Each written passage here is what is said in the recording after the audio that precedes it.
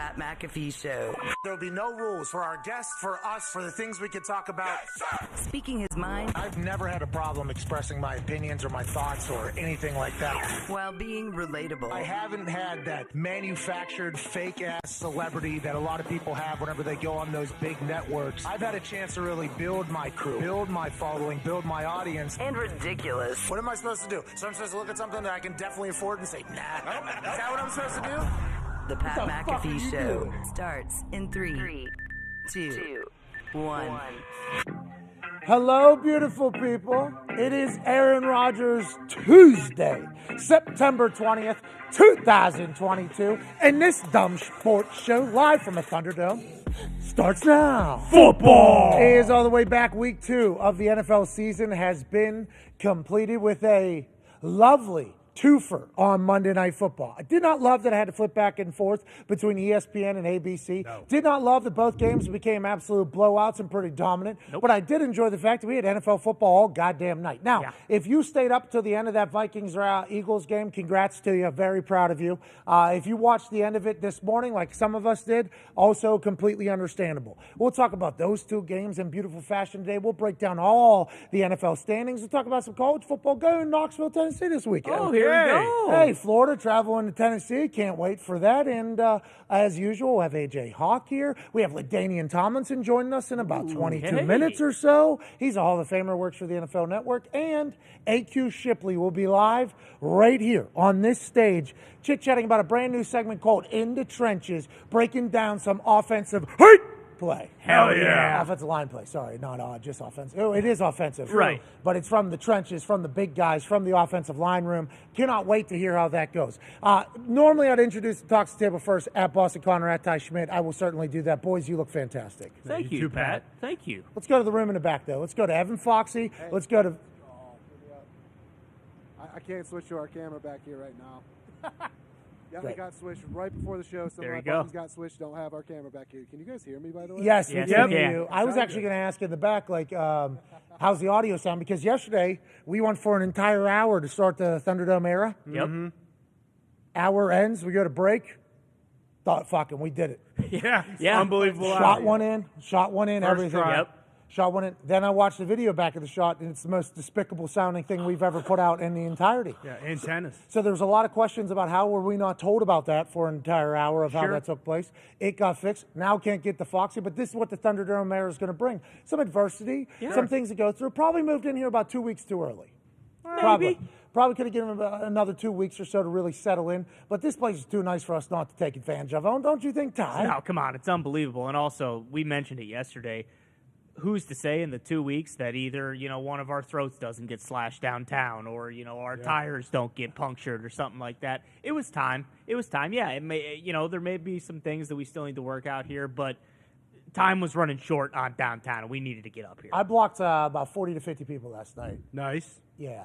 A lot of Talking bitching and shit. complaining. Yeah. Yeah, just people who are smarter than everybody. Sure. Have it all figured out. Oh, yeah, a lot of that going Have around. it all figured out. I understand. And I appreciate how much people care about this program, and I appreciate how much people want to make it appear as if they know what the fuck they're talking about. Yesterday was a shit show. Right before we got live, as we were live apparently, Yeah. thought we snuck by, and then afterwards still trying to figure it all out. We do appreciate all of the criticism and feedback, but if you're a no-talent having motherfucker, go ahead and keep that in the chamber, because I will scour through your Twitter, Sure. see if you're a person that I should be listening to, and if you're not, I just blocked you. And Yeah, it's normally I mute people, but I don't want those people to win any of the contests that you guys have worked your ass off to do as well. But I love it. I mean, we golfed yesterday, 4 holes. Took a long time. Golf swing wasn't fantastic. I believe we'll be streaming rounds probably on our Twitch. I think we're going to start a Twitch up to do that. Simulator's awesome, and camera's back. That a baby, There we Foxy! Figured it out. There's Doug on the right side. Look at him standing over Foxy's shoulder. Yesterday at this exact time, he was over here filming from his phone. So that's good news. Dougie's been a hell of a tag team partner for everybody in the back, as has Vig, Deepak, and our guy Paulie B, who's been working here. Yeah. Once again, would like to remind everybody, we hired a guy named Petro. We have not seen him at all. weeks. Got a nice email from him last night, though, saying he's overseeing it all. Oh. Okay. Okay. Wasn't the queen. Yeah. Queen died. Yeah, the Queen passed away. He wasn't here before then or during that, and he's got a brand new tattoo because the Queen died. So, Really? Yeah, he's living a good life, the high life. We paid him. He brought us this all-star cast, which we were thankful for. But it's been an entire scene, and we're thankful for everybody's patience through yesterday's first hour. I would not have listened. No. Yeah. I listened to that. Staticky. I listened to that shot that went in. Pumped about. Not sure how many more of those are going to go in, by the way. First try, First try goes in. I thought we fucking hit a home run. I know. Because the amount of, like, buttons and cords that were being plugged in before we went live yesterday, like, classic production by us. Yeah, 25th hour. You can move into a multi-million-dollar facility that you built from scratch, and it can still somehow not be fit for you, and it can still not be able to work, and we got to figure it all out. So as soon as we go live, we go off, I go, we fucking did it. Perfect. We didn't. We did not do it. That was bad. We did not do We did not do it. But anyways, it'll get better, especially on this Aaron Rodgers Tuesday. Can't wait to talk to Aaron later in the show because, it's going to be a little bit more upbeat. Not that he wasn't upbeat and calm last week, but this week, they beat the dog shit out of the Chicago Bears. Yeah. And there was an ayahuasca celebration with Alan Lazard. Going to have to dive into that because he reacted to the ayahuasca differently than everybody else. Other guys drank it and passed out and laid down. He actually came alive because the plant god kind of hit him in the middle of the field. The Bears had no opportunity, no chance, especially if he's getting a dose of ayahuasca in the middle of the game from Alan Lazard. The Bears might as well have just quit, just like, I'm not going to say it. Whoa. Oh, come on. I'm not going to do it. You can say it. Might as well. The refs? Is that what you're going to say? No, they let down James the Brown Bear from the Chicago. They did. Jim. Jesus. Jim, yeah, sorry. Formerly Full James. name James. Friends call him Jim. Yeah, right. Birth name James. They let down that Brown Bear going into Green Bay and losing for the 105th time or something like that, which I do believe Green Bay is keeping track of. But whenever you see Aaron taking shots of ayahuasca out of a football and him coming alive and everybody passing out, we all knew that was all she wrote. Can't wait to chat with him and see what type of mindset he's in right now. Ty Schmidt. Yeah, absolutely. And you can say what you want, but he's said it to us in the past. Like the Bears games kind of do just mean a little bit more. It's one of the oldest, maybe the oldest rivalry in the NFL. And you talked about it yesterday, him talking to Justin Fields last year and saying like, hey, cherish this. Because not every rivalry in the NFL, not every teams that have a rivalry, like it isn't Packers Bears. Like I'm glad that those guys, and they didn't play great. They didn't play their best football. He kind of admitted that. He said, the stats were a little bit misleading. The offense still wasn't as, where we need to be or where we're going to be. But you knew that they were going to get up for the Bears game. Oldest rivalry in the NFL. It means a lot to him. Sunday Night Football. Like, I'm glad that they answered the bell and responded. Yeah, and LaFleur and Aaron 10-0 together after a loss. Unbelievable. A lot of losses. Uh-oh. That's a lot of losses. If you become 10-0 after losses, that's a lot of losses. But in the grand scheme of things, there's some coaches that have a lot of losses and still have jobs, and we don't really talk about it. We just kind of skim over it. But let's talk about a couple of teams last night that just fucking demolished teams. Yeah. Unbelievable. I don't know which game we should start with. I guess we could just go with the Buffalo Bills because what the Buffalo Bills did to the Tennessee Titans last night was rude. Yeah, cruel. It was absolutely cruel and unusual punishment for the formerly number one team in the AFC. Yeah. The coach of the year, Mike Vrabel, actually bet Titans plus 10 because 10 feels like a lot of points for a primetime game, especially on a monumental occasion where there's two Monday Night Football games. The number one team in the AFC last year, coach of the year, going on the road to a very tough Bills Mafia. That place was deafening. They were having a good time. Von Miller got to experience it for the first time in his career as a member of the Bills. He chatted about how fantastic it was. There was no Bildos. No. Not at all. There's no Bildos, so we kind of got a little question, did they lose their edge or not? But they go in there to Buffalo and get their asses beat. This Buffalo Bills team might go on to be the greatest of all time. That's what it certainly appears like here early. First against the Rams, last night against the Titans. Those are two formidable foes if you look at last year's records and outcomes. And it didn't seem like the Buffalo Bills slowed down at all. Josh Allen has a 56-yard flick of the goddamn wrist right in the bucket to Stephon Diggs. This is in the third quarter. They're already up 10. But whenever this type of stuff is happening at ease in week 2, and they seem to be on the exact same page every single day, thought Stephon Diggs was maybe going to have 700 yards because in the first half, first quarter, he was wide open all the time. The Titans know that Stephon Diggs is a weapon. They knew Gabe Davis probably wasn't going to play, so Stephon's going to eat. Somehow they weren't able to stop him. You know why? Brand new offense coordinator Ken Dorsey might be better than fucking Dayball, and Josh Allen might be better than Josh Allen was last year when we thought he couldn't get better. This Bills team on defense, Von Miller's made him better. Poyer's still on track to have 17 interceptions this season. Right. We love Poyer. He's incredibly handsome. Great guy. incredibly handsome. Incredibly fucking handsome. Cool merch. Cool merch. He's dropping a shoe line today. But whenever he gets on the field, dog.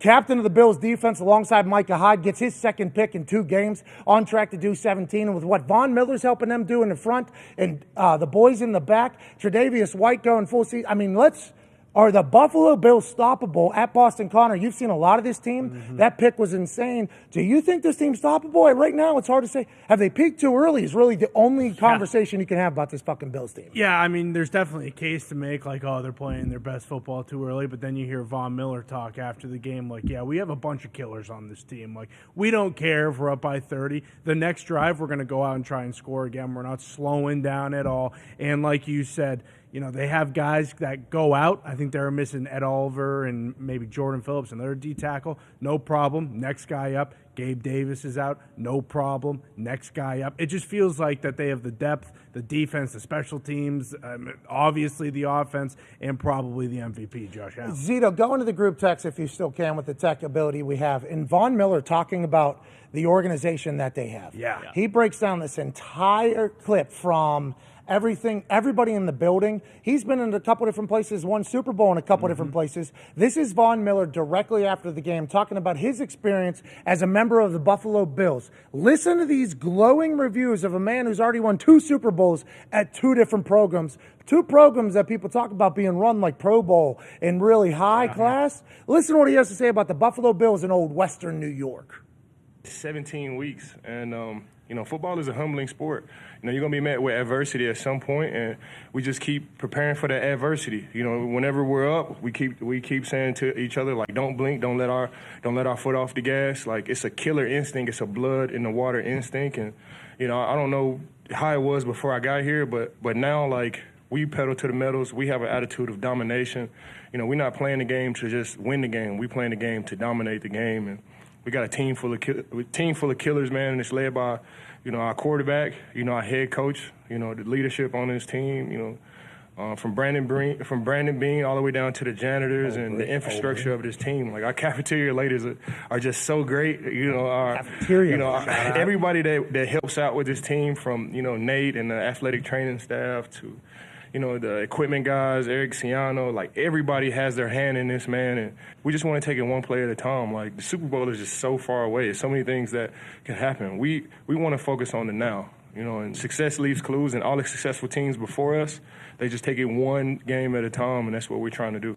So, like, when you talk about culture, that is what you talk about. Yes. You talk about the entire building buying in, the entire building being on the same page. He's talking about the fucking lunch ladies. Mm-hmm. Hey, the cafeteria ladies here are awesome. They're always so happy. The food's amazing. They make me feel better about myself. Everybody from Brandon Breen down to the damn janitors. Von Miller's cutting a promo about everybody. Eric Silano, I know who he is. He's fucking great at what he does in the equipment room, though, in the athletic training room. And this is just a guy who's been there for like 2 months, 3 months. He said this is what a winning culture feels like. So you have to give a lot of credit to not only McDermott, who's been able to kind of steady the storm and done it, Brandon Bean, but them together. From the beginning, they had Tyrod Taylor, made the playoffs. Yeah. Made the playoffs with Tyrod Taylor. Said, see ya, get the fuck out of here. Sorry. We're going to build.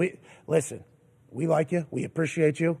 And what you're about to go through in football is nothing. You're not even going to remember this. No. This is not even going to be a thing. You know, you're going to go to Cleveland. There's going to be a Baker train that's going to come through. Turns out that's not going to work out for them either. You're going to go to the Chargers. You're going to get a golf tee stabbed into your lung like 15 minutes before a game against the Chiefs, the reigning Super Bowl champs. And you're playing really well. And then Justin Herbert's going to come in, and guess what? He's fucking going to be awesome. You're never going to play again. So, Tyrod Taylor, we apologize for having to do this. You led us to the playoffs. Get the fuck out of here. We're rebuilding. We're drafting a guy with massive hands with massive upside. He's going to suck his first year. Yeah. And McDermott and Bean aren't going to even waver. Second year, he's going to get a little bit better. They're still going to stink. We're going to stick with them. There's going to be veteran quarterbacks that are going to become available. And Bean and McDermott say, nah, we're empowering our guy. We're going to load up around this guy. We're going to take every opportunity we can to make this team better, and we're going to go for it. Now, they're reaping the benefit of their patience. They're reaping the benefits of the culture they put in. They're reaping the benefits of the players they brought in who have been absolutely impactful. Look, imagine that team without Stephon Diggs. You can't. Yeah. He wasn't on that fucking team. He was on the Vikings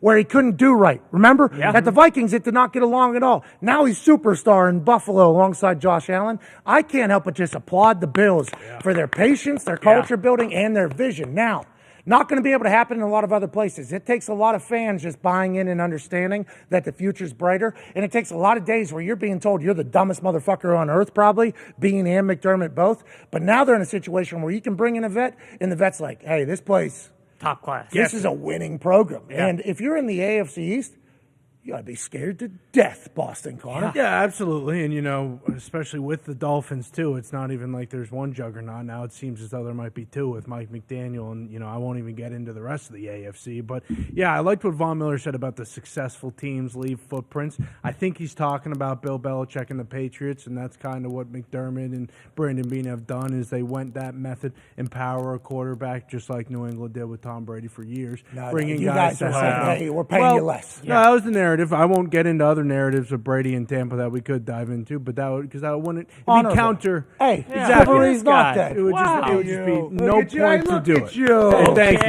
Look at you, I'll Connor. clap for myself on this one. I appreciate that. Hey, guys. don't strain your arm, patting yourself on your back. Don't worry, I stretched right before, so I've been doing it all day. Hey, my arm's a little sore from us putting up the shots yesterday. A lot of shots. A lot of shots yesterday. A lot of throws yesterday. You got to figure out which shot you're going to use on which hoop you're going to use, which also that can mess with the tension in your arm as well. I can talk about the hoop being tilted up on this particular tilted up, side. being about 11 and a half, 12 feet maybe. If this was that movie Hoosiers where they bring out the thing, this one probably sitting a little bit higher, but they'll say it's a 10 because the front of the rim is bent up, which makes us better shooters. Yes. Yeah. This is a lethal shooter trick shot every time we shoot. So into Carney this set this up?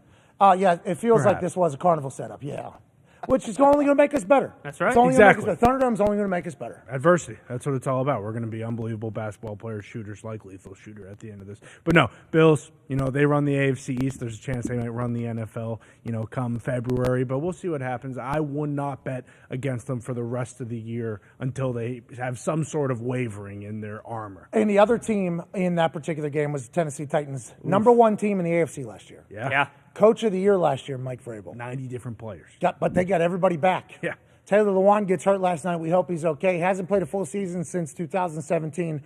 Offensive line is a tough position. Tackle's a tough position. Him going out obviously does not help the Tennessee Titans cause. There was a graphic that made its way onto the internet about teams that are scoring the most amount of points and then giving up the most amount of points. One of those quadrant things. Sure. Yep. Titans are not going to like where they are at because they're very near where the Colts are when it comes to scoring points and giving up points. They're way, way, way, way more than the median. The worst team defensively is the Cardinals, the Lions at this particular point, and then the Titans for giving up points. And then further to the right you go on this graphic is the amount of points that you score. Further down is the amount of points that the other team score. So where you don't want to be is lower left, where the Titans are sitting dead in the fucking middle of it. Oh, no. I don't know what has happened to them. Seems like they have maybe lost their way. Cardinals giving up a bunch of points, but they're scoring more than a median amount of points. Shout out to whoever made this. I don't know. We should be giving credit to right behind there. They're not good at tagging their stuff. Yeah. OAWHRUS. Ours. Shout out at OR. Thank you. Thank you, ORs. Jeez Louise. Nonetheless, do not want to be lower left on this graphic, as you can see where the Titans are living. And then the team that just fucking slaughtered them is on the complete opposite end of the spectrum. That's kind of the tail of the tape. Let's move to the next game now. Vikings-Eagles. Fascinating stuff here because in the first game, Kevin O'Connell era for the Minnesota Vikings looked like it was going to be a fucking we are geniuses. We are smarter than everybody. Kirk Cousins, new haircut, new bod, yoked up. Justin Jefferson doing the gritty still, but now he's getting a lot more attention as being the guy because he's been a game wrecker since he stepped into the NFL. Obviously, he didn't get drafted before Rager or other rookie wide receivers at the time. He was drafted late, ends up in Minnesota. Kirk Cousins and he have become a dynamic duo, especially in week one where they went for over 200 yards against the Packers. Yeah, wide open, a lot. Adam Thielen, still a guy. We absolutely love him. Dalvin Cook, still a guy. We absolutely love him.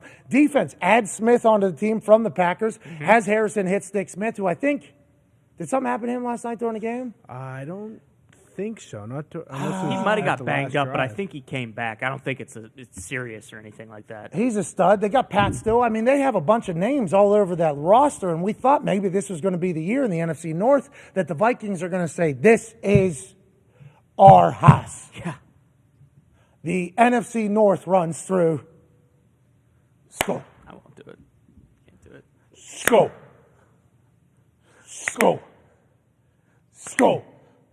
skull, skull, skull, skull, skull, skull. It's not. It is not. It feels like the Vikings, potentially same old Vikings, up and down, or maybe the Eagles are just fucking dogs. They made Kirk Cousins look like Kirk Cousins from like 3-4 years ago. We thought Kirk Cousins has maybe grown into an absolute savage because he has won in primetime games. And in week 1 against the Packers, he was slinging it all over the place, sitting in the face of adversity, big-time shots, delivering the rock. They were doing their thing. He and Kevin O'Connell, the first offensive coach he's had since becoming a Minnesota Viking, this guy's going to empower him. Although the GM said, we don't have Patrick Mahomes or Aaron Rodgers. We got fucking lazy-ass, bum-ass Kirk Cousins. He said that literally day 1 of training camp, it felt like the offense was going to really suit for Kirk Cousins' needs.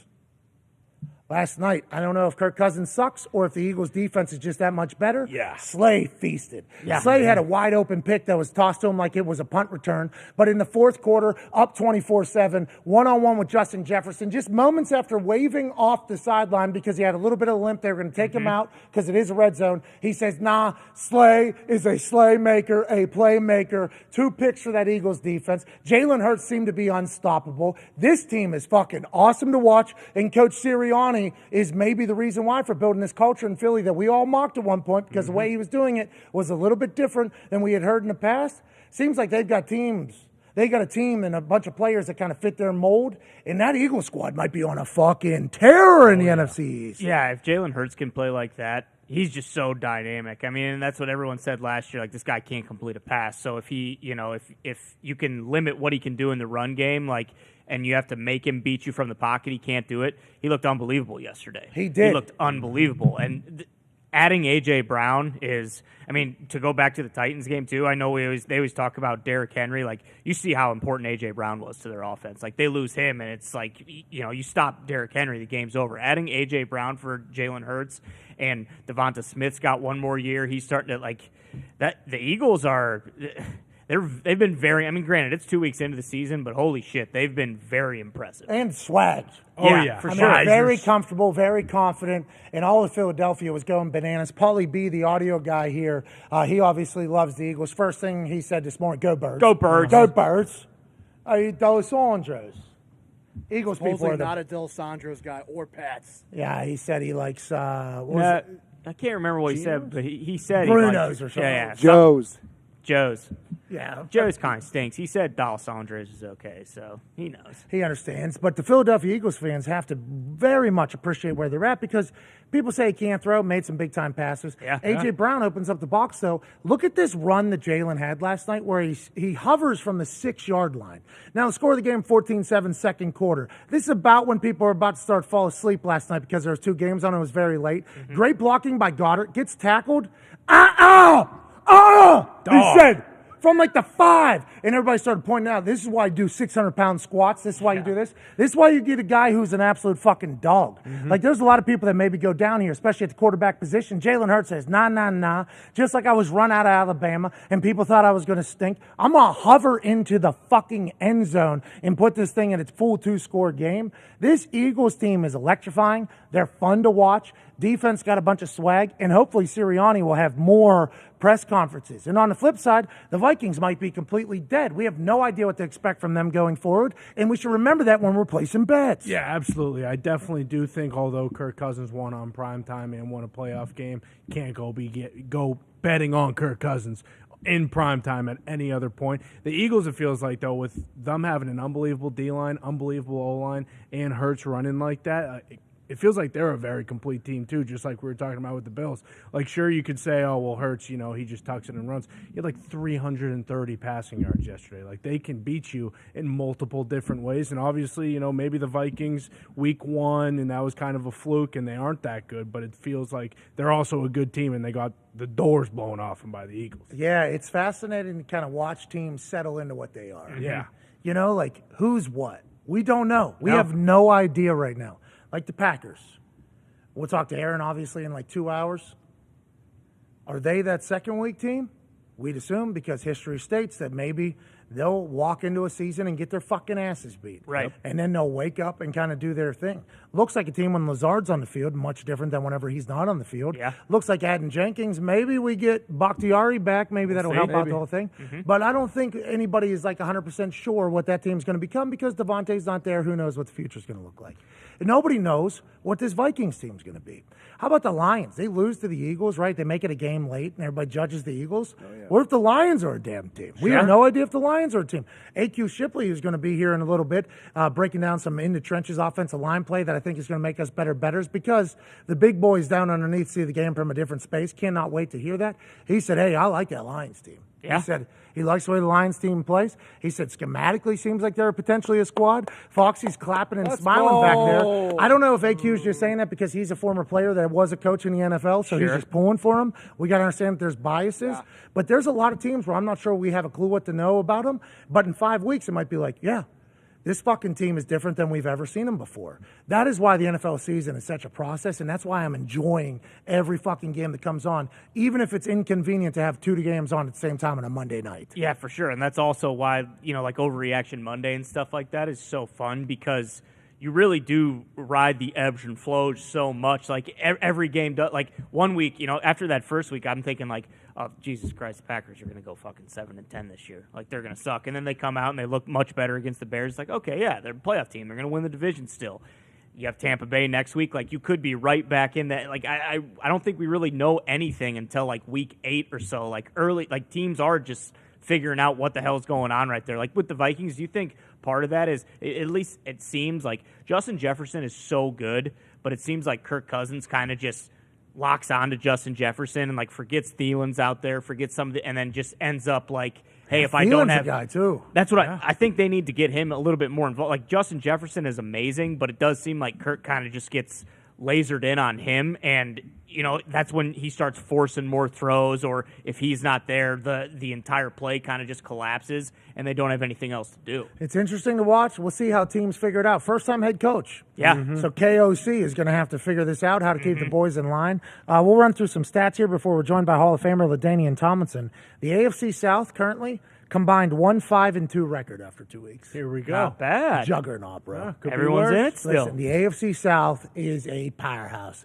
and it's going to cannibalize itself because of how good it is. And I thought the Colts are maybe going to go undefeated after week 1 because if they didn't lose that game to the Texans, they ain't never going to lose. That's right. Then they got shut up by the Jags, and Frank Reich has said, like, yeah, all is fine. Players have said, yeah, all is fine. And Frank Reich has said he's been very happy with Matt Ryan being a quarterback or whatever. So it seems like they got it all under control with some starters coming back. But from the AFC South, and then you look at the AFC as a whole, it is a glaring this potential division stinks here. Terrible. But a lot can change. By the end of the season, we might have a very different feeling on it all. Yeah, absolutely. But when you do look at the division, it's like, okay, we might have an NFC East on our hands here in the AFC now, and these 4 teams might be bad for a long, long time. Whoa! Especially when you're talking about the Colts, especially when you're talking about the Titans, because maybe Ryan Tannehill will never recover from that Bengals loss because we know he had to work through a lot of it, and thus far it doesn't seem as though he's gotten over it. And then you look at the Jags and you look at the Texans. I mean, they got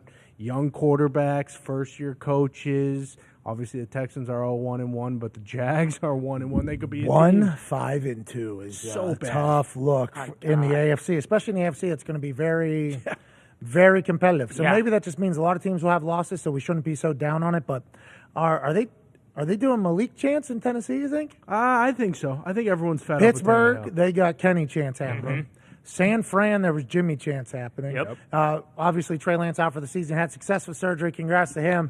Hey, baby Trey. Another year, hopefully gathering some more NFL knowledge and learning the game through some mental reps. They're chanting, and then in Tennessee, they're maybe chanting Malik Chance. Now, remember, Vrabel has pulled the trigger on a quarterback before in the past. Mariota was the starter there before Tannehill was. Yeah. See ya, get the hell out of here. Mariota wasn't bad. Not great. Wasn't bad. Get the hell out of here. An unproven guy that come from somewhere else can become our starter. They go on. Boom. Have great success. Will he do that again with Malik? I'm not bringing it up because that's very negative. I assume Vrabel will be patient. Vrabel said after the game, we got to figure out a way to win games. Yeah. Hey, don't we all, Vrabes? Yeah. Don't we all? Tom Brady has confirmed that Fitzmagic is not that motherfucker that he was talking about. That's big news. Congrats to Fitzmagic. Yeah, Wow. big win. Although Thursday Night Football Amazon analyst and pundit Ryan Fitzmagic thought that he was that motherfucker because there was numerous times when Fitzmagic would be on another team, beat the Patriots, and Tom Brady would show zero respect for the Harvard bearded man. Tom Brady has come out and said, nah, it ain't you. So yes, it is Derek Carr. Derek Carr, Yep. right. Okay. 1,000%. Tom Brady didn't come out and say it was Derek Carr, but now that we know via Dana White and Rob Gronkowski, an entire deal was made with the Las Vegas Raiders and Tom Brady and John Gruden, who is now suing the NFL in a case that is going to open a lot of eyes, I think, for a lot of people. No longer the head coach. He's the one that said, nah, we're keeping our young quarterback. This is the Derek Carr, John Gruden show, not going to be the Tom Brady show. Now, Tom inevitably goes to Tampa Bay, wins the Super Bowl year one. Gronk goes there. Antonio Brown goes there. All contribute to the success. Could have been the Raiders. But no, Derek Carr remains suspect number one to be that motherfucker that Tom Brady will never forget about, right? I'm sure he won't ever forget about. And I'm sure, like, week one, this year when Carr throws 3 picks and fumbles, Brady's not sitting there just grinning ear to ear, almost gritting his teeth into dust. Like, yeah, good, exactly. You wanted this fucking guy instead of me. I hope, I would like. Tom's not the kind of guy who just lets that stuff go quietly into the night. Like, he will remember that on his deathbed. There's probably some weird tattoo he has that only shows up whenever you use some black sort of light or something. Yeah, some app on the phone, and it's like, fuck Derek Carr. Yeah, I wouldn't be surprised. Hey, don't ever forget it. At night before he goes to bed, he opens up that flashlight on his phone that goes, fuck it, you're right. Yeah, I don't know what's going on in my family, but I do know one thing. Fuck Derek Carr. Back to work. He was moving to Vegas, I bet. Yeah. Can you imagine that offense, too? Giselle was ready. Giselle was ready to go to Vegas. We're going to Sin Cali. City. The whole family's going to Vegas. People are going to love to come visit. Yeah. Got a deal done. John Gruden goes, nah, I want Derek Carr instead. Tommy, you motherfucker. You sure, John? So not only does he hate Gruden, he hates Derek Carr. Let's see the emails between John Gruden and Tom Brady. Yeah. Those are going to come out potentially in the lawsuit that John Gruden has with the NFL if they go into discovery into everybody's emails, which is potentially on the line because there's 600 to 700,000 emails that are going to go through. That lawsuit's going to get loud if it ever happens. Yeah. Another little fact, police are investigating Kyler Murray getting smacked in the face. I don't think this is... Yeah. I don't want to be like... This is tough. Old guy at the yard, yelling in my front yard. But this is some of the softest shit I've ever seen if this becomes an actual criminal case. The video obviously has made its way around the internet. I believe a person with the last name of Cox was the one that shot it. Yeah, Cam Cox.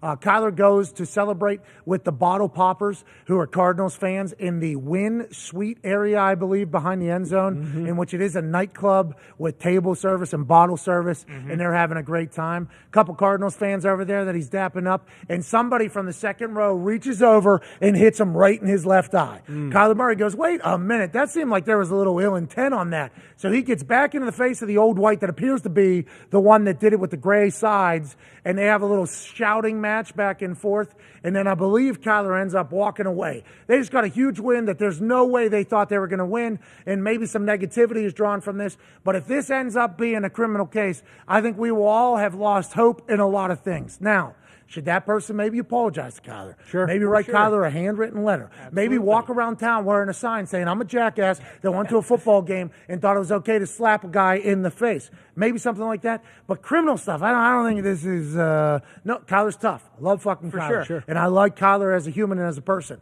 This seems to be a little baby back bitch shit here. Don't we think a little bit? Yeah, I mean, also in like a situation like this where the juices are flowing so much. Like that was the last play of the game. The game ended right there. And again, like you obviously no fan should ever fucking swing on a player or anything like that. But do you need to press charges? Like the Raiders could just be like, all right, that guy's fucking banned for life. Like that. I think that does the same thing. This fucking asshole won't be back at games, and you don't have to worry about anything else. All right, keep drunk Frank out of the bottle service area. Yeah, okay. exactly. Obviously, he's popping one too many bottles. They were spraying bottles onto the field. Yeah, at that place. Sweet. So maybe guy was a little bit too intoxicated. Should definitely not touch a player. But the whole police are investigating thing. It's like arrest this man. we got other shit to figure out, don't we? Isn't there a top 10 most wanted list in Vegas? I'd assume. Let's go find those fucking probably. people and not worry about that type of stuff. Joining us now is a top 10 most wanted running back of all time. Oh, yeah.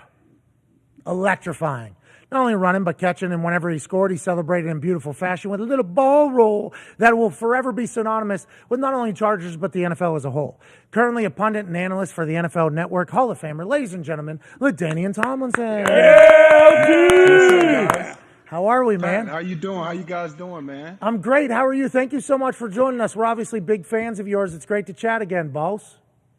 Yeah, I'm a big fan of your show, man. Congratulations on that. You're doing some awesome stuff right there. Well, I'll tell you what. Yesterday we did a full hour and 20 minutes where you couldn't make out a word we're saying. So I think we are on the right path, but we're certainly taking steps backwards, which is something you've never done. NFL Network, you love it over there, LT? Yeah, I mean, it's been a really good transition for me, Pat. As you know, coming off the field, you know, you're kind of looking for something to, you know, I was 32 when I retired, man. You know, I couldn't just sit at home or play golf every day, even though I love to play golf, no question about that. But at the same time, I wanted to continue to be around the game and kind of get out the house a little bit. And so it's been great. I've been doing it 10 years now. Wow, I can't believe that, but it's been great. Hey, happy 10-year anniversary on TV.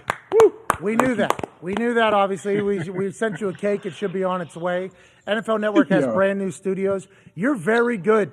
Hey, you're very good on TV. I think everybody enjoys the hell out of you. When you were playing, did you think you were going to get into media, or was it something that just kind of showed up after you retired and everybody was Man, hell no, I didn't think I was going to get into the media.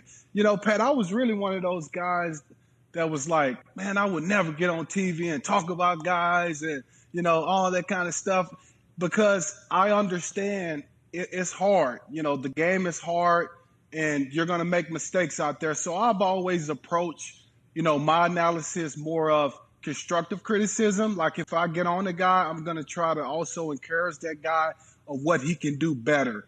And so I think, you know, that's been kind of my style. Of course, you want to say something sometimes to grab headlines. And heck, I'm always a straight shooter. You ask me a question, I'm going to give it to you. And so that's also kind of my persona and the way I am. Well, we appreciate it. We enjoy it. I'm sure there's some players that hate it. I think for us, in the same vein that you're talking about, making it to the NFL is impossible. Okay, it's very difficult to do. The amount of, you know, hard work and I think sacrifice never gets talked about. Like whenever guys are up at like 5 a.m. in high school running miles and miles doing push-ups as opposed to getting to go out with everybody, like that little sacrifice that's happening throughout their entire high school career never gets talked about because it's kind of just like expected. So I think making it to the NFL, the amount people have had to give up and work and everything is impossible. Winning in the NFL is fucking impossible. But it's hard not to say somebody fucking stinks, doesn't it? I mean, it is hard, LT. Isn't it? Sometimes it's hard not to say like, this team fucking stinks. Even though I understand that they're not. It's difficult, LT. Yeah, it is, especially, you know, I think where the game has changed so much now. And, you know, you know what? I'm going to tell you what perturbs me. Here we go. I'm just going to give it to you, Good Pat. word. You know, guys today, like running backs, for example, for one thing, there are no more, you know, one show running backs, guys that did it all, you know, in my day. There are always guys, you know, I mean, Jonathan Taylor, Derrick Henry, you know, like they probably are guys to be the main guys. They don't need help. But the majority of the NFL now, you know, it's rotating guys. It's guys specialist position. And you still have guys that top out. Like one long run, one catch, come get me. Like, say it, LT. Dude, say stay in there. And I'm speaking honestly because I play fantasy football now, so I'm going off the rails a little bit. You know, somebody fucked you, huh? Somebody tapped out. Uh-huh. You needed a couple more points. Yeah, exactly. Yeah, man. yeah. Sounds Sick like, of it. It's almost like I think it's more difficult for the running back as well. And tell me if I'm wrong. Some guys, like I was lucky enough to be on a team with Frank Gore, been around a long time, and they were taking his attempts down to try to preserve him. But he was very much like, no, I need to feel the rhythm of the game. I need to feel the rhythm of it, and one of these is going to break. It feels like whenever they have a stable, there's a couple guys that are in every single play. Some guys can't get a groove either. Is that a good read, you think, or a bad read on the current status of how running backs are used in the NFL? No, you're absolutely right. And especially if you are used to being the guy to get most of the carries. Because when you talk about a rhythm and a tempo, you do start to get that throughout a game.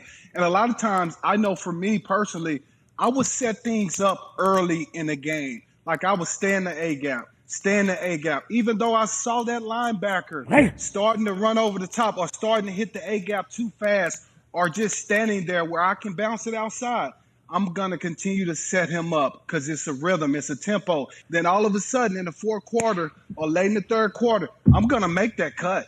I'm going to make it because I've set him up the entire game.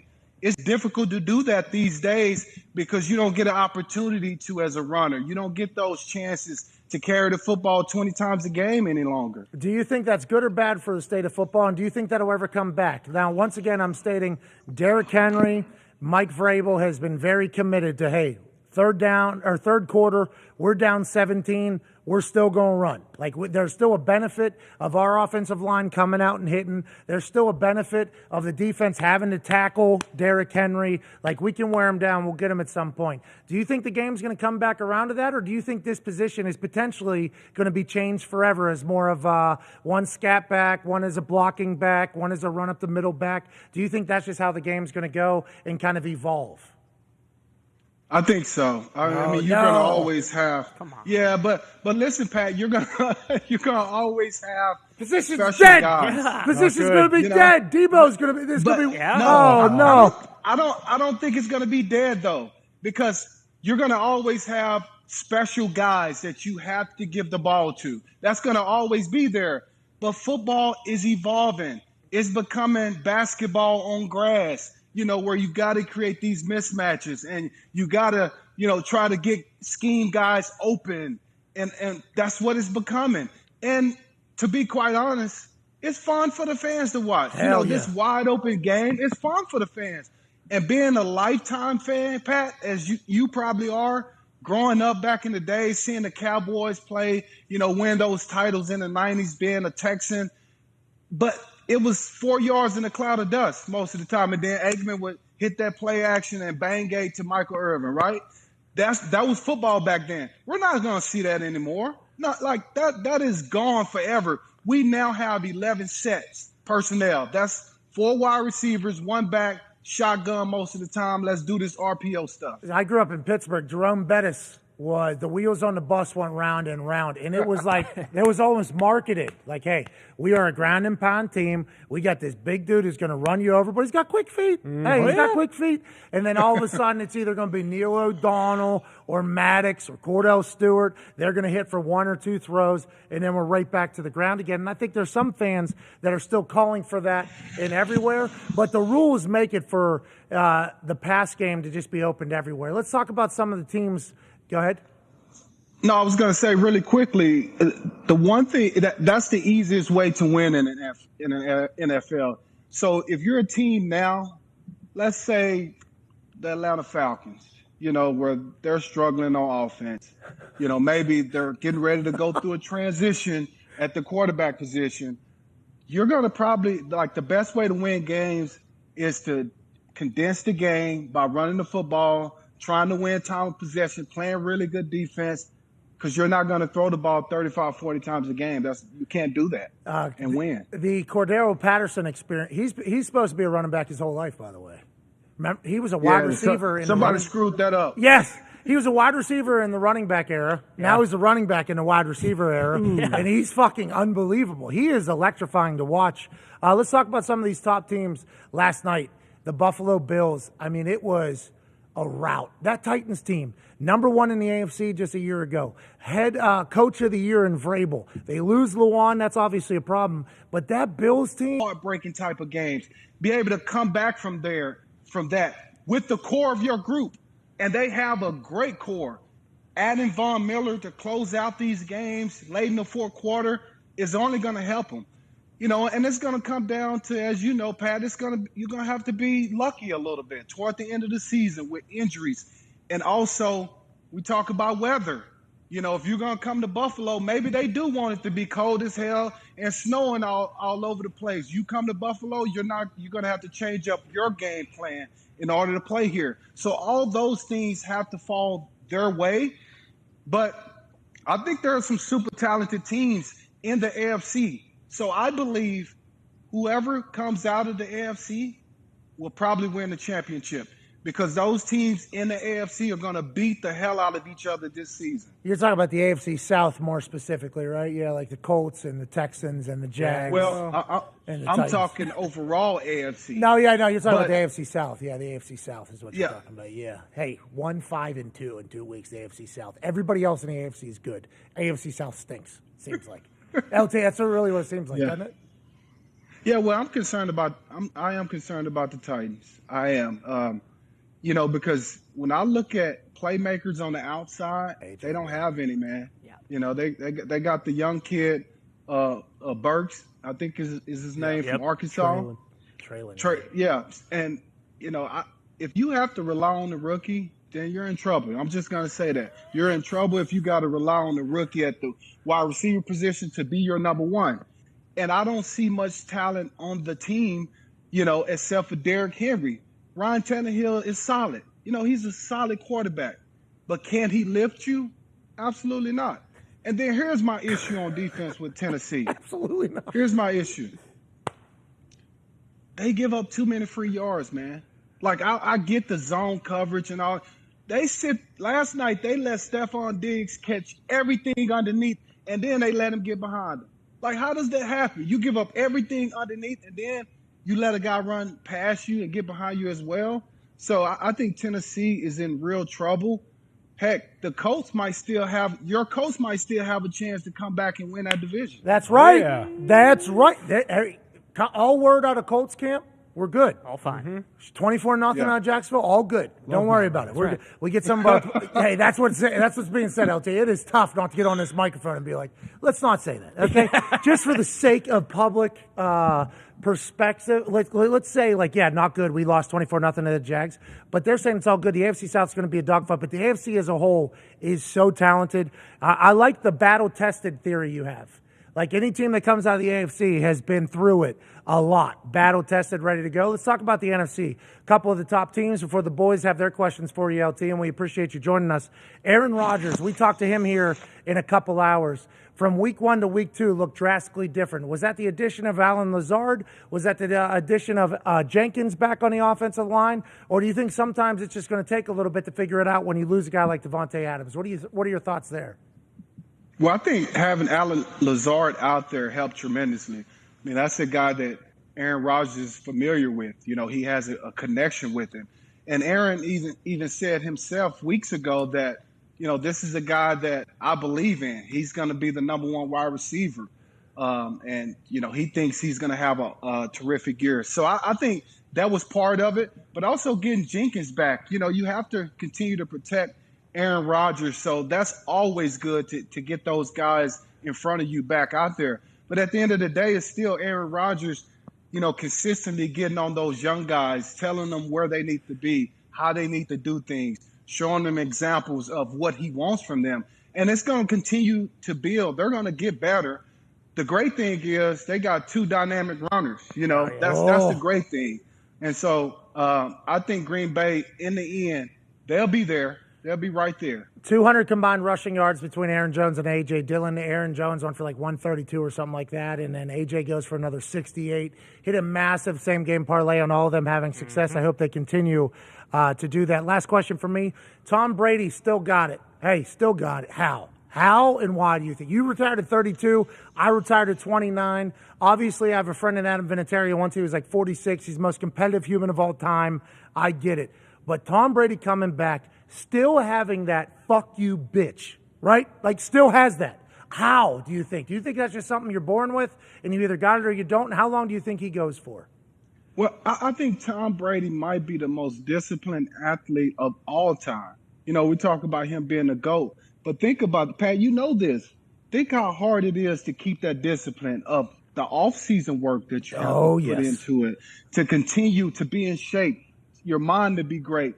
That arm is still strong. He's still throwing the ball freaking great. Yeah. It's unbelievable. So I'll say the off-season dedication that he's shown with the whole body stuff and being dedicated to his body.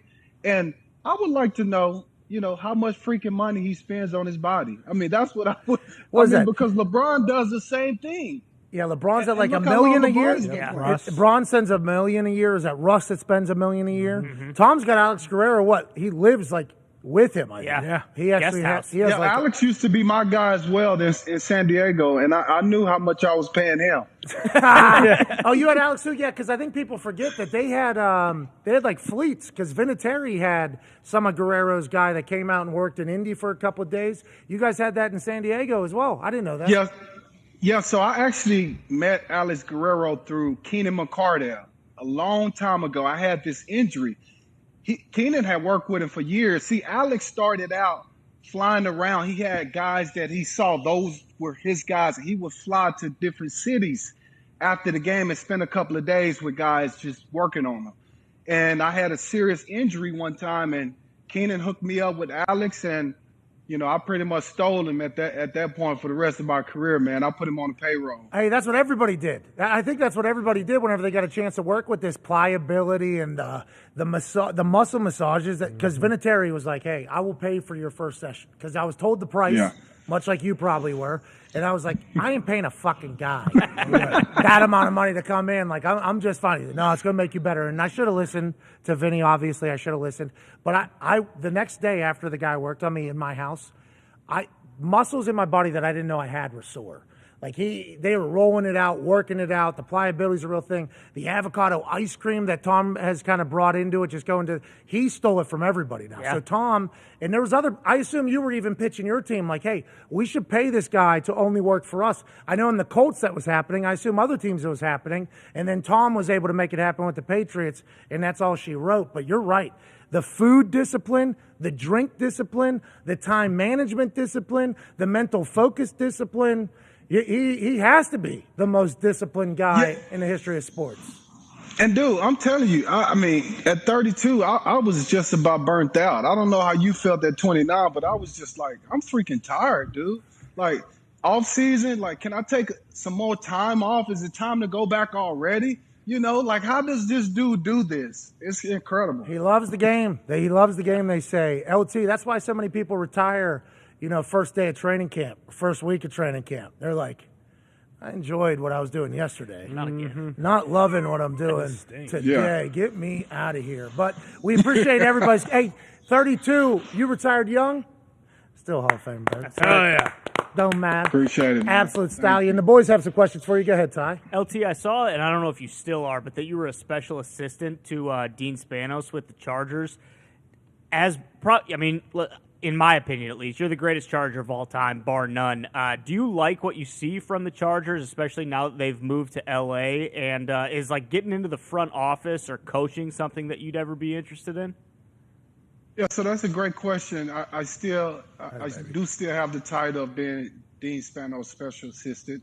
And I love what the Chargers have done. I mean, Tom Telesco, John Spanos, that front office has done an outstanding job of accumulating talent, via draft or off-season, trades. Hey, Khalil they Mack spent being there, money. J.C. Jackson.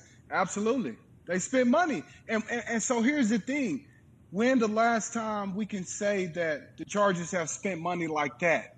That should tell you that they believe that this window that they're in with this young quarterback, it is now. They can win now. And so I absolutely think they can. They proved it to me just the game against Kansas City. Like, they should have won that game. Like, there's no question in my mind, if that game is in L.A., the Chargers win that game. And so I do envision possibly one day I would love to be in the front office. I don't want to coach. No way. I think that's too much time away from the family. It's too hard. I don't want to work that hard. But you got to care about so much stuff. You got to care about so much stuff, too, that's completely out of your control, and your success hinges upon it. It's like, I don't know how they sleep ever. I don't know how coaches sleep me ever. neither. Terrible. Yep. No, but I would love to one day possibly work in the front office in some capacity. I don't know what that would be, but Maybe own a team, LT. Why not just what do you say? go own a team, LT? You know what I mean? Have Spanos, so give you a percentage and then work a couple business, buy a little bit more, then go somewhere else, just like Tepper did with the Steelers, buy another team. Let's get you into an ownership role because the NFL is a cash wagon. I'd love to see a former player in that seat. I would like to talk to you about the Spanos saying they see this window. Do you think they learned that because of the Phillip Rivers era? Do you think that's it? Do you think they were like, we didn't take advantage of having a guy? We could have invested. We could have won more all in. Do you think they don't want to do that again with Herbert? Or do you think just natural? Yeah, I think a little bit of it plays into it. How can it not, right? I mean, when you think about the window that was there for so long with Phillip Rivers, and I think there's a sense that maybe we could have did more, to help Phillip, to probably keep that window open. And you don't want to make that same mistake, obviously. Experience is really the best teacher, right? We know that. And so I think the past experience has really allowed Spanos family to say, you know what, we have a window. We understand what we have in Justin Herbert. We're going to go for it. And that's what's happening. I love anytime ownership goes all in, as opposed to the opposite, which does take place. So I assume all Chargers fans are pumped to watch it. I can't wait to see what they do. 30 minutes has already flown by, so I apologize immensely for this. Thank you so much for joining us, man. Hope to talk to you again soon. Absolutely. You got it, Pat. Always a pleasure. Ladies and gentlemen, LaDainian Tomlinson. LT! Boy, that was like 30 minutes right there. I had no idea. He's awesome. Man. We got no clocks in here, so yeah, kind of lost in the convo. It's better, I think. It's almost better. Yeah. Would like to know what time it is. It'd be nice. Kind of like a casino. Also, kind of a nice thing. Yeah, we need to pump some oxygen in here, so we think it's like 7:30 p.m. all the time, like casinos do. Block Not a bad out the idea. windows. Yeah. Well, we got to lock the doors for sure. People just wander in here. Yeah, that is. How the hell did you get in here? Yeah. Oh, the doors are locked. What do you mean? What do you mean? Okay. How'd you guys get in? What door? Didn't even know about the door that he came in. No. He had to have walked around the side, got in there. DoorDash person walked right to midcourt, took a shot, delivered the eggs. It was awesome. Had to lock that door. Interesting. We'll figure it out. There was a UPS guy, I guess, up on the stage yesterday, kind of doing like a quick 10, just kind of two-step. standing up here. This place is awesome. Yeah, we got to figure out how it all works. We'll be back for hour 2 with AJ Hawk. Can't wait for that. AQ Shipley will come in and break down some plays from the offensive line view so we can learn a little bit better offensive football. And who's being dominant out there? Good question. What team should we bet on? Who's dominant? Then Aaron Rodgers Tuesday joins us in about an hour and 5 minutes. Can't wait for that. Be a friend, tell a friend. We're back in 5. Take 5. Hey. Oh, here we go. All right. If this goes in, 2 $500 winners to 2 random people that retweet this. Okay. Oh, yeah. Oh, fuck! Tired arms. Fuck! Tired arms. All right, next time. See you in 5. Take 5. Bye.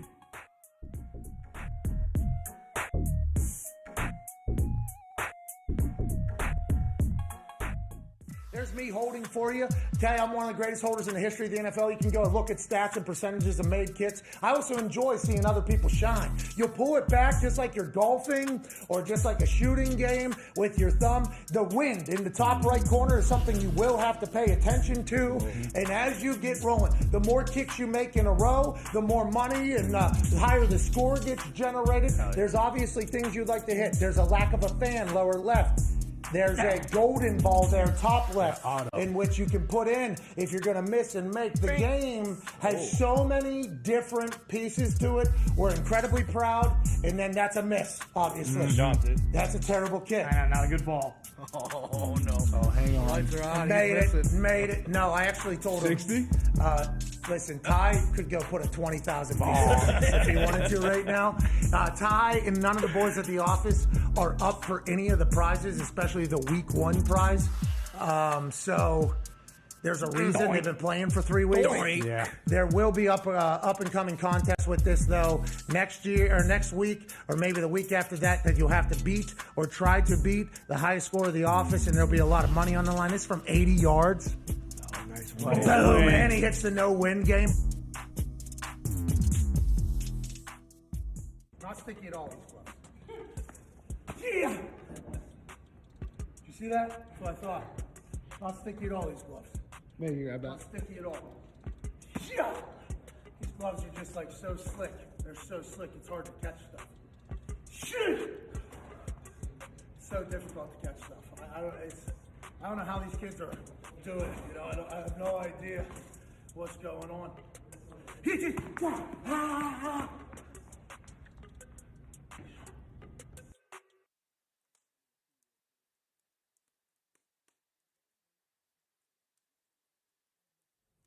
Dear Coach Freeman, I hope this letter finds you well.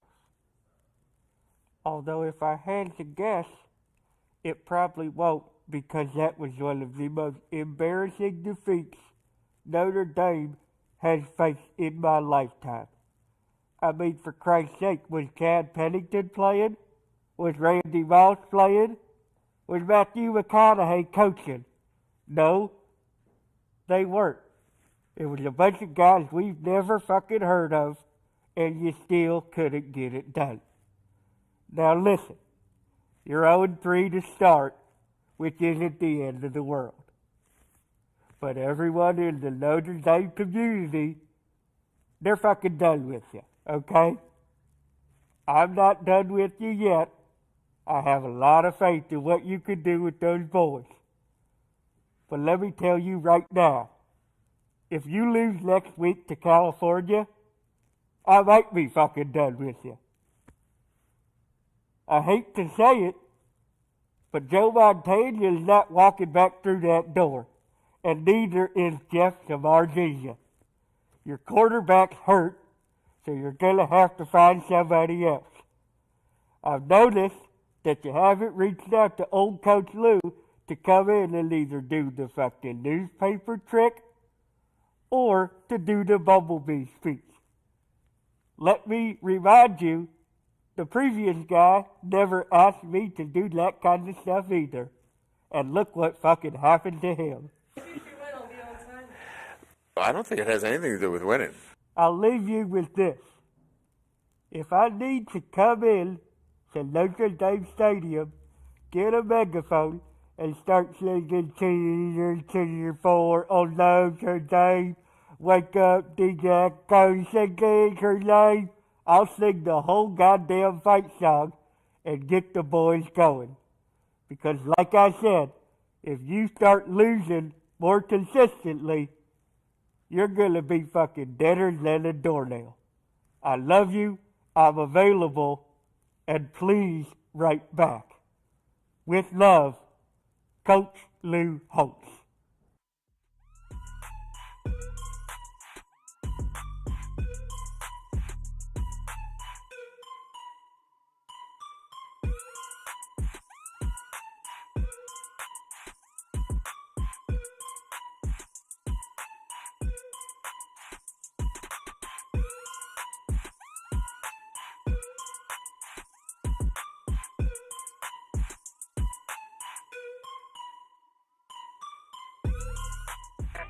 The Pat McAfee Show.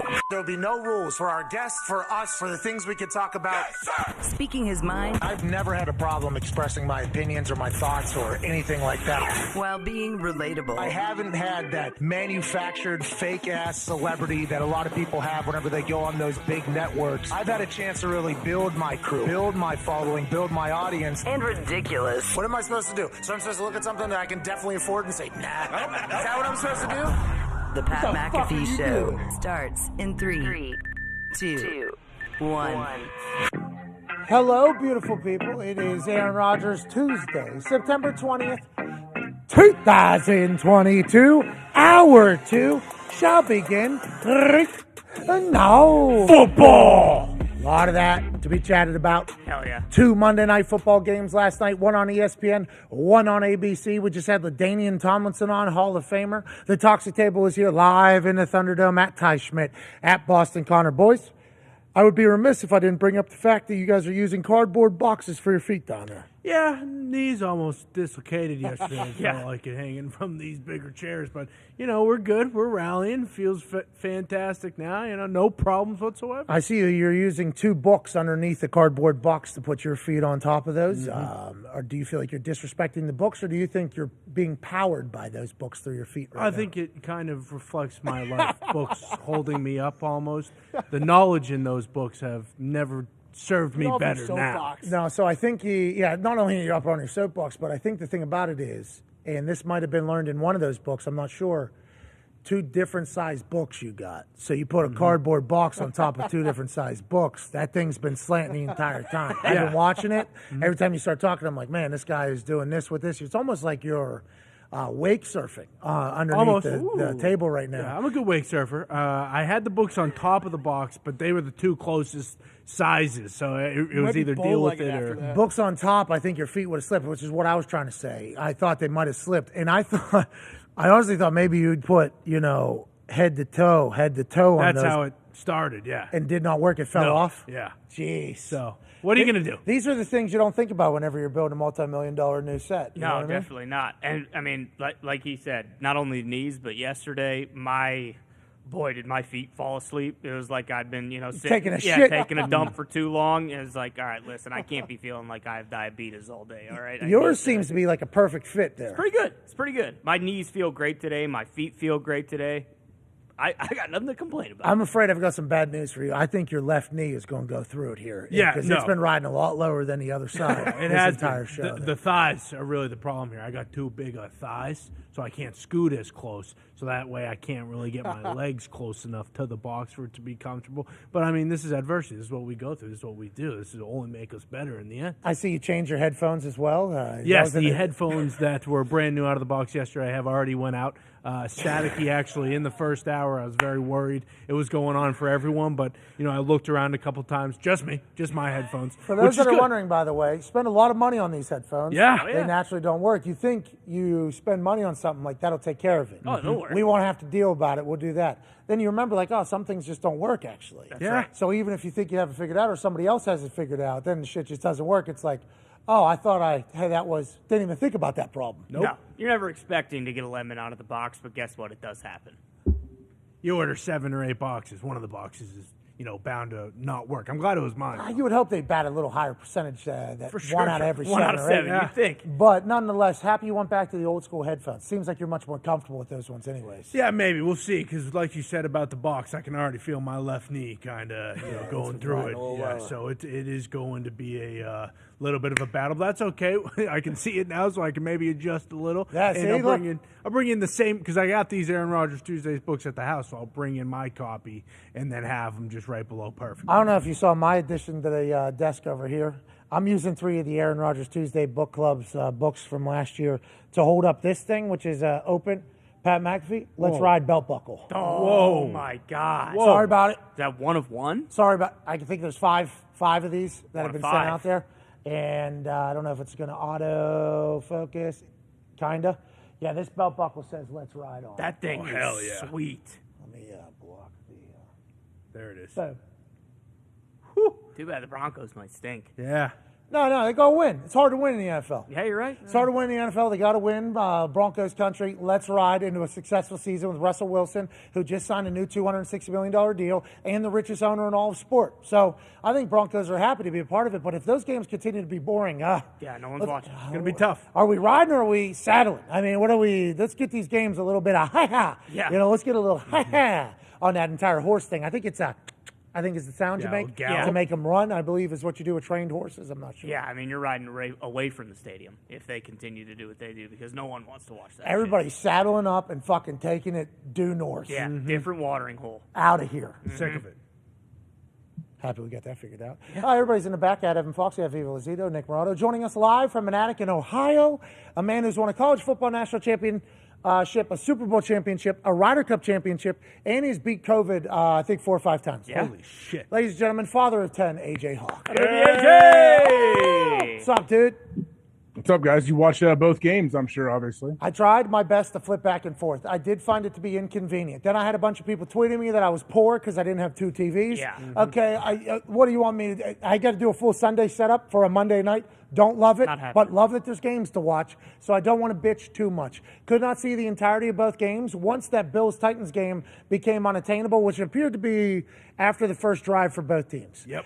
Titans go down, score, then they get the ball back. It kind of gets bad.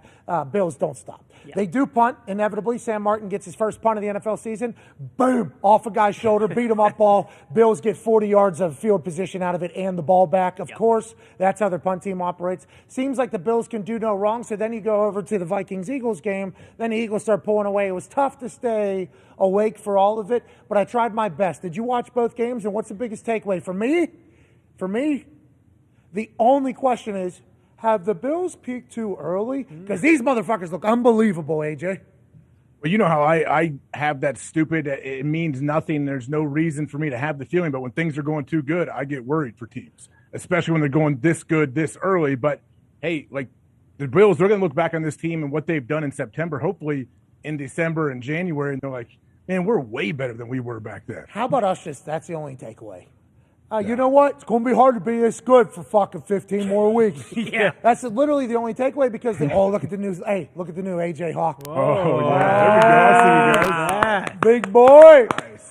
I did see some people telling me about how big of a sellout I was for building this thing, talking about how we're going to lose the intimacy of the set. I believe we are closer in looking at each other much more now than we were at the last studio. Without a doubt. But the only issue is, if we could move that big screen to right here, I'd be able to see everybody in one shot. Have to turn my big dumb head this way to see AJ Hawk on a side screen. Oh, so that's a little bit of a fucking boo. takeaway. Yeah, sorry. It's still intimate. Once you actually get in here, like, yeah, it is. Like, the actual stage itself is smaller than our previous studio was. Yeah, it's awesome. Yeah. I enjoy it. The biggest takeaway that I've had thus far, we've had power. Yep. Okay, we've had power. Helps. Audio, kind of a thing for about, 90 minutes or so. Yeah, kind of come see, come saw at this Had point. no idea what was happening. Right. So we didn't, in the moment, we didn't even really know it was taking place. No, thought everything was going out without a hitch. We said, holy fuck, what an hour. We did it. And the ball splashes. That basketball shot's not easy to make. Fucking splash city. This is amazing. We find out that was not the case at all. It was impossible to listen to. Right. We got it figured out. Shout out to Paulie B for splunking through the machine in the back and figuring that whole out. I think we're doing okay, AJ. Honestly, today feels a lot better than yesterday. And I'm gonna be honest, yesterday, at the end of the day, and even into this morning, wanted to maybe sell this place and never fucking come back in here. Got past it. We're in a good spot now, AJ. Got past it. Hopefully some, 40-year-old billionaire has a special hangout he needs in the Indianapolis area if you want to sell that sucker. You're saying it's going to be sitting on I'm shelf. saying I don't know how many people can afford that amazing, that complex. Like what you would do if you were a grown adult and you have a ton of money, that is what you build right there, what you have. Well, to be clear, the property itself was nowhere near as expensive as I thought it was going to be. When I actually looked at the sign that it was for sale and going, oh, there's no way. I remember the day you told us that. Hey, I remember you came in here, okay, bought a church. And then that was what, 2 years ago? 2 years Three ago, years ago? Yeah, that's probably 2.5 years ago, yeah. And then the construction's taken 18 months, which I do believe if we would have given everybody 4 months, in giving them 18 months or 4 months, I think both would have Same sufficed. outcome. I think same. Yeah. Yeah, I learned a lot about the construction business, okay? It's a real gem. And I appreciate all the hardworking humans out there, but feels like deadlines, are a thing, but not really. They are a heightened, let's get more. The last 3 months, the growth that this place has seen. Now, Unbelievable. a lot of other shit has had to happen, but 2 months ago, this place would have thought literally nothing was being done to it. Damn. Some walls were put up a month ago. Then it really started clicking. The last 3 weeks, everything started really moving, started getting installed and everything like that. So it has really come together quickly. You probably moved in 2 weeks too early, AJ. Probably 2 weeks too early. Probably needed another 2 weeks or so to figure it out. But I think in 2 weeks, probably similar type stuff as what we have going on yesterday. So we're learning a lot as we go. And at the same time, what the fuck do we know? Next to nothing. Well, and that would have, driven everyone crazy if in 2 weeks we get in here and we're already, well into the football season, and then we have the same things happen yesterday. It's like, well, why the fuck weren't we in here 2 weeks ago? Yeah, because this place, we got so excited that we could just say, all right, if I make this $500 to somebody that retweets us. $500 from me, $500 from AJ Hawk to somebody that retweets us. Right, AJ? Yeah, absolutely. Oh, yeah. Got it. Oh, Damn. Did that go in? Yeah. You didn't hear it? You didn't hear the I'll nylon? I'll Venmo. Let me Venmo you. No, Cash App. My bad. It did not. That one did, though. Damn. hate this place.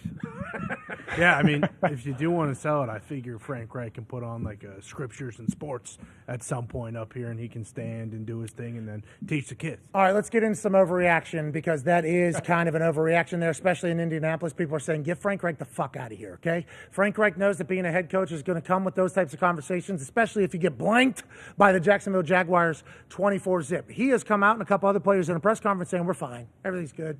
We're all good, baby. And I hate hearing that. That's like when Neil Brown, after they lost to Pitt over a 4th and an inch, they decided to punt. They end up losing, could have gone for it. He's asked if he would do it again. And he says, yep, I'd do the same exact thing. It's like, okay, even if that's how you feel, lie to us to make us think that things are going better. That's how everybody's reacting to Frank Reich in the Indianapolis Colts situation. But if they win, nobody will give a fuck. They know that. They get players back. Let's talk about some overreactions. Are the Titans dead, AJ? What the hell is going on with them? Watch that game last night, and I know we're talking about the Buffalo Bills, and the only question mark is, have they peaked too early? That's literally the only question mark for the Buffalo Bills. Everything else looks fantastic. Poyer's still on to have 17 interceptions this season. Let's keep it going, Jordan. Hey, all right, let's not fuck around and not make the Pro Bowl again. Okay, let's get 17 picks, pal. You're on track to do so. Anything else would be a massive letdown. But the Titans on the flip side, yeah, Poyer's pick is awesome. Ball's bing, bang, batted around. He comes sliding in like a beauty and has an incredible celebration afterwards. The defense is balling. The offense is balling. Special teams, Tyler Bass is killing balls, and Sam Martin's creating turnovers on his only appearance on the field to punt a football. So it's like this Buffalo Bills team, unbelievable. Is that the conversation, or what are the Titans doing? Vrabel came out and said, we got to learn how to win a game. We got to do this. They were fucking terrible, dude. Like bad football. And I don't know if that's what they look like exactly for the entirety of week 1, but I know last night, primetime, they laid an egg. What happens if they're dead? LT said he thinks they're dead. Is that real or not? Really? I mean, the tough thing for them, too, if they get behind early in games, they rely heavily on the run game with Derrick Henry, who is probably their best player, and they want to feed that guy the ball as much as they possibly can. You can't do that as much when you fall behind early. And, I mean, Tannehill, right now, people were calling for Tannehill to get pulled in the first half, I feel like, last night, weren't they? At least online, which we know that's not, whatever. Well, Malik did see some action last night, and I think with what he did in the preseason, it's going to get louder if this team continues to stink. They lose Lewan. Do we have an update on Taylor Lewan's injury? Not right now, I don't think so, at least before the show. We do have an update on the Buffalo Bills corner. I guess he has left the hospital on his own. Yeah, walked out on his own recognizance or whatever. So that's great news with how nasty that injury looked. We'll get an update, I hope, on Taylor Lewan at some point, because that's a pivotal piece to the entire thing. I think an interesting combo that happened last night, and I think Dan Orlovsky said it best, is looking at the big picture. I was watching that live trying to figure out what happened. Wild. Was it diarrhea? I think he just bobbled his words so much. And he didn't. He said, he did that? Yeah, one of those. And it's like, Dan, you're on Monday Night Football, and everybody knows. You gotta say it, though. You're not on. Tell people that. That's why I'm like, what? Because it was a weird, like, I understand something could have happened where his mic could have cut out or somebody was in his ear, and then the fart sound. I'm like, all right, well, just tell us what that was exactly. Hey, he could have easily done it. Easy for me to say, right after the fart sound. Yes. Because instead it sounded like he sneezed mid-sentence and then shit right into the microphone. I thought he unzipped his pants, put the microphone directly in between his butt cheeks, and let one rip. See, and that's what a lot of people did on the internet. Possible. That thing got a lot of views because he obviously has the video next to Laura Rutledge from the booth about some water being in the booth. That's right. And that went viral. Yep. Now he makes fart sound with his mouth when he can't get a sentence out. Doesn't tell anybody that was a bobble. Now everybody actually thinks that Dan Orlovsky took his lav mic off the side of his head and put it into his taint and shit on it. Nick does not just speak for Nick. Nick speaks for the internet last night. Yes. Do they think he has a mic? He's got a mic that he can stick directly in his butt cheeks? Like, he's wearing a headset with the mic coming out of here. Well, then people are thinking that he farted directly into a very hard surface. Like he's sitting on hardwood, and that thing shot directly into the microphone because that's how clear that fart was. That's when I thought to myself, like, oh, he obviously just bobbled a sentence and made the fart sound just like get through it because he's Dan Orlovsky. Certainly should have told, he's a nerd. He's, that's like Dan Orlovsky. Should have told people that's why he did and moved on. There wasn't a lot of people that thought that was the case. There's a lot of people like, oh, Dan just farted into the microphone. It's like, that's the cleanest sounding fart on mic ever. All time. I was reading like it sounded like a fake fart. It was so good. Yeah, it was a sneeze and a fart, I believe. Also, he sneezed first to get him tripped up, I think. Yeah, cover it in the middle, and he almost had an aneurysm because he covered it in. And then as he went down for the sneeze that he was covering, he got closer to his butt, and then that's where the fart shot. Never mind, that might have happened. You're right. I meant to change my mind. I don't know. I think he's only got, 2 more Monday night games. Why is Like that so funny? he could have made an all-time Monday Night Football moment if he would have done that and been like, "Oh, I just pooped my pants." Yeah, well, Yep. you think Dan Yep. Orlovsky on Monday Night Football is going to say, Yeah, "Oh, He's the most self-deprecating guy there Exactly. is. He tweeted he's the most self-deprecating guy in the face of the earth. Can you imagine how hilarious that would have been if he would have done that and been like, "Oh my god, I just pooped my pants." That would have been amazing. Self-defecating. What if he cuts a full? Yeah, I get it. Self-defecating. What if he cuts a full promo? You remember what Joe Paterno did on the sideline of the Penn State game? You remember what a lot of guys have done in the past? I just did that Monday Night Football booth. I'm nervous. I'm excited to be here. All right, I'll give it to you, Lewis Riddick. I'm going to go change my diaper. Right, exactly. Steve, Lewis, you guys are going to have to take over for the next 10 minutes. I'm going to need a fresh pair of underwear. I just pooped my pants. So what's worse, shitting his pants or out of the end zone? Oh, see, we Yeah, I didn't see even how the remember. clip that went See, viral. yeah. Come on, Z. See, come We gotta on. compare. What's worse? You're right. For the good of journalism, Yes. and he is a journalist because he's on ESPN He on would Monday do the Night same thing Football. to us. He would have to do the same thing. Yeah. I believe that the running out of the back of the end zone is a tough one, especially because that's in his first game. Right. That's his first NFL game, which is a stat that gets forgotten about whenever it gets brought up. People just think that's a part of his career whenever he was with the Lions, and that 0-16 career season was just something that happened. That was in his first year he ran out of the back of the end zone. First time playing Jared Allen. Yeah. And obviously the Cowboy, Jared Allen's never going to forget it. So I would say that one's tough because the teammates are laughing at you. Yeah. City, Detroit, already been through enough. They're laughing at you. Sure. And the Vikings are forever going to remember you shitting your pants first time you play them running out of the back of the end zone. Right. A bobbled sentence on Monday Night Football is going to happen. We think he just should have added something, right? Don't you think, AJ? I think Disclaimer. now with the internet, don't you think it's always we always mess things up? Like it's fun to you got to acknowledge it and just be like, oh, here we go. Like you're right. Oh, yeah, look, baby shark by me on my Monday night game. I'm real thankful to be here, guys. What if he said, "How did that pick it up so clean?" Yeah, that's what I would have said. Man, I think his mics are amazing. Yeah. Was that you, Lewis? That would have been good, too. Steve. Blame someone You, else. Steve. Yeah, that would have been good. Let me guess, Steve. It was the dog. Yeah. Yeah. Like a full one of those. Like, oh, I shouldn't have had those wings at Anchor Bar. Like, if you would have said something like that, I mean, I think people, because in the grand scheme of things, like, we all watched Jason Witten, and again, whatever, but it's like, it's not like he was up there doing the, What do you mean? he wasn't doing that, so it's, just roll with it. Pulled a rabbit out of his foot, dude. Yeah. Don't worry about it. You know what I mean? Jason Witten, incredible tight end, and that's how we should remember that. Right. Good man, too. Walter Payton, Man of the Year. Absolutely. He's done a lot more for football than a lot of humans, myself included, but he will never be remembered for that by an entire generation because of what happened in Monday Night Football booth. Not his fault, AJ. Not his fault. Not his fault. He should not have been put in there. I'm with you, man. You're right. I know Witten, great dude, unbelievable Hall of Fame tight end. That's all I see when I see Witten. You sure? A little piece of you, though? Great guy, great father, husband, human. Yeah. Hey, a little piece of you, though? I saw him. I met him for the first time at a dinner, and it was in the middle of the Monday Night Football run. Oh, yeah. As soon as I met him. You're crushing it. Yeah. Is that what you said to him? Yeah. What'd you say, Pat? What'd you say?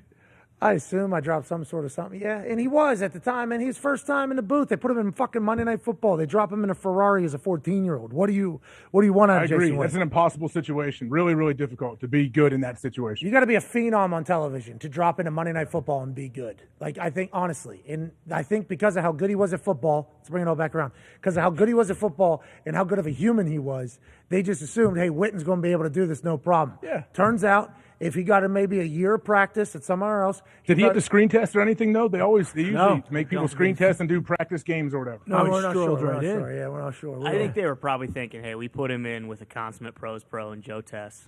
It's going to be just fine. He's never done an Three-man NFL booth game. was tough, though. Yes. It made it impossible. He on had him. never done an NFL game before either, but And then we'll put a cart on the sideline. yep, I mean, Boog in there.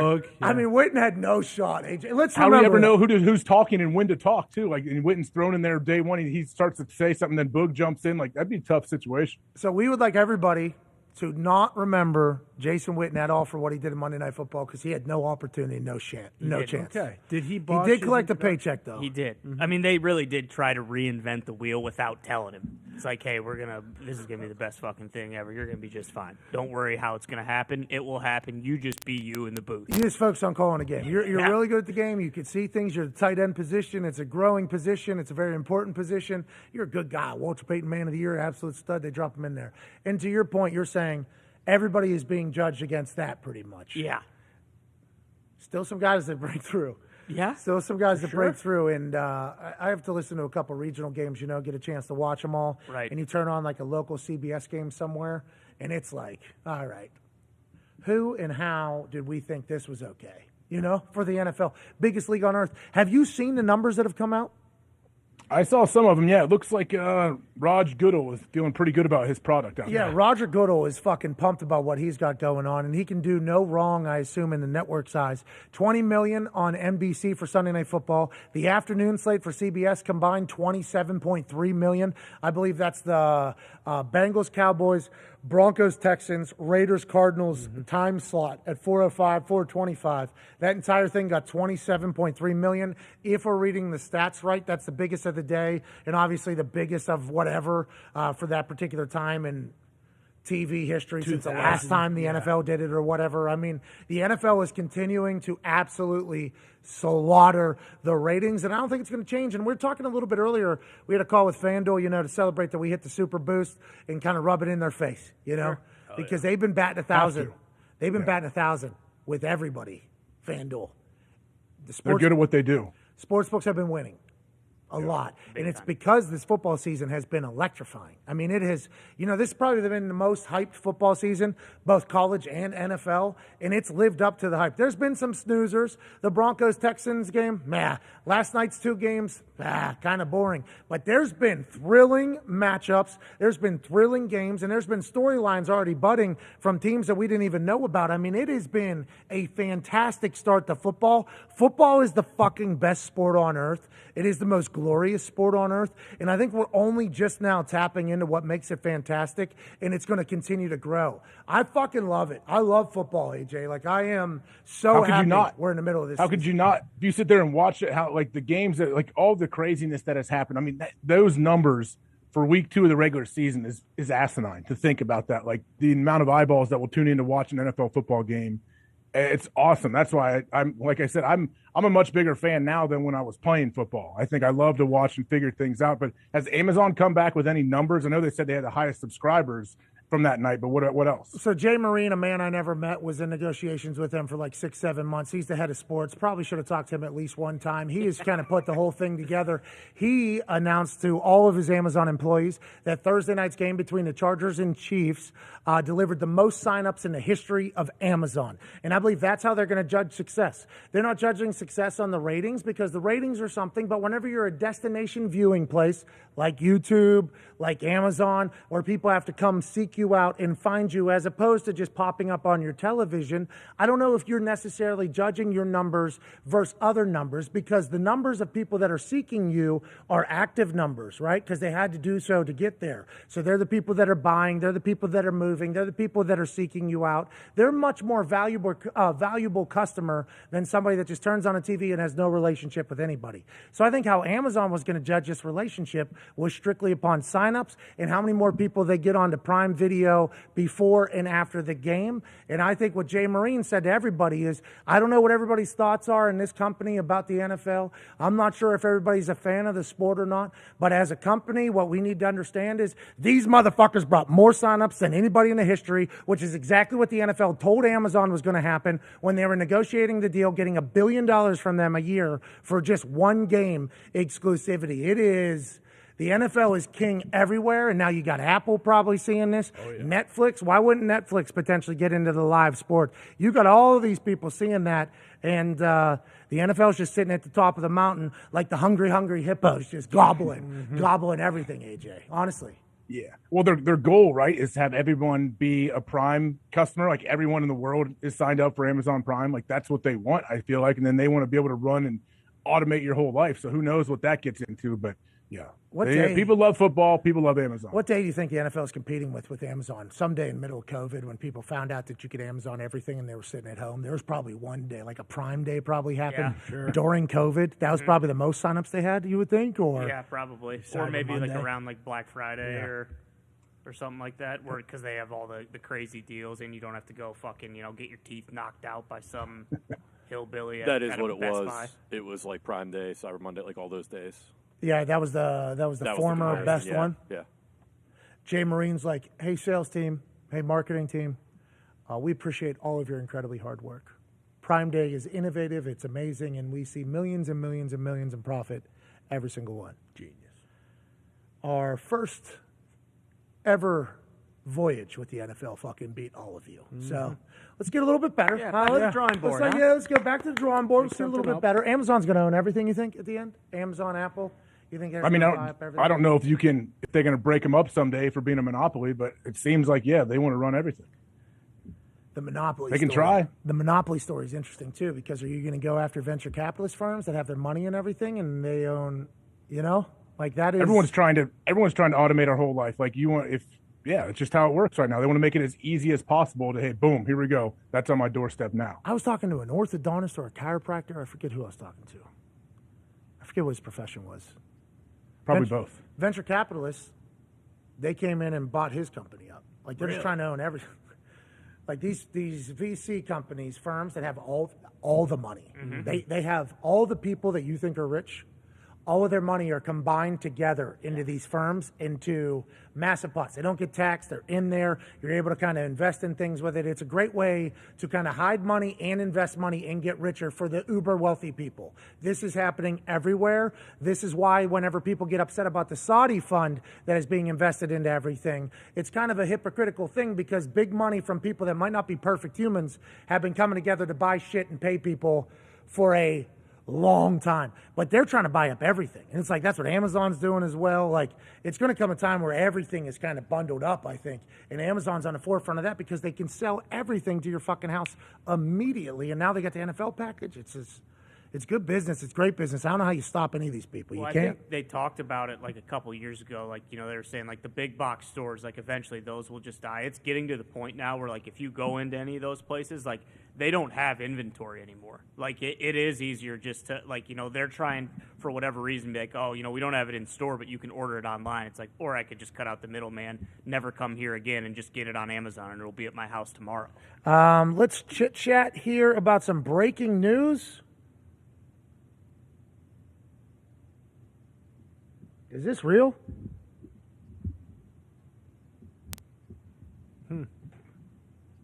The Pro Football Hall of Fame news. We are happy to announce the 129 modern era nominees for the Pro Football Hall of Fame's class of 2023.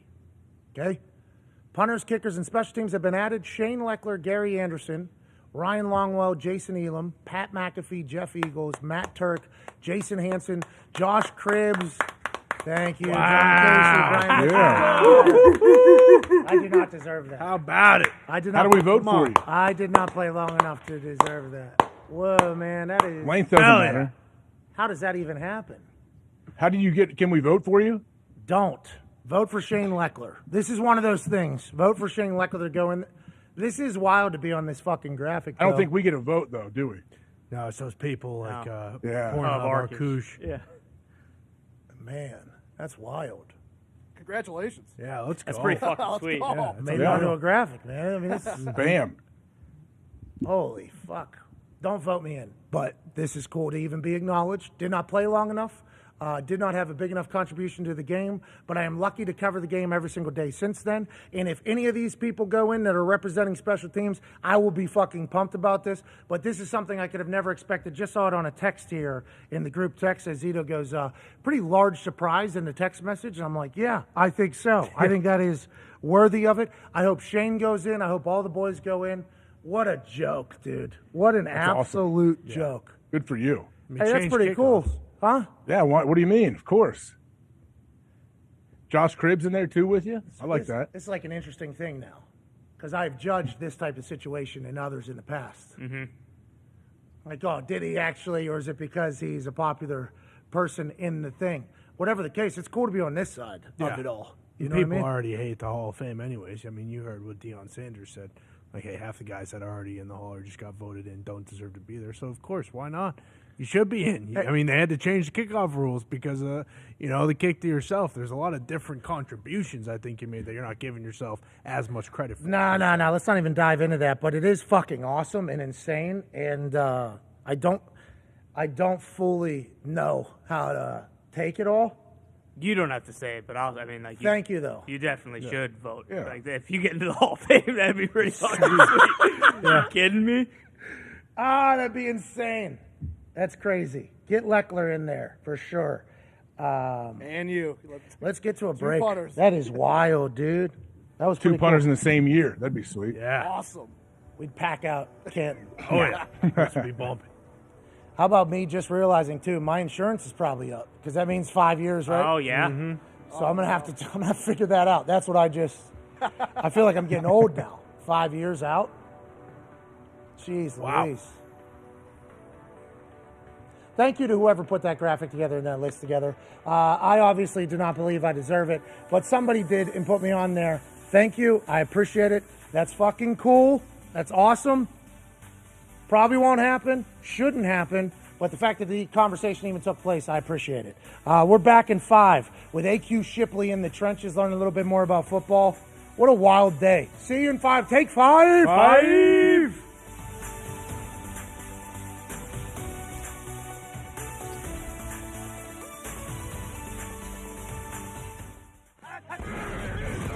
Big brain football. Man, I love this. What is it about this spectacular game that we all love? The passing, the running, the hitting, the kicking, the scheming, the drama, the athleticism? Let's go. Right here, big drive. I think it's a combination of all of those things, but I believe it all boils down to this. The competition level is fucking awesome. For the win with 2 seconds left. A finger can literally be the difference between a W and an L. What a turn of events! It's what makes football wildly fun to watch and in turn, wildly fun to bet on, but I digress. The reason I'm doing this segment every week is to hopefully grow the respect for the game and to give love to the players who make all of this shit happen. Not just their skill and their amazing playmaking ability. What I really like is the finish, man. Not a lot of guys will be able to make that 6 points. This will be all about respecting these guys' big fucking brains. Strong like bull. Woo! Smart like tractor. You gotta be smart in this game, man. Coaches usually get all of the credit in this beautiful minds of football space, but I want to shine a light on the players' brains. Let's go do this thing, baby. Let's go. Stuff like Mahomes and Kelsey cooking up a last-second drive in one of the best playoff games of all time. They're playing like that seam is open. That ball go down immediately. Bills rush 4. Mahomes throws. Kelsey open inside the 40. Breaks the tackle and down. And stuff like this, all from week 1. How about scary Terry McLaurin recognizing a corner is playing lazy cover 2 technique all game, telling everyone and their mother about it. Gotta let us run by that dude, bro. This cover 2, bro. They playing it so lazy. They're playing lazy over there all day. Then, in the 4th quarter, when it matters, Carson Wentz hits Terry behind that lazy cover 2 corner. Taking a shot down the field. There's McLaurin. Out of the dead. And in. That's big brain football. Come on, man. Hey, I've been lazy all day. All day. How about Sunday night in Dallas? Tom Brady asking Mike Evans, "What you want, babe?" And Evans calling his shot. "Give me the fade." Yo, Tom said, "What you want?" Tom said, "What you want, babe?" I said, "Fade." He knows the man across from him and knows how to beat him. I know how to get him. He trying to do that little stab. Yeah. I slow played. Back out. I slapped him so hard right now at the line. Watch me see it. I slapped it. That's some beautiful big brain football. Hard to beat in the air, Mike Evans. Which brings us to our main feature this week, Josh Allen. He doesn't just have a big arm. He doesn't just have big cojones. He has a big old brain, too. Hell yeah, hell yeah, hell yeah, hell yeah. Up 14 against the world champs, 3rd and 4. He's across the line from a man who called him trash just 4 years ago. Allen knows that particular man peeks and cheats himself, a big brain player trying to gain an advantage. Often, with eyes more on the quarterback and less on the receivers. He's thinking you ain't gonna throw a ball deep.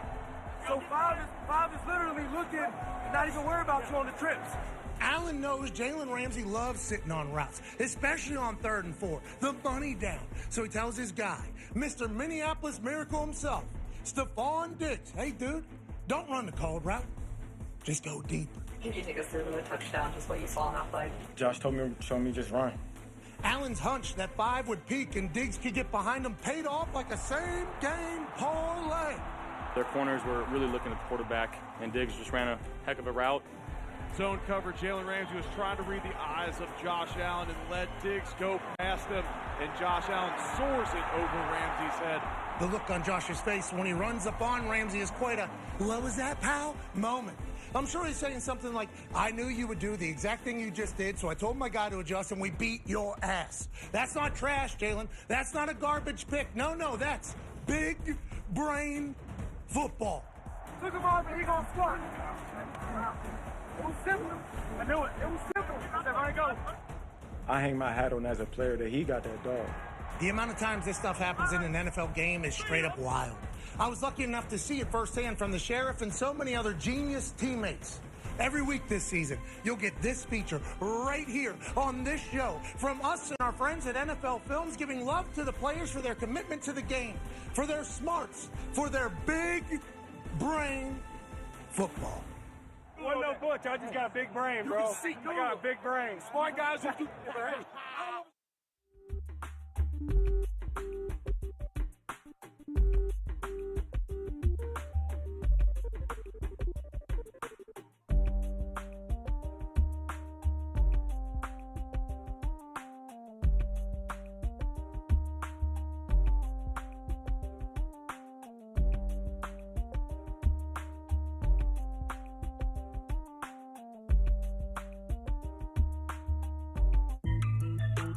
SeatGeek is the sponsor of today's show, and we got a special promo for you all. This is your weekly reminder that they gave us an exclusive link that gives us all 15% off football tickets, whether you're a first-time buyer or not. College, NFL, doesn't matter. SeatGeek has you covered. Just click the link in the description, and the 15% off code will be auto-applied to your account. No code needed. Hell yeah. Hell yeah. Woo. That is way too close. That's a neat trick. That is, because somebody's going to get on some vitamins one day. Oh, yeah. And they're going to notice that their hand can just immediately go in front of that camera, and they're going to fuck around and put a dog up there. I thought Connor was being eaten alive. Yeah, you know what I mean? You survived, and that's because our friends at SeatGeek. Speaking of SeatGeek, they're the best place to go ahead and find yourself in the greatest events of all time. That's right. They're the place to go to find yourself a ticket to get to a place that you'll never, ever, ever forget. To have a story that you'll tell amongst your friends and family at big-time gatherings going forward. That's what SeatGeek provides everybody whenever you buy a ticket on their platform. Ain't that right? Memories. You know what we try to create here on this show? What's that? Same damn thing. Memories. And I think we're about to create one right now. Ladies and gentlemen, it is time for a brand new segment from a sports stooge from Pittsburgh, a man who played 12 years in the National Football League. Offensive lineman, Super Bowl champion, coach for the Tampa Bay Buccaneers, Alan Quay Shipley with In the Trenches. Hey, AQ, you're going to be breaking down some plays from this weekend from an offensive lineman perspective on what we should appreciate, what we need to look for more, and ultimately what teams are good. AJ Hawk can hear you, and I believe AJ will be able to answer any question that you have. I can't wait for this. Hasselbeck was yesterday. He was fantastic. Can't wait to watch you work. You look good all dressed up. Hey. Look at this little... Can we see the shoes? Can we get the shoes in? He's no got Crocs? all white Air Force Ones. He's been rolling around with Jay Glazer in the basement of a man's house in Phoenix, Arizona. Wow. You look better than you've ever looked, AQ. We appreciate you. Let's get into trenches. Hell yeah. Hey, let's go. I looked forward to this for a long time. First thing I want to shout out is my name is in size 2 font, which is perfect. Okay. With offensive linemen living in an anonymous nature, we don't want to be noticed, right? You literally play the game not to get noticed, because when you're noticed, you're doing something fucking wrong. So let's talk about the offensive line. Let's notice some good. Let's talk about the good. This is one of my favorite teams. Anybody that knows me, I used to FaceTime you often trying to showcase this offensive scheme. Chris Furster, offensive line coach of the San Francisco 49ers, does a phenomenal job getting their run game together every week. We got Brandon Ayuk with a tight split here. What is the defense thinking? They're thinking we might get a crack toss. This is unbelievable. Foxy, let this thing roll. Why are they thinking it might be a crack toss? Because the tight end's the receiver's in a tight split. So look what it does to the defensive end. He thinks he's getting it, so he plays out to the receiver, falls down, makes Juice's job.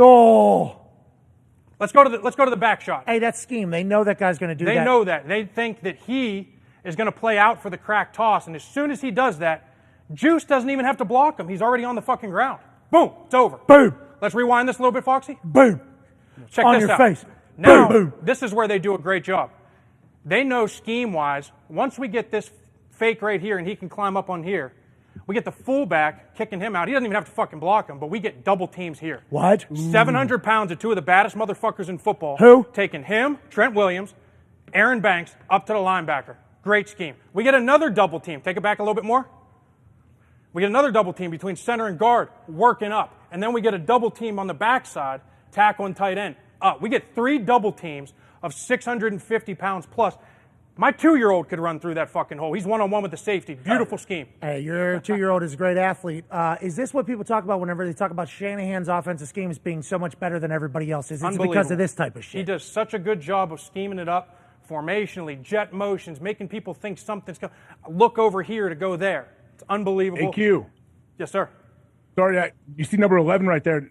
Aren't they telling him to look inside like, hey, give it away like look you're at him. going to crack this dude? Exactly. He's staring at him. Now he sees that, oh, look, I'm coming for the block. He takes one little jab step. Boom, it's over.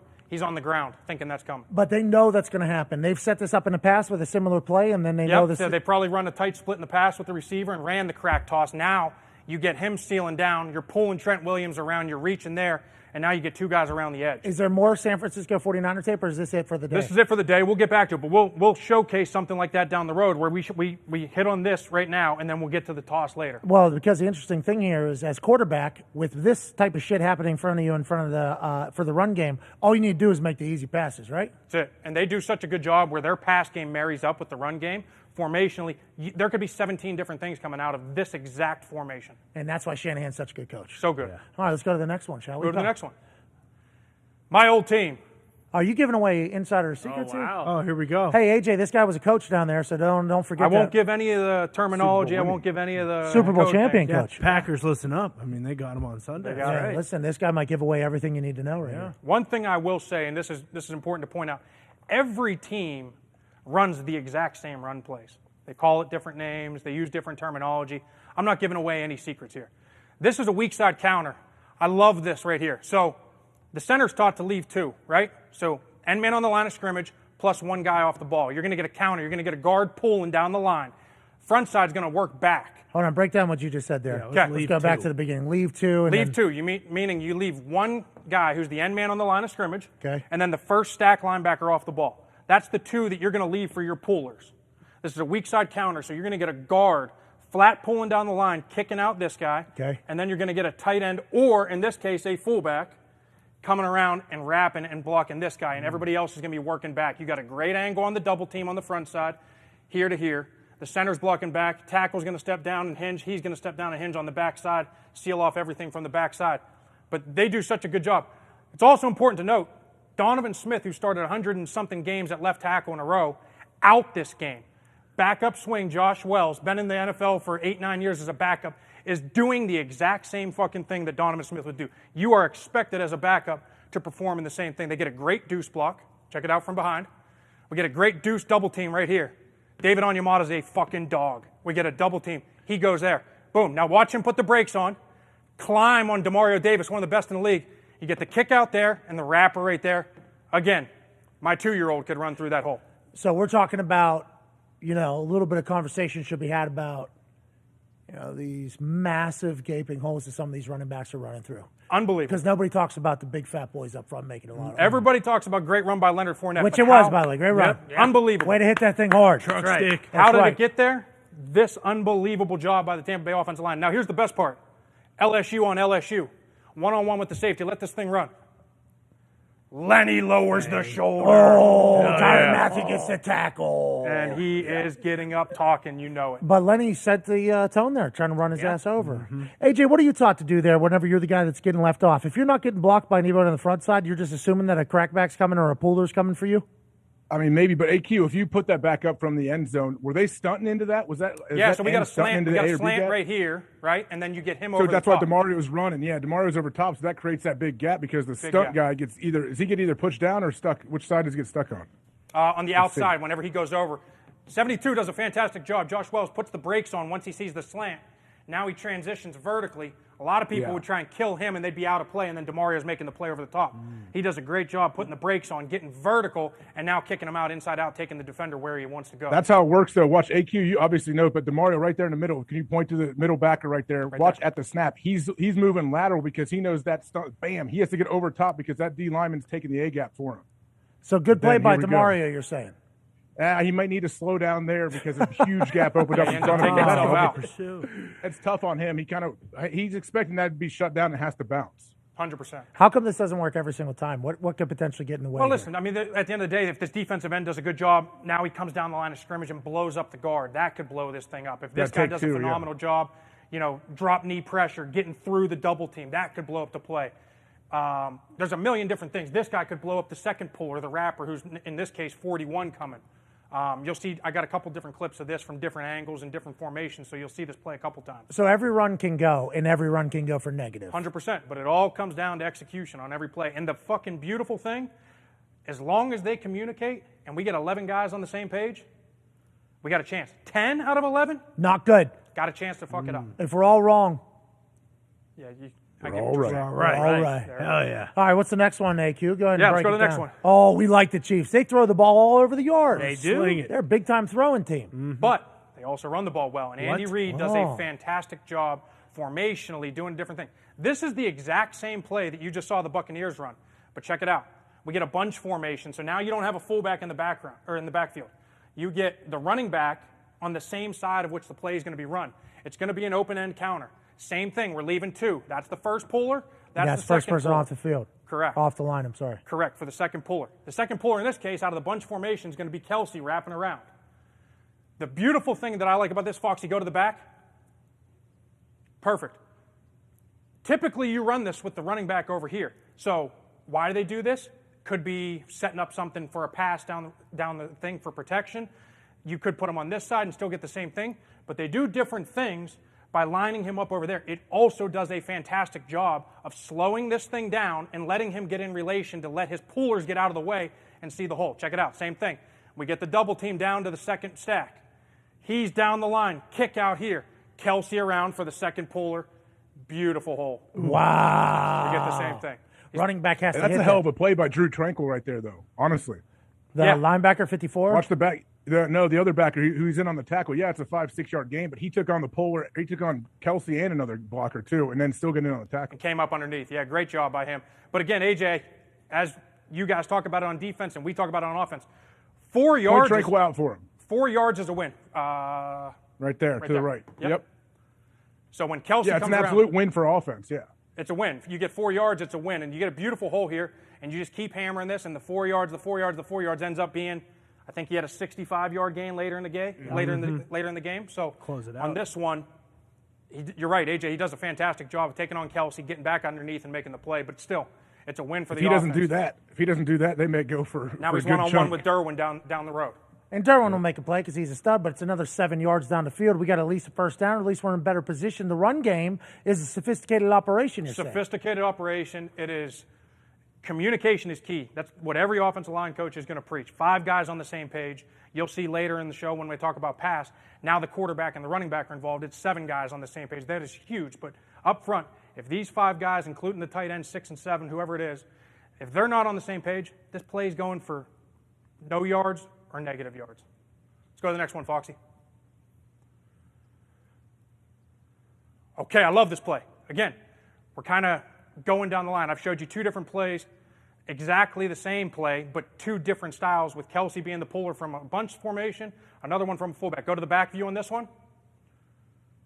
So check this out. This is the exact same play, except now we're running it to the tight end. We call this lead, right? Teams are going more and more to this situation where they do not want this tight end on that defensive end. That is an absolute nightmare matchup. Hold on, the internet's been talking about this a lot, remember? Yeah. Everybody's like, how many more times I got to say it? Let's stop blocking defensive ends with tight ends. It's Right. become an internet movement almost. Yeah. Why does that happen, you think? It's just lazy or what? No, I think back in the day, that was the way that the plays were designed, and defensive ends weren't fucking freakazoids like they are now. And so they do such a good job. So now here's what we're doing, and you're seeing it more and more and more every time you turn on the film. Now we get a tight end on someone more his size. You get him down on Levante David. You get him down on the first stack. We get the same exact play. It's still a counter. We're still going to pull the guard. We're still going to get a second puller, which is going to be this guy. Saints do a great job again formation as well. Eye candy. Get the jet motion. Get people moving. See, we got people moving, him moving. Check it out. We get the double team back. We get him on the first stack. We get the kick out. Now 45 is a free hitter on the guy over the top, or he can climb, but he's just looking for first. Oh. Look at that hole, boys. Wow. Oh. He's one-on-one with the safety. Great play by Winfield down 10 yards down the field, 11 yards down the field, but an unbelievable design. We love by the Saints. big holes, and we cannot lie. What are we noticing so far? When they move those guys. Huge holes, right? Absolutely. Massive. These motherfuckers are doing their job when you get that happening. Vita Vea. He's not going to be Yeah, happy. exactly. Let's also talk about that. We got one of the best, if not the best, front seven in football. You got Vita Vea, you got Hicks, you got Will Golston, Shaq Barrett, Joe Tryon-Shoyinka, Levante David, Devin White, dogs on the second level. And he didn't get touched until 12 yards. So that's all scheme, you're saying, and execution. All scheme and execution. Phenomenal job. Let's go to the next one. That Foxy. sounds like you draw it up on paper and it ends up working out perfect, right? And that's exactly what you want to see. You want to see what you draw on paper show up on the field. It doesn't always work out that way because everything's drawn up with static people, not moving, right? But on the snap, as you saw in the one clip, on Yamada slants, now we got to be able to adjust, transition, climb, do all the things that you want to do as an offensive lineman. Oh, but we love big holes. We love big Hey, holes. we love big holes. Hell Hell yeah, big old holes. All right, so this is beautiful. Leave this AJ, plug the big hole, AJ. You won't. That's right, man. You get these too many gaping holes out here, AQ. Oh, we got big gaping holes out here. Huh? Holes. Let's get that defense going. Lizard sleeve. So this is one of my favorite plays on the segment this week. We always talk about the offensive lineman. Again, I've hit on all gap schemes so far. Another gap scheme. AJ, I want you to chime in here in a sec. But what makes the big plays, what makes the home run plays, the touchdowns, watch Cooper Kupp. Yep. One of the best receivers in football, getting grimy, getting inside, getting the dirty job done right here that causes the touchdown. Let's watch this from the wide view. Perfect. Let it go. Boom! Cooper Kupp, touchdown. Wow. That's how you break free, right? That's how you break free, by having receivers do the dirty work, the work that nobody wants to do as a receiver, but they get it done. AJ, I want you to chime in on this. They're running your standard duo play. You've gone against this 100 million times. What's standard duo? Duo is going to be two double teams. They call it power without the puller, essentially, right? So you're going to get a double team here to the front side stack. You're going to get a double team here to the backside stack, and it's the old downhill play right here in the A gap, and we're just trying to get something done. But watch the difference in scheme. They send the fullback weak. Look what it does to the backers. He has to honor that. Has to honor it. And so what does that do for everybody else up front? Now it creates angles on the double team when they climb to the linebacker. It's an unbelievable job. They send the fullback weak. They have to honor because he's keying this fullback. As soon as he goes there, look what it does. Boom, boom. Now the double team, as he's climbing, right now he's in bad position because he has to get inside out because the play is designed to go over here. You see that? Yes. So now let it run a little bit. Boom. Now he just got inside out. He just set up the block by sending the fullback weak. That's all he had to do. And then we get the double team we got here. We get the double team here to here. And now let it play. Cooper Kupp. Cleans Bam. up. There it is. We love big That's how you holes. draw it up. Sweet. Yeah. That's how you draw it up. And I assume that just like in kickoff return games, you'll see guys run, start left, and then they're cutting back right. That's to get all the tacklers and get their blockers set up. Sean McVay thought to himself, if I get the fullback to go left, we'll be able to naturally set up all the blocks, and this should work out perfectly. Do you see this often, or is this the first time? So every once in a while you see this. Some teams do it a lot of times. Again, they know that this guy's keying off this fullback, so they might run a power scheme where they'll pull the guard and get everybody working back. Same thing. They send the fullback weak. Now he has to go here. This deuce block can go forever, and it's got an unbelievable angle. They can just hang on this guy until he finally recognizes the ball's over the top, and then boom, we get the seal right there. AJ, is there any thought like, hey, I know they have a fullback in there, but it's a slot wide receiver. Like this might be a dummy call. It's not follow him and read the keys, or do you have to do that on every play no matter what? I mean, absolutely, you would be aware of that it's not their normal fullback or it's a smaller fullback, but you might be able to take a half a step back and try to fall back on that. But that lineman already got you kind of in bad positions. Yeah, it puts you in a tough spot because then they can also play action pass all of it. There's everything off of that as well. What if they leak that dude out to the flat too? Think about that, Connor. The 18 could come through like he's going to kill you and say, shoot to the flat, and he might be yours. Sean McVay's got that big brain. That's why everybody was getting hired who had a cup of coffee with him. It seems like this is not also an indication of that, yeah? Unbelievable. I mean, they do a great job in the run game scheme, and Kevin O'Connell's done. He's already talked about it. You heard it last night. He has taken a ton from what he's learned, and it's evolved ever so much. Well, Kevin, I don't know. Last night, yeah, I get it. but it didn't work. This didn't happen last night for the Vikings. No, not at all. They don't give it to Dalvin Cook at all either. And granted, they were down right away, but they do not run the ball anymore. Yeah, and Justin Jefferson, I think he would block, but I don't think he's coming down crack like that. Not in this Kevin O'Connell scheme. AQ, when it comes to this kind of stuff, you talk about the communication and everything. How much does that differ for like a quarterback like Brady, or when you show Mahomes? Like, are those guys the ones that are kind of setting up the protection, especially like with Kansas City when Creed Humphreys he's incredible, but it's only his second year. Like, how much of that is the O-line communicating and setting the protection, and how much of that is the quarterback? Yeah, so, I mean, a lot of times there's guys like Brady, Breeze, those guys, they love to control everything. Not sure the dynamic with Mahomes, but I do know that these guys all have the ability to override everything. So center could see something and they see something completely different. Nope, let's flip it. New Mike, we do different things. Quarterback always has the last say. They got the last word, always. And they're the ones that need to know everything. And so what's Jeff Saturday all mad about with Peyton Manning on the sideline? Just block, Jeff. That's a good way. We need to run the ball. Just block, Jeff. When they're spitting on each other. Quarterback always has final say, but I assume there is a situation where you and the quarterback see something differently. Does that take place in every single game, every single situation? How much is the center actually talking in the NFL? Yeah, the center's talking a lot. And even so, right, like once the quarterback, even if he does override it, there still has to be a ton more communication because now the center, what he just changed, has to get communicated all the different calls to all the different guys. You move a mic point one way or the other. You do whatever. Now there's a whole new call. You could have started with a single. Now it goes to a scoop or whatever these calls may be on whatever team. But it could be an ace to a deuce to an eight, whatever it is. Oh, right? really? You guys are making those changes on the field? He makes the changes, and you got snap, snap, boom, ball, snap. So, like, you go from pass play to run play. Yep. You are potentially changing from a double team to a single? Or same thing. You could have a run game. You could have all run calls now, and now we go to a play-action pass, and now the calls are completely different. Okay, now new mic here. We're going to go here. We got different calls. Boom. How hard is that on the road, AQ? What if you can't hear on the road? You're playing like in a loud place. Get a lot of signals, right? You do a lot of signals. You're already in your stance, too. That's you're in tough your on you stance. guys. You're like sitting here making these types of calls or whatever it may be for your calls, and you're sitting there going like this to fan out or whatever it may be, right? But it's a lot of signals. Crowd noise is a real weapon. It's a real weapon. Fans need to know that, though. Like, when you go to games and people are like, hey, make some noise, that ain't like you were helping the team win. Like, you are affecting everything, it sounds like. You see it all the time. Everybody, I think, thinks that the center's looking between his legs to see where the quarterback is on road games. That's the cadence. That's the cadence that the center's doing. He's literally doing a head bob, and it could be one, it could be two, it could be three, it could be silent. That's for the wide receivers. That's for everybody to know when the ball's being snapped.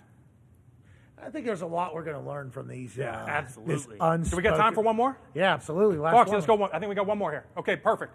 Carolina Panthers have been abysmal. 9 straight losses. Very bad. Yeah. Bad, right? Yeah. Going to fire their head coach. Well, probably he's going to end up in Nebraska. Yes. The good thing is for all you fans in Charlotte, I got a great play for you guys. Same thing here. You don't see it before the motion. We had this guy here. Again, little detail, but he started out here. He has to block this guy. So on his own, he knows he has to get here. He has a bad angle out here. He short motions himself to get in position to block this. Let's go to the back view, please. This is your duo play that we just talked about on the last one. Again, completely different formation. No fullback, no misdirection, no nothing. Everything's going to be strong side here. We basically have 3 for 3 over here. We get a double team to there. You could get a double team to here. A lot of teams have done this because these guys have gotten so good at playing the double team, they clog up the hole quick. So now we get him one-on-one. We get him, send him through, and now this guy kind of plays this way and takes himself out of the play. He's one-on-one here. Christian McCaffrey's going to do a great job getting this thing and just fucking hitting this thing 100 miles an hour. Watch this thing. We got a great deuce here. Boom, off there. One-on-one, one-on-one. He didn't know where to fit. Let's rewind that one more time. This is the beautiful thing. This guy's the unblocked guy. We always tell this guy, you got to win. You're one-on-one with somebody that's going to be unblocked. In this case, it's 37. And the offensive line actually says that the running back's like, yeah, They hey, know that. fucking need you. Punter doesn't say that. Punter says, man, that was tough. Thought you had it. Offensive line go, hey, we fucking need you to beat one person. Got to beat one person. We'll take care of the rest. We need you to beat one. But check out this. On gap schemes in particular, he has no idea where to fit. Once he makes this little stutter, it pauses him and freezes him right here, sets him up right here, right there. He thinks it's now going to hit here on this little stutter, and then boom, he hits it downhill 100 miles an hour. See ya. Ooh. Lost 37, and he's Christian McCaffrey. He's going to make the most of it. Biggest play of the segment. Unbelievable run by Christian McCaffrey. In order for the Carolina Panthers to win moving forward, they got to get this run game and him fucking rolling. And this is a great way to end this segment. Hell yeah, it is. Great transition there. Speaking of get things rolling, I don't know if you deserve this belt buckle or Let's Ride yet, but I'm excited to see the next one. Thank you for that information. Yeah, thank you. We will see you in a couple hours, I do believe. Let's take 5 real quick, and then we'll start this beautiful Aaron Rodgers Tuesday. Oh, yeah. Episode 2, I believe, of Season 3. Mm-hmm. Coming out of a win. I feel like a much smarter football person all of a sudden. Yeah, love that. I feel like I could fill a hole like A.J. Hawk now. Well, I hopefully I know where it is. Pending scheme. All right, Aaron Rodgers in 5. Take 5. Be a friend, tell a friend. Goodbye. This goes in. We'll give $500 to 2 people randomly that retweet this video. Hell yeah. Oh, so good from here. I know. Balls right behind you. Best balls right behind you. Super close. Shut up, AJ. Here we go. Bam. Our next guest would have made both of them. Yeah, probably. Take 5. Sorry about it. 5.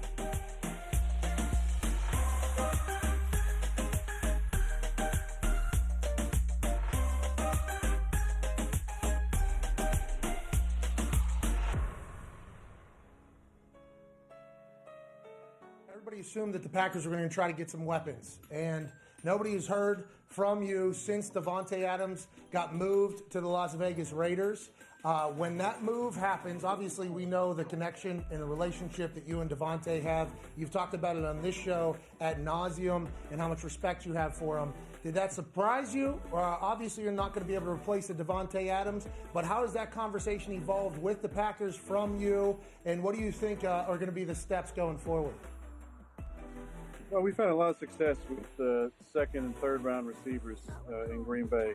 You look at Greg Jennings and Jordy Nelson, Randall Cobb, James Jones in the third round, obviously Davante Adams in the second round. Those guys turned out pretty good. So I'm not sure. I think we're about to pick here in a second, but you know, it was a little surprising with Davante. Obviously, when I made my decision, I was still thinking he was going to come back. You know, I was very honest with him about my plans and my future and where I saw, you know, my career going as far as how many years I wanted to play. But I felt like, you know, he was going to be back. Didn't obviously turn out that way, but I have so much love for Tay and appreciate the time we spent together, and definitely wish him the best with Derek in Vegas. But that's a big hole to fill for sure. Yeah, Davante's an absolute stud. And thank you for talking about that, by the way. I think people are going to be intrigued to hear that. Whenever you said that it did surprise you a little bit, I saw Mad Mel Kiper shake his head. But it doesn't sound like you are that pissed off about it either. You understand business is business, and you have faith and trust in Goody and the floor and everybody over at Green Bay, much more now than maybe in the past?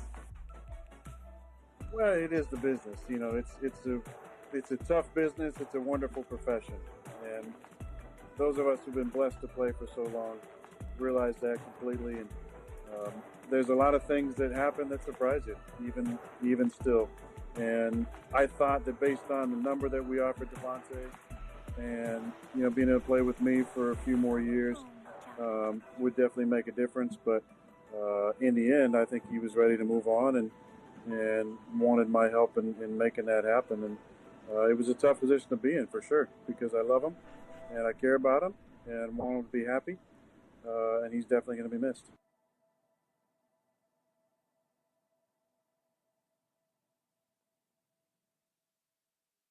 Play-by-play legend.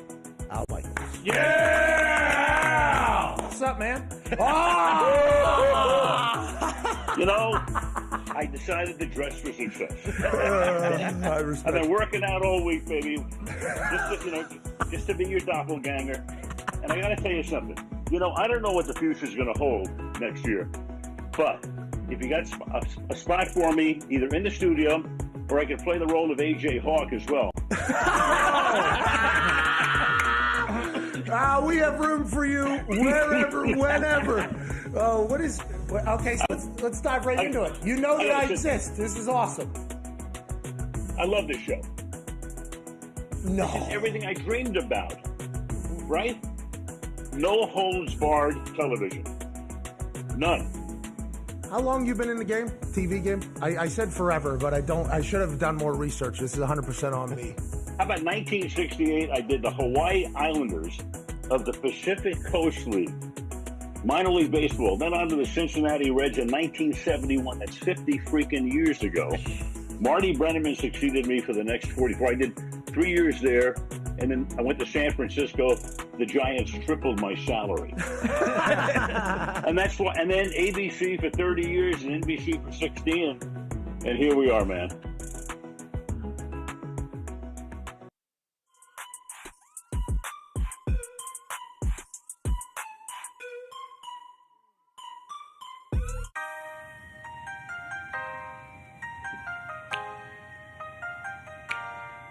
You hear those sensuous tones there, AJ Hawk? I don't hear any music. Is there? Well, probably won't be able to get that fixed for a while, but it's a shame because you're missing something beautiful here, and that song is not just an indicator of the mood we should all be in because it's very lighthearted and feels great and, has good energy behind it, but it is really an indicator of what we're about to do. Hell yeah. What we are about to do is an unprecedented conversation in the sports media world that we've been lucky to do the last 2 seasons. Ladies and gentlemen, fresh off of a win in which he looked damn near perfect, back-to-back MVP winner of the National Football League, host of Aaron Rodgers Tuesday, which is currently in its 3rd season. Ladies and gentlemen, Ayahuasca guy, Aaron Rodgers. Yeah! What's up, dude?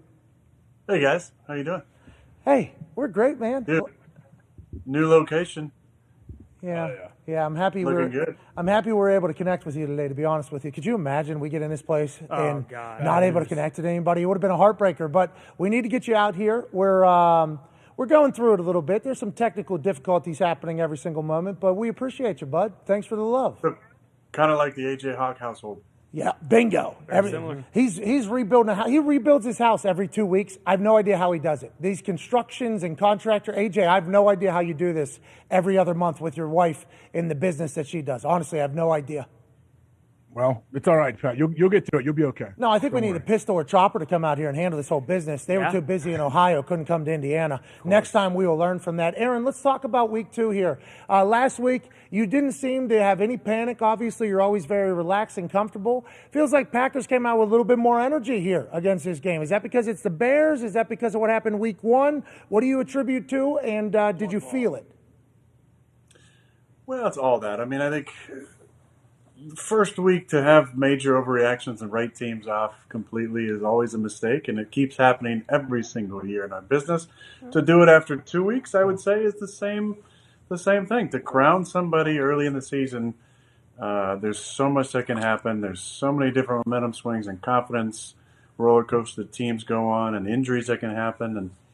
And for us, we're fortunate. We played in a tough environment on the road. We came home to our crowd, incredible environment, against our longtime rivals who were riding high off a big win in week 1, and we took care of business. Hey, other than coming home playing at Lambeau with that amazing atmosphere, which LaFleur was doing his part in pumping the crowd, I could see him many different times on the TV copy. Like, what else was different from week 1 to week 2? Could you feel it early on in the game? Like, all right, this is much better than I felt last week. I don't know if it's that. They went down. We got the ball. We went down and got 3. Then they came right back down, got 7 and 7-3. And thinking, gosh, dang it, what's going? We gotta get this thing rolling. We got to take this down now and score. And we put together another nice drive and took the lead back and didn't give it up from that point forward. But I just feel like we all kind of just settled in. The crowd definitely helped. The environment helped. Sunday Night Football has always been a favorite of mine. I was just watching a clip back during the break here with Al Michaels, and I love Al so much. And he's not with Sunday Night Football anymore. Mike Tirico's on there. Does a fantastic job. But I've always really enjoyed those. We've won like 13 straight primetime games. No big deal. I saw, Tom Fanning sent me a stat there. So it just kind of lined up for us. Again, it's, there's some similarities to last year. Hopefully, a lot of similarities. I said it, I think last week, we get blown out in week 1. play a division opponent week 2, go on the road week 3 against an opponent that is going to be favored, and we're not expected to win. And we need a Herculean effort to go down there and get the dub. But it feels good to be 1-1.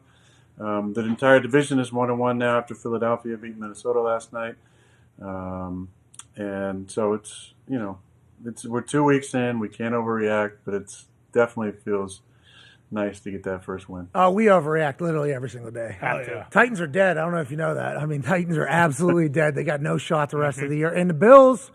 Is Mike Vrabel not coaching them anymore? See, I bet on that last night. So shut the fuck up. Come on. The only thing you could say about Derrick Henry? Yeah, Is Derrick Henry still there? Yeah, they still got him. Yeah. Okay, Ryan Tannehill still throwing those strike routes? Yeah, they're going to be just fine. Okay, chill out. There wasn't a lot of those last night, I don't believe. But, I mean, he still got it in him. Buffalo. Hey. That's a pretty damn good team there. Do you watch these games, and do you think I watched a little bit of that one. I really like Josh Allen. I've gotten to know him a little bit over the years, and I really like him as a person. So if somebody that I really, really like is on TV, I'll probably check him out. And so I checked that game out. Who else do you really like that you watch? There you go. Well, I'm not going to give away too much of that information, but all right. if it's applicable to the conversation age, then I'll add to it. I know you're trying to set me up again here with some ridiculous interjection, but I do like Josh Allen a lot, and if he's on, I usually like watching him. I like Matt Stafford a lot. If he's on, I'll watch him, and I'll just stop right there. Well, you left a couple names off the list, so you don't like. That's what AJ wanted to get into, right? AJ, that's what you that's wanted. What he wants. That's what he wants. That's exactly what I just like to know what games he's watching. Yeah, I do enjoy that. I don't watch a lot of games. But if somebody's playing that I enjoy watching or that I'm good friends with, then I'll probably check it out. So what do you think whenever you see the Bills that are just humming? Now, your team looked much better this week, too, than he did week 1. And I think that guy that's on your shirt, Aaron Jones, was a big part of that. Obviously a focal point. But when you watch teams like the Bills... We need a sombrero on there. Mm-hmm. Yeah, he's a seller. And also maybe the sunglasses, too. Those are so sweet at night on the sideline. It's like his thing. Yeah. It's like his thing. He puts on the Oakleys and the sombrero. It's like, that's a great marketing. Great fucking player. He was on our... I don't know if you saw it or not. He was on our Super Boost because you and LaFleur were like, need to get Aaron Jones involved more. That was obviously a topic of conversation you all had. And what do you think happened week 1 on why he didn't get involved? Or in week 2, was that more so what you expect for the rest of the season? And obviously the convo with Aaron Jones, how'd that go? No, it changes every week. It really does. I mean, the goal is to get 33 and 28 the ball. It'd be nice to get him a number of touches, in the 15 range at least for each of them.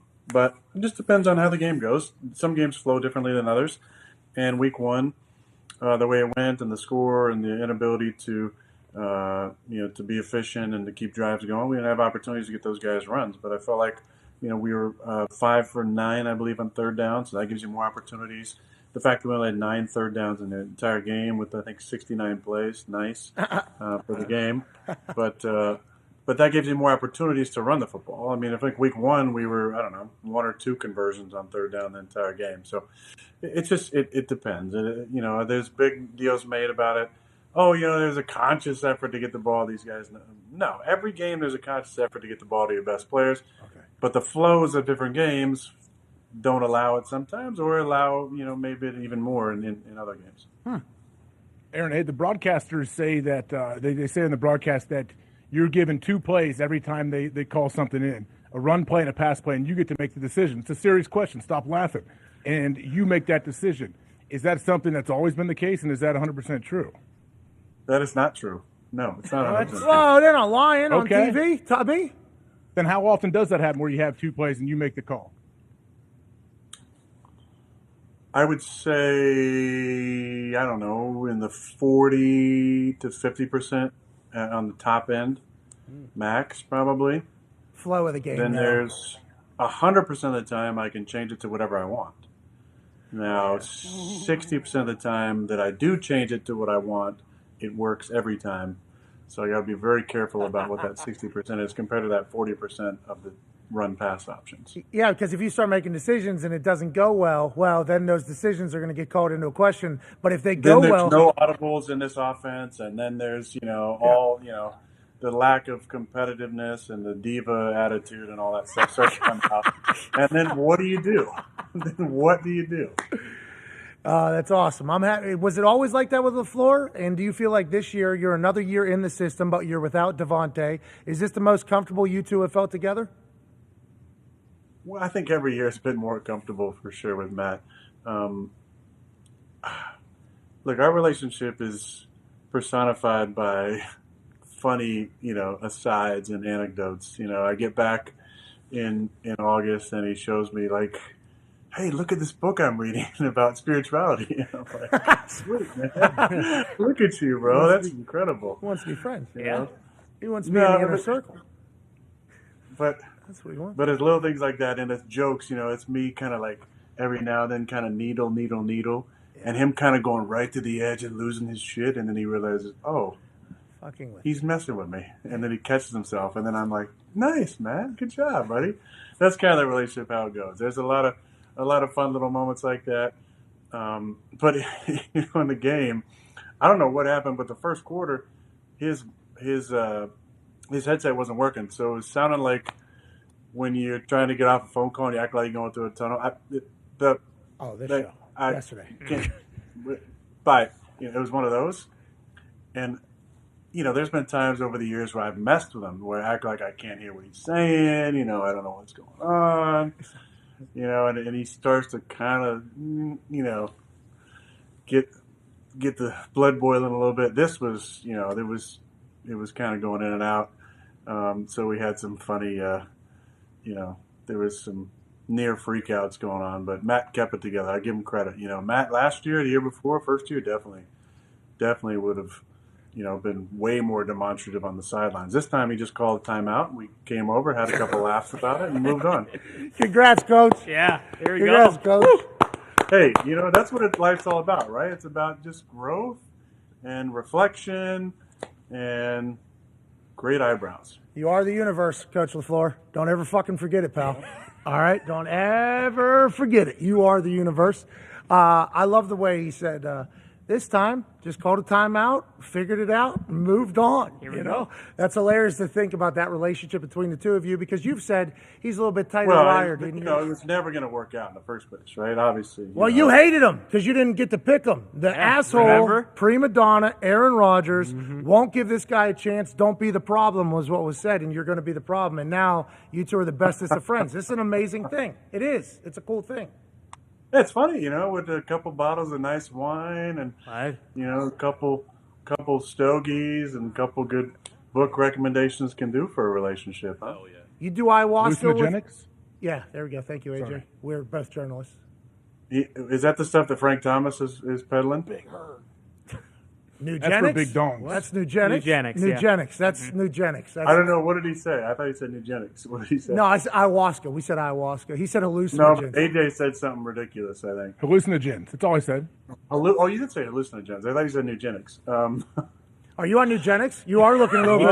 Yeah. Frank looks good. He does. How about in that commercial? He's fucking, 6X every other person that's in that commercial. And then he was on Fox Baseball. Yeah. And he's Siciliano'd everybody else in that whole thing. Passing and coaching. And Nugenics is the thing. You do ayahuasca with LaFleur or no? I would, but I have not. You loved Lazard doing that? How come you had a different reaction to the ayahuasca than everybody else that took it out of the NFL football there from... I will say, I don't want to send the wrong message. That's not what happens. You're not standing up, drinking ayahuasca and then have this, Jesus revival, slain in the spirit thing that happens to you. It's not like that. You did this. You did that. That's what you did. You did ha. Did it take you back? Did you feel it whenever the NFL football kind of dumped out a little ayahuasca right into that fake cup there, and then you drink it, and then you did the plant guard find you again once the time in the end zone there, Aaron Rodgers? Well, that was a celebration that Alan and I talked about a couple of years ago. That was just really him and I, because Bobby and I had a little thing, and him and I had our own thing, and then Bobby and Alan had their own thing, right? And then on Friday, Alan kind of spread that to the rest of the guys, so I was aware they were doing something, and I just wanted to get over there and get involved. And then when I realized he was doing the T thing, then I remembered what our celebration between him and I was. And again, I'm not sending the wrong message. That's not what happens in ayahuasca. You don't have some sort of like immediate pass out faint into oblivion. You after a while, you have some incredible experiences. This is you just sending yourself through the dimension. I can't wait. From the stories I've heard and the way you reacted on Sunday Night Football and what it feels like, I can't wait for that to radiate through my entire... I can't wait to feel it, Aaron. Let's talk about Lazard being back, though. Obviously, great connection there. He's out week 1. What's the comfort level going into week 2? Does that change anything for you as an overall player? Jenkins back. Is there like more comfort, or is that all fodder for pundits to talk about from the outside looking in? There's definitely some more comfort with 13 and 74 back out there. Just understanding body movements and the way that Allen runs his routes. Allen shows up way more than just in the measurable stat sheet, though. But I think that's one point to always remember about him. He's very valuable in a bunch of different ways. He's such a smart player. I mean, he is a brilliant, smart player and an excellent blocker. And I say that about Sammy and Randall as well. Those guys really, really block well. If you watch some of the plays that Jonesy and Dillon had in the game, there's some big-time blocks by all those guys. And then even on the screen on 2nd and 28 to Romeo, Allen and Randall out there, big-time blocks. Josh Neishman was down there with a block.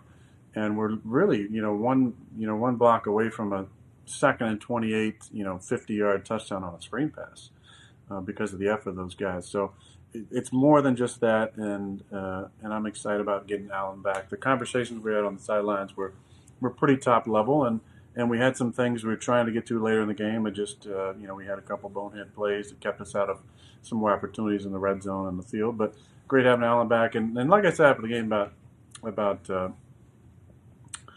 Big Sexy Elton, the fact that he was out there, I can't tell you how proud I am, the extent of how proud I am of Elton. Just, he's been out for months and months, ACL, rehab, and it's tough to get back out there and play after you've had a significant injury.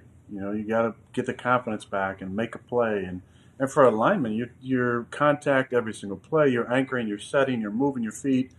And Elton's played left tackle for us, left guard, center, and right tackle for us. So, yeah, I'm so proud of him. He had a couple plays. I'm sure he wanted back. But the fact that he was out there, that's what success is. And that's what being a Warrior is. And I said before the game, I need the Warriors to show up, to prepare your mind and ready your hands for battle.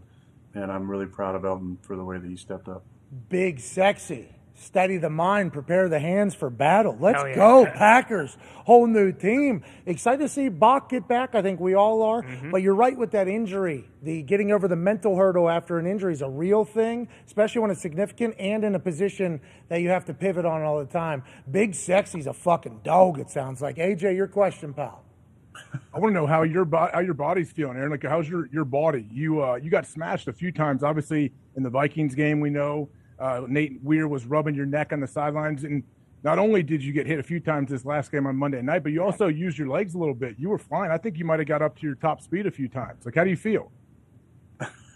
I haven't checked the GPS yet to see how fast I got going, but what's prediction? Hey, what's potential there? You think miles per hour? I think 20, 21 probably. Here we go. Wow. 24. Yeah.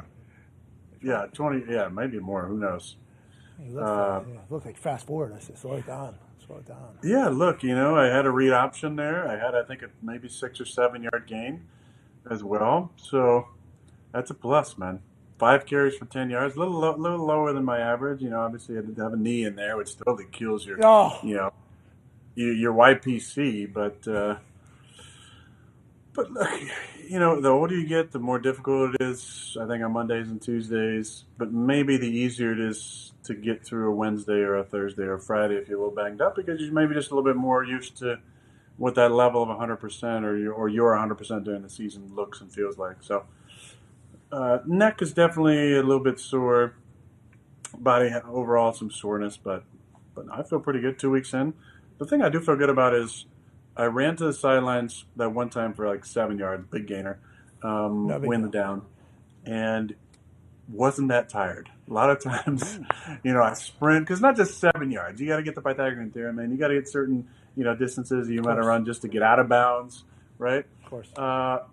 Sometimes I come back to the huddle and I'm like, maybe breathing a little heavy every now and then. I know it's a 7 yards, so let's, I'm not looking for any major accolades here, but as far as where my wind is at, not playing the preseason, I do feel like I'm in good shape. 7-yard scamper to the sideline from the middle of the field. You start doing the math. The field is 52 1/3 yards wide. If you're in the middle of that thing, it's 53 1/3 yards wide. So that's 26.75.66 yards to the middle of the field. A squared plus B squared equals C squared. You do the 7-yard scamper. You start doing the math. You see, this guy ran 200 yards, gained 7. That's a fucking.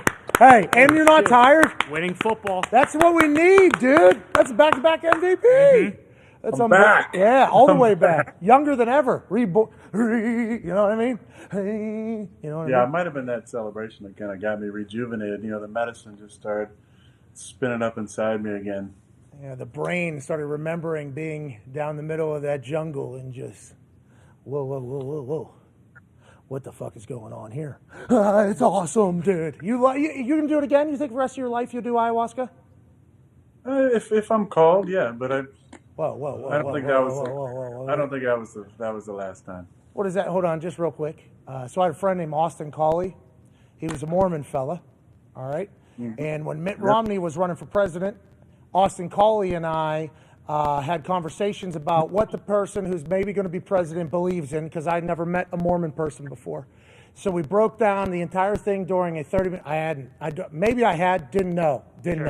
Broke it down during a 30-minute cardio thing, broke it all down. He talked about the mission he went on in the middle of college. He broke like the freshman record, wide receiver record at BYU, and then he was called to go on a mission from God for 2 years to Nicaragua, where he wasn't allowed to use any technology at a row. He's working out on the streets down there. Is that what you're, like, getting called? That was literally how he used it. Is that what you feel like happens down there? And are you going to get called forever, you think, because of how good you're doing for that entire plant garden tea that they got cooking down there? Well, I really enjoy the LDS reference. Thank you. Bringing it into it. Thank you for that. But it's the same idea. It's just more of an intuitive feeling that it's time to sit with the medicine again. And I think once you've sat with the medicine one time, you kind of know what that feeling is, that it's time for more lessons to be learned. And some people sit once and never feel called again. And some people sit 100 straight days and then still feel called, years and years down the road to keep on doing it. I had such a beautiful experience this last time that I'm pretty certain it won't be my last, but I'm not sure when my next time will be. Can you? Is that something you can take numerous times? Like, obviously, there's some drugs that kind of wear you out or whatever. Is that something you could potentially do forever? Well, I'm glad you brought this up because I was wondering how I could segue this, but I really want to go on a small tangent there with the word you just used, because words are spelled, right?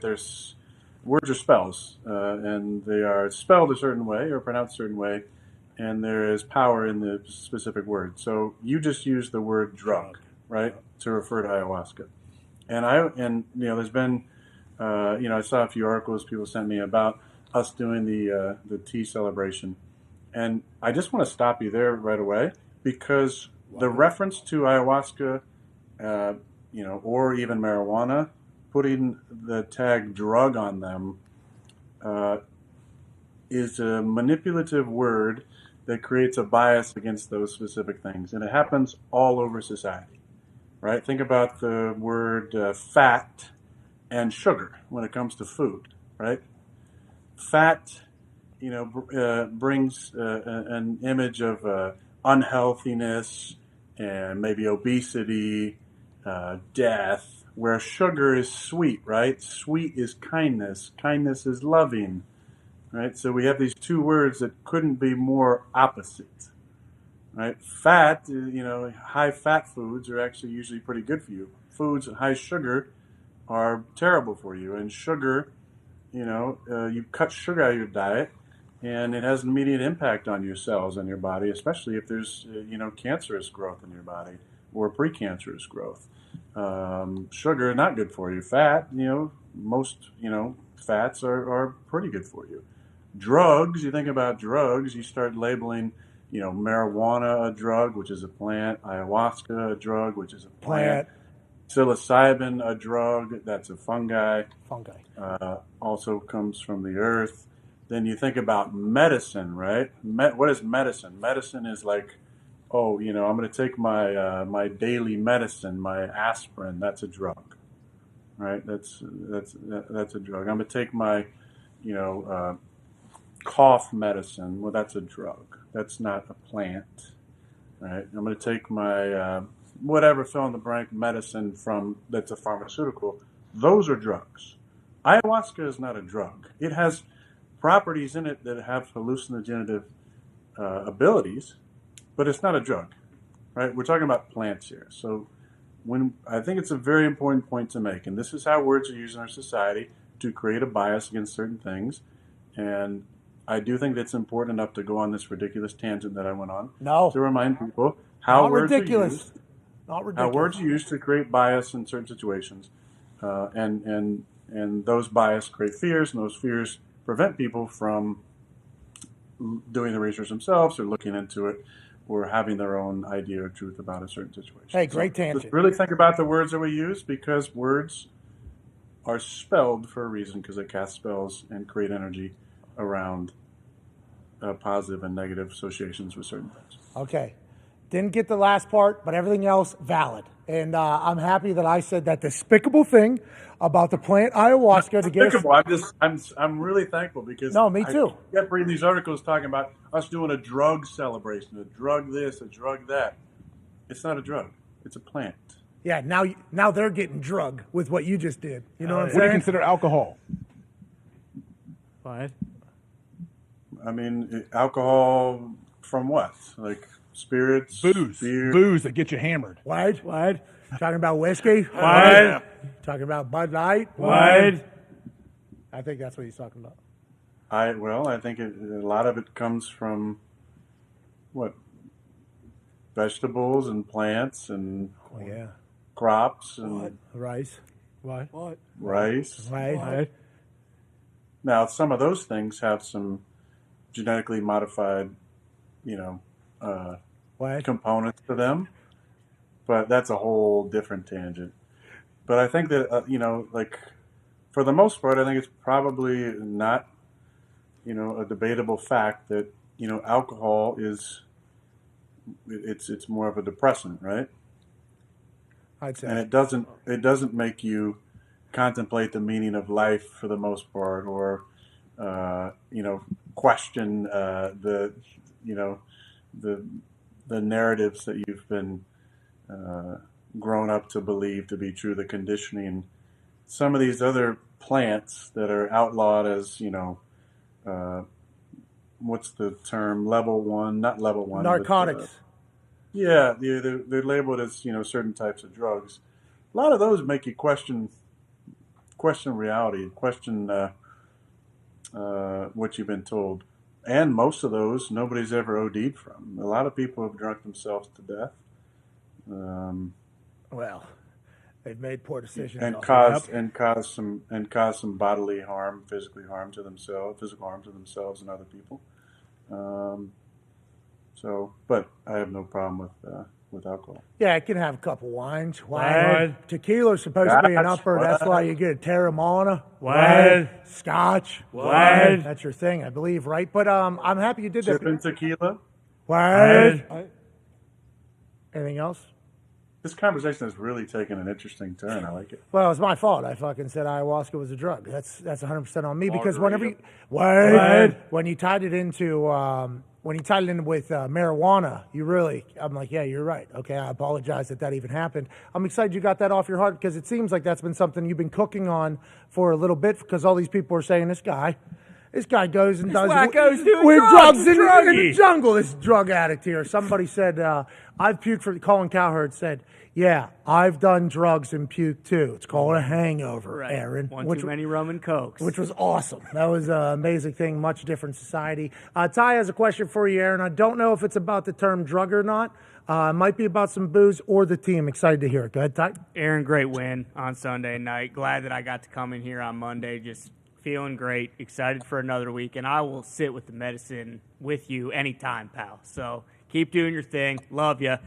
You mentioned Romeo having that big play on 2nd and long that set up Randall's catch on 3rd down, which I think would eventually set up a touchdown. Sammy Watkins had the big chunk play. Are you enthused with what you've seen from these guys who are kind of unproven in the offense? And at this point in the season, how much is it you kind of bringing them along and trying to get them ready to go?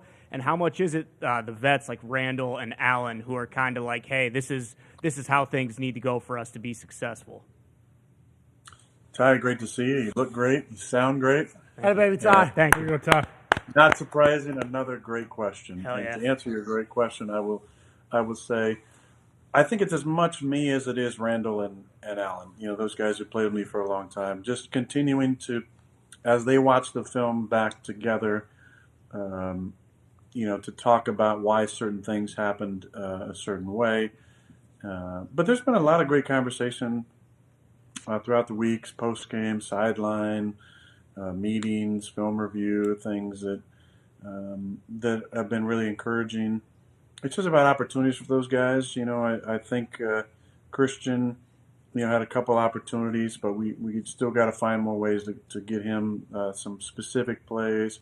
Romeo didn't have as many opportunities. Basically, just had 2 screenplays, but we got to find ways to get him involved. Sammy had 3 plays called for him, and he caught all 3 of them. So that was good to see. Just depends on how teams are going to play us. The Bears really didn't bring any pressure, and they played a lot of 2-show. So teams aren't going to bring a lot of pressure and play a lot of 2-show. Then we're gonna win in different ways, and it might not be with those guys getting a ton of targets. I don't think anybody had more than 4 targets in the entire game. That's a little bit different kind of football than we've played in Green Bay over the years. First ball to Christian Watson week 1. Obviously, we all know what had happened was. This time to him, a short little pass to get him into the game. Was that obviously like, hey, Christian, we appreciate you. Let's get you on a good flow. Is that an active thought by you? And do you talk to him before the game at all about bouncing back after a rough week 1? Well, that play had 0 real read in it. It was that was the play call. It was him in a fly motion, and me just making sure I don't throw the ball too crazy and try and get him one that doesn't move like a little knuckleball to catch. So that had 0 read into it. That was 0, me, sussing anything out. It was just, oh, okay, Christian's over there. Then he's going to run over here, and I'm going to snap it right there so then I can toss it right there. That was the whole play. But it's good to get the ball in his hands. He's so athletic. He's a long strider. We got to get him in space. Just get him comfortable running with the football. Everything is new. I get it. He played in college and was a star. And Romeo, everybody in the NFL was a star at their college. But it's different in the NFL. It's different when you're catching and running and stiff arming and you need to have those anchor plays where you can go back and go, oh, yeah, I remember when I had this catch and did this after the move and caught this ball and moved over here. It's just about getting those guys opportunities to kind of feel it out and get comfortable and have those plays that they can lock in their memory and look back and take confidence from. Yeah, you need to get confidence rolling, right? Because it seems like you said that there's not a lot of dudes built like that guy you've ever seen. Right. I think we're all excited to watch you two kind of get on the same page and see the growth because they invested in a wide receiver. So let's see what happens. Connor has a question for you, Aaron. Yeah, Aaron, last year you said, Justin Fields, you got to honor what the Bears-Packers rivalry is. Did you get a sense that he was devastated enough after the loss? And if not, did you tell him to, maybe go try ayahuasca so he could care a little more about the sport of football? Connor, you legend, you. Curious? Absolutely. No, I didn't. We had a nice conversation. Yeah, I told him after the first game, basically to enjoy this rivalry. The first time that we played them, just because it's so special. it is for everybody the first time. It is a welcome to the rivalry moment. So there was a lot of first timers on that side that hadn't played in those games. I've played in 29 of them, I think now. It's a great rivalry, and welcome to it. How many wins? 104, 105? We got 104 as a team, or it's 104 to 95, and I think 8 ties. See, that's a cool thing that doesn't happen, right? That doesn't happen anymore with, even in college football, there's still rivalry games, but with conference realignment, they don't seem to be happening as often as we had all hoped. In the NFL, you never see it because people leave teams and change teams. There seems to be no loyalty between anybody. For this, it feels like you, and I don't know how others feel in the building, so I apologize. AJ will probably be able to speak better. It feels like you take great pride in the fact that this is a real rivalry and it doesn't exist much. I remember last year you told Justin, like, hey, why is that, you think? Is it because just how long you've been in Green Bay and you know what the people feel like after a win? And does it actually affect how people feel when you beat the Bears versus somebody else? Yeah, I mean, I was out and about yesterday, and, man, people were juiced. They were rocking their Packer stuff. They were, thanking me for how I played. They were talking about their own experience going to the game. There was a lot of happy people around town. So that's usually the case. But think about, Pat, what other rivalry could you say in the NFL is similar to this? That has a history and that also has, at least a few players who played in a number of these, so kind of carry on that tradition. Like, is there another rivalry that you can think about the top of your head that can kind of fit in this category in the NFL? We were just kind of mounted. I guess Giants-Eagles, maybe, potentially. Yeah. I think they hate each other. I think that's one of those ones. Cowboys-Commanders, but that's not the same thing anymore. That team's changed so many times. Yeah, I don't think so. You're right. Name now, so it's not even, Right. Yeah. Well, that's it's only been the Commanders for a few years, but Washington football. Look, this is my 18th year, so I've been a part of. This was my 36th time being on the field for a part of it. And obviously, I didn't start in a few of those, but it's a special experience, And I've seen a lot of change on both sides. Mason's been with us for 16 years now. He's seen a lot of games. We've had guys on both sides of it. We had Julius Peppers, Pat O'Donnell, our punter, was there. Lucas Patrick, who played with us, is over there now. Luke Getsy, who's been a part of the rivalry. Luke Butkus, the nephew of Dick Butkus, who wants to punch me in the face, like he's on our staff. So that guy there's a lot of Jim McMahon. Why? Jim McMahon played. That guy wants to punch you in the face? What? That guy wants to punch you in the face? Supposedly, yeah. Did his nephew tell you that, or did he tell you that on Twitter? He did an interview, and he said, but he was mad about the fact I said I owned the Bears, and that he would, if he saw me, he'd want to punch me. If he had been playing back then, he would want to punch me in the face. Which is kind of what you were looking for at that moment, too, right? I mean, you probably would have fought back, I think. Well, a 65-year-old punching me in the face, I feel like I got, for the most part, a pretty good chance. What if you do? I fucking own you. I've always owned you. You turn around and Dick Butkus is on the field. Yeah. And he fucking just comes over and he does. And you two fucking square up. That'd be awesome. That would have been so awesome. That would have been Look, mad respect. Look, he's a legend, man. I got no beef with Dick Butkus, but he's a fucking legend. He played, and he also knows how special that rivalry is. So yeah, when I say something like that, it's triggering because it's a special rivalry, right? There's the mutual animosity, but you can't really say what I said was not true. Record kind of buried a Bears. Speaks for itself. Yeah, it's awesome. I love that you talk about it that way too, because it's not normal for the NFL nowadays. Everybody wants to say the absolute right thing all the time, and you being like, no, this is a rivalry. Our people like it more. We're trying to beat the fuck out of them. I mean, what are we even doing? Sorry about it. I think that's a beautiful thing, and that's why the NFL will continue to be the greatest sport on earth. AJ, your question. Well, yeah, it's kind of hard to argue with your record against them, but I wanted to ask, you mentioned Luke Getsy. I know he was on the staff last year or before, and now he's with the Bears. They cut to you at the sideline all the time, you and Tom Clements, the quarterback coach who came back to town. How do you like having him there? And he seems to be a great calming influence on you when you're there punching Microsoft Surfaces and throwing them and pointing angrily in different directions. Like, what's it like having Tom there? He seems like he never reacts, and he's just like, all right, here we go, bud. We'll just get it on out, and then we're going to go on the field next series. That's basically what happens. I feel like I could say almost anything, and he'd be like, all right, let's just, let's get, let's make sure we throw the ball on time. Let's have a better series next series. And I'm just like, what could I possibly say that could really trigger Tom enough for him to not say, all right, let's, hey, let's go respond. Let's go have a good series. But I love that calming, just his presence. He's such a great guy and such a wealth of knowledge. There's always one or two things he tells me on the sidelines or pregame or, on the bench there that really helps. And he's excellent coaching fundamentals. He's excellent understanding the position. And it's a less is more, there's a standard, and the standard is up here. And it's not unrealistic because I've played at that level.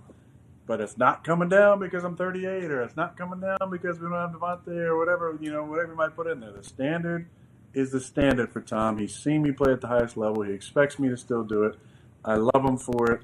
And he's, it's just, I shook his hand and again, like you get older, things are maybe a little bit more emotional. I've seen you cry at the drop of a hat, AJ, all the time for no reason whatsoever. But I'm not scared. I saw him on the sidelines in week 1. I didn't mention this, but I shook his hand and I said, Tom, it's so good having you back. And it kind of hit me after I walked away, like how much I truly meant that. Like I truly meant how special it is to have Tom back because he was such a big part of my young career. And I owe him so much for the success that I've had. And it's just so cool to bring it full circle and have him back in town in my room.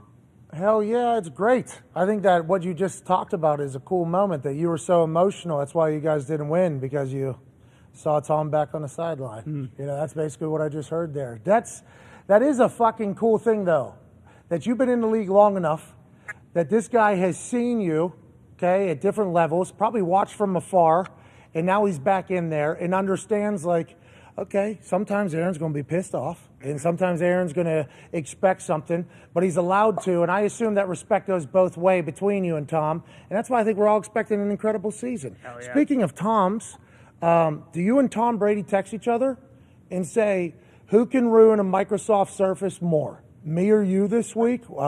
This week it was Tom. First week, you had the early lead on him. Yeah. You know what I mean? Had the early lead on him.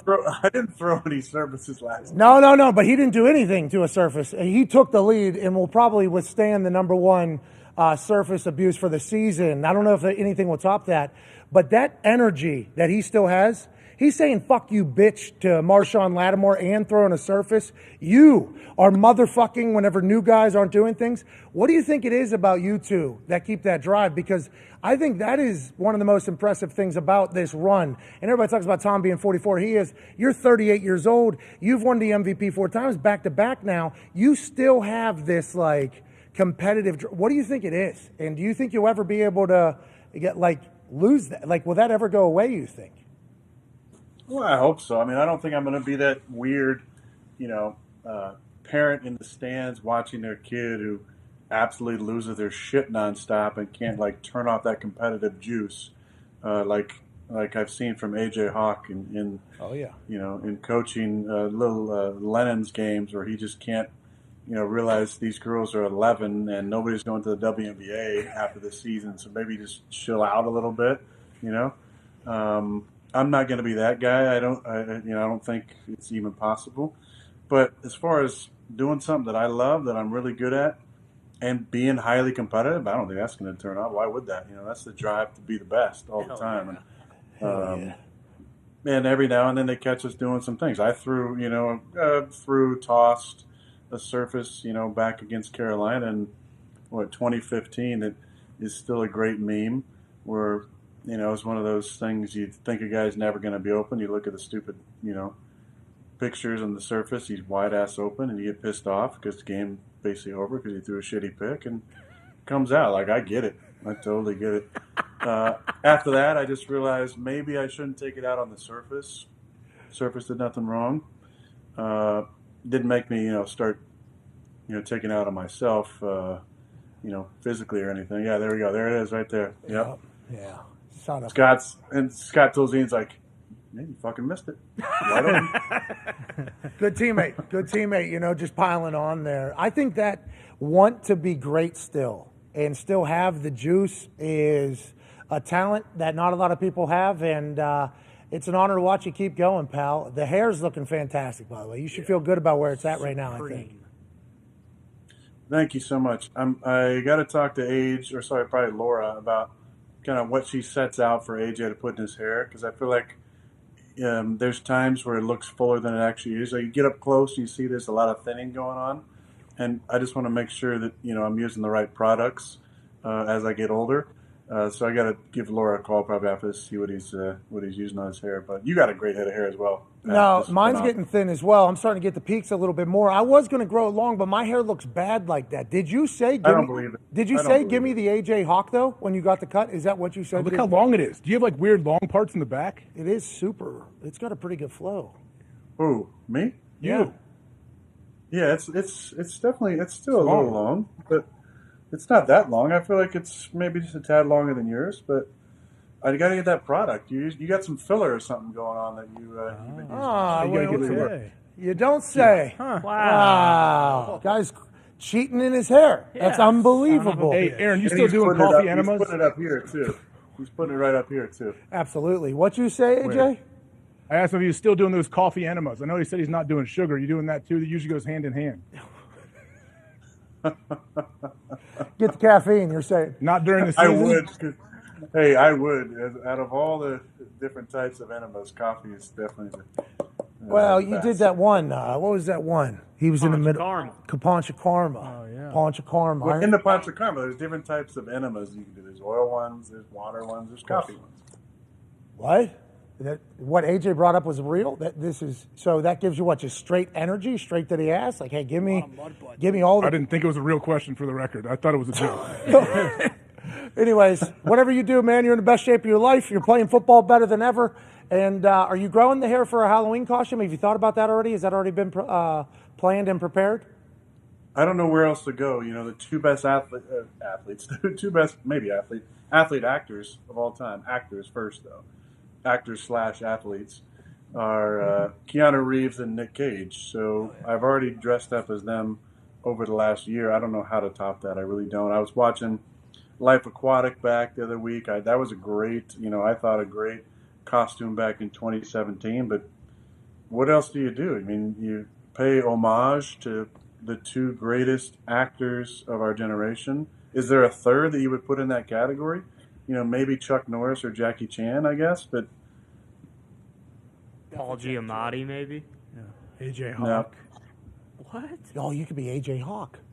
Oh my God, you're AJ Hawk.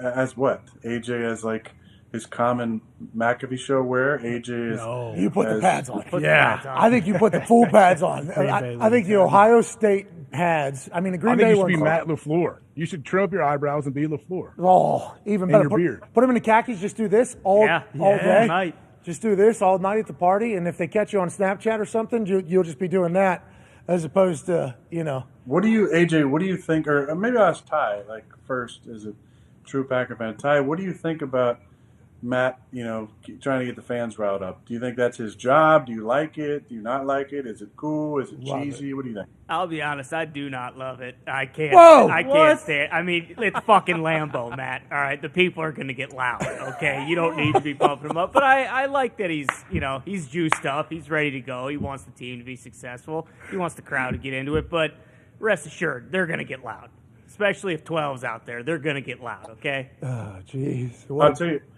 I don't know if they probably didn't catch us on the TV broadcast, but it's one of those cool things when you actually go to a game that you would hear. But at the 2-minute warning, the crowd started chanting, "The Bears still suck. The Bears still suck." Come on! Wow. And then they means a little more. Yeah, that's right. And then they posted on the Jumbotron these videos, which are usually for when our crowd, which is a loud crowd and incredible at the Wave as well. I think it's a Midwest thing. but sometimes they do the wave around the stadium when we're on offense. So they have these, these players on the jumbotron that say, "Hey, shh, quiet," or whatever. So it's a 2-minute warning, and they're chanting this, and they put up that PSA on the scoreboard, like, "Hey, offense is at work, be quiet." It was like 3 of our guys. It was like Sammy, Alan, and Bobby maybe. And I was like, "Man, fuck that. Let's hear that chant again. Let's go." Oh, so you did a it's 20, it's 27-10. We're up 3 scores and we're kneeling it out 3 times. Come on, let's go. Oh, that is amazing. Yeah. I love it. Cool moment. That explains the rivalry right there, I think. Yeah. That I hope lives on forever. And are we starting the book club this week or next week? I mean, I have one if we need one next to me. We can go with it, and then I think we do it and start it off right.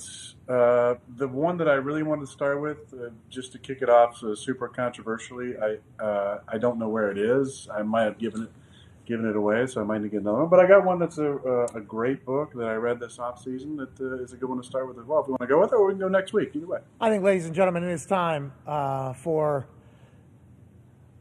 a repeat of what happened last season, which took the book reading world by storm. Yeah. We could have never guessed to be a part of something like this, but I think it became like the second largest book club if you go by the numbers of subscribers and merchandise. Maybe the second entire book club going. Right behind Oprah. Raised $100,000 for reader advocacy groups, which we've had numerous reach out. And now we got season 2, book 1. Aaron Rodgers read this book this offseason. The first book of Book Club 2.0 is? You're going to recognize this author from a book from the first year of the book club, but this is another book by Dahn Ruiz, and it's called The Mastery of Love. Oh, of course. Let's go, man. I fucking love when this is talked about. We love love around here. Uh-huh. Yeah, we love love here. What's The Mastery of Love all about, Aaron, and when did you read it? Well, at the top it says The Practical Guide to the Art of Relationship. But it's much like the 4 Agreements, which I'm sure you remember all 4 of those. That was a book that he wrote as well. You're going to go get it right now. And remember that it's important to be impeccable with your word, and don't make assumptions, and always do your best. And what else, Pat? What am I missing? Where did he go? He's off camera. He's trying to find it. Oh, here we he is. go. You're missing... I think it's underneath your thing. No, it's right here. Yeah, dude. Obviously, hey, Dawn. Let's get a little bit more creative with the cover. Okay, Yeah, come on. Mastery of Love. Very similar. I mean, we turned that son bitch sideways. I mean, we got the. Hey, Dawn, come on. It's not about what's on the cover. I think that's the point, because a lot of times they're sold together. The Mastery of Love with the 4 Agreements, and I think there's another book called The 5th Agreement. Let's see here. It's a lot of fucking agreements. It's a simple book. There's it's only about 200 pages, but the simplest books often have the deepest wisdom in it. He's from the Toltec lineage, and he does a fantastic job of making complex subjects like relationships a little simpler to apply some of the wisdom from this book. So shout out to Dahn Ruiz. The first time we highlighted one of his books, The 4 Agreements, he had a message of support for our book club and thanks for the recognition. So big shout out to Dahn Ruiz again. Hell yeah. Thank you for your books and for your incredible knowledge in how to live a better life. And I think one thing that you didn't mention that I wanted to bring up here is breaking old agreements or breaking old habit, or I don't see any of this page is dog-eared. break Nope, there's one right there. Always do your best. Always do your best. I forgot about that one. And it's not just about what you think is the best. It's about what's the best for the situation that you're in. That's right. You've been saying it all week. Yeah, and the 4 agreements are great. The 5th one's fantastic. And the Mastery of Love is really going to take us all to the next level, isn't it, Aaron? I mean, this is a beautiful thing, this Book Club 2.0. Hey, I'm excited to bring it back. I'm going to match all the first-year donations. So I'm going to throw another $100,000 to the book club, and we're going to announce those specific reader advocacy groups that we're partnering with very soon. But big thanks to AJ Dillon, and all of our other loyal book club fans. And again, read more, TV less. That's what I'm talking about. Yeah. Making the world a better place, smarter place. That's right. More literate place. That's right. $200,000. Hey, thank you for that, Aaron. You're a good man. Good guy. Good guy for that. And also, one more thing. This behind me, right? You know, these are real books, right? I can take one off the shelf. Oh, and, yeah. You know, right here. I can pull one off the shelf. That's a real book. See, it's in my hand right now. AJ has fake books. Whoa. Me too. AJ, you got any books? So, No, this is a backdrop from Amazon. I told you that 3 years Oh, ago. what? Dude, K-Fade. I don't need to pretend like I can read all these. These are fake. Man. Damn. I think there is one over my shoulder somewhere, though. Ayn Rand is up here somewhere. Okay. All right, sweet. That's great. Classic. Really bummed for it.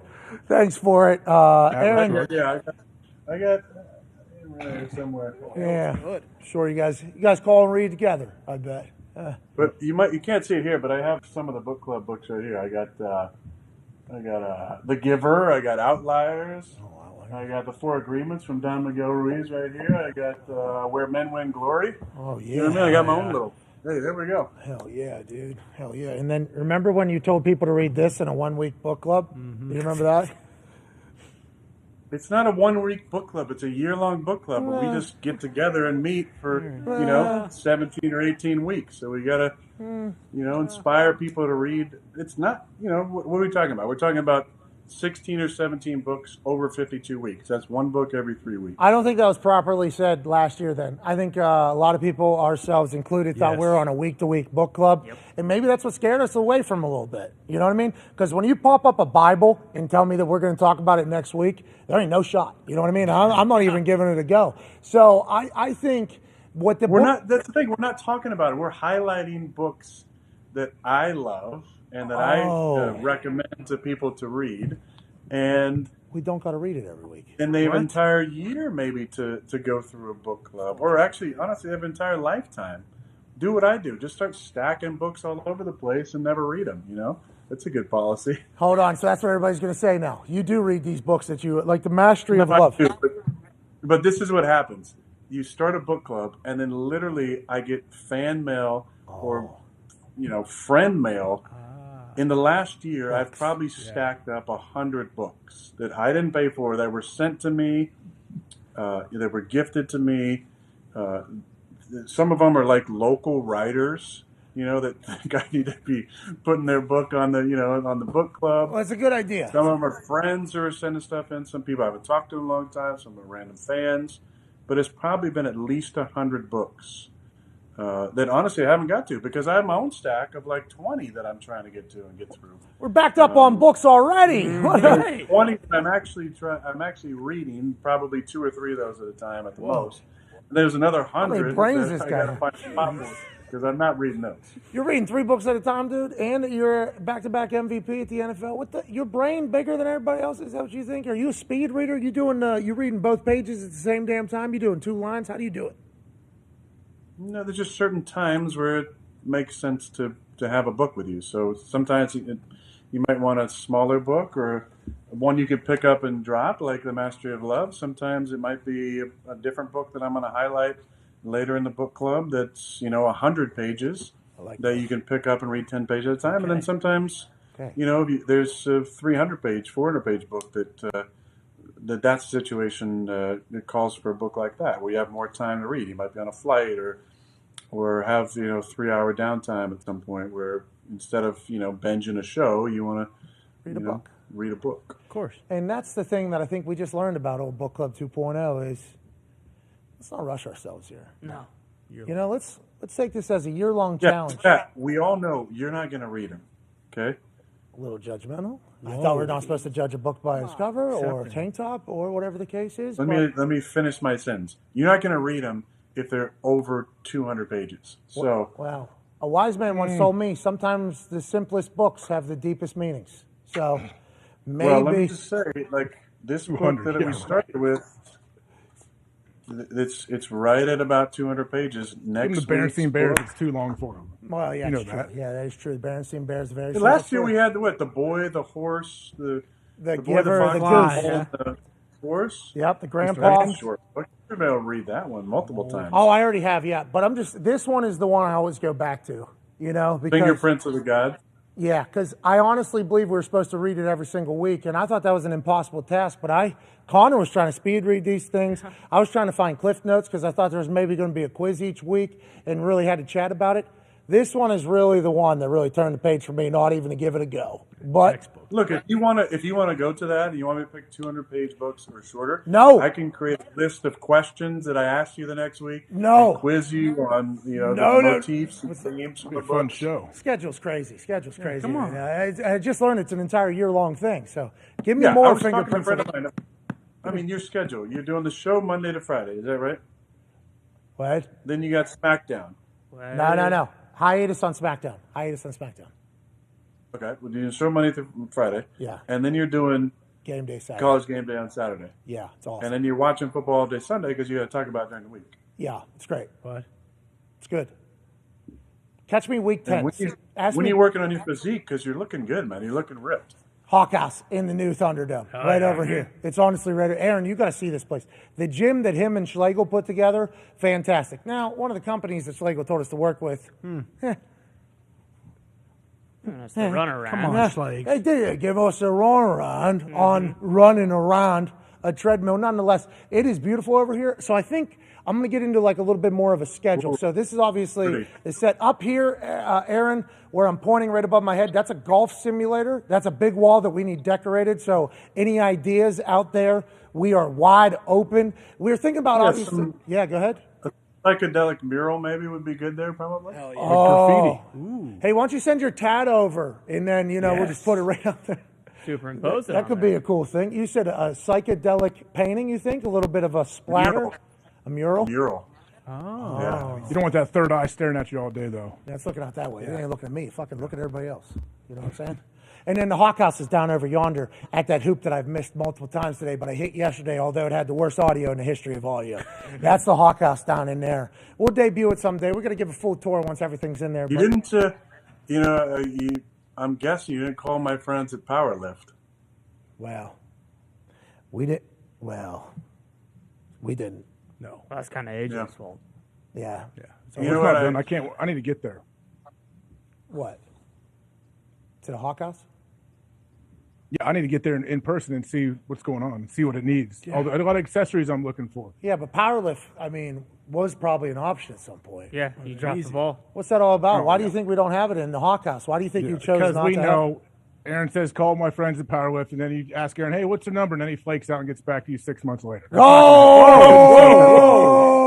I couldn't start that. Yeah, well. It's already tough it. enough. I love it. Supply chain. I love knowing AJ's triggered because he takes most of his shots are very subvert. But when it's overt, when he really wants you to know to take a shot at you, that means he's really triggered by something you said. So good for you, man. Well, good for you too. Sounds like you got him triggered as well. Sounds like it was a great ending to this beautiful episode 2, season 3 of Great Toss there, Zito. Aaron Rodgers Tuesday. Aaron, this ball goes in. We'll put another $50,000 into that literacy thing, and then we'll give away $1,000 to 10 people who randomly tweet this. Holy shit. If you make it, I'll put another 50 on top of the 100 I'm putting in. Wow. Okay. Oh, no. Here we go. Come on, Pressure baby. moment. Oh, no. The Come on. hoop's so big. Yeah. Massive. Hoop's so big. Oh! Why don't you try and bank it? Shit. Well, sorry about it. Nobody's going to read now. That's 100% on me. Aaron, I appreciate you. I'm going to watch you this week. Get a little better at throwing so I make the shot. We'll do it again next week. Something magical will happen. Thank you so much for joining us, brother. Have an incredible week. Good luck the rest of the way. Thanks, guys. Take care. See you next week. Got it. Yeah!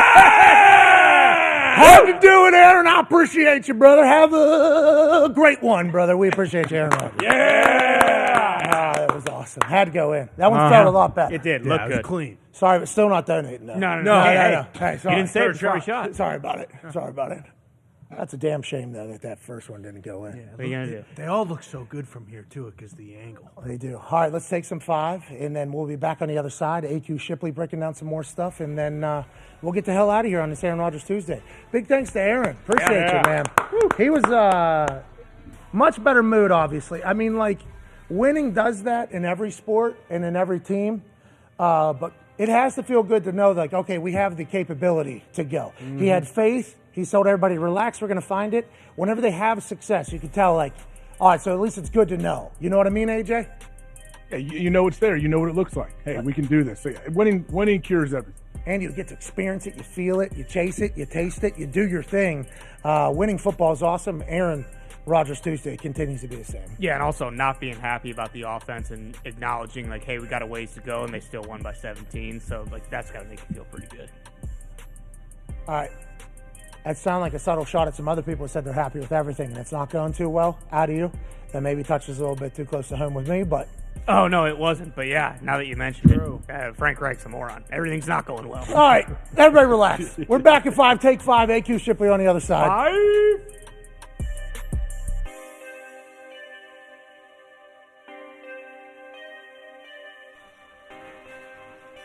This headline here that is written on this piece of paper by Boston Connor this morning.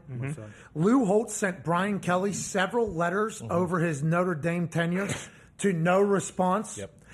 This must have slipped through the cracks in the group text. Sports Illustrated is reporting. While talking to reporters this past week, Lou Holtz shared that while Brian Kelly was at the helm, he wrote him several letters over his tenure as coach. Unfortunately, Holtz said, he never got a response. So...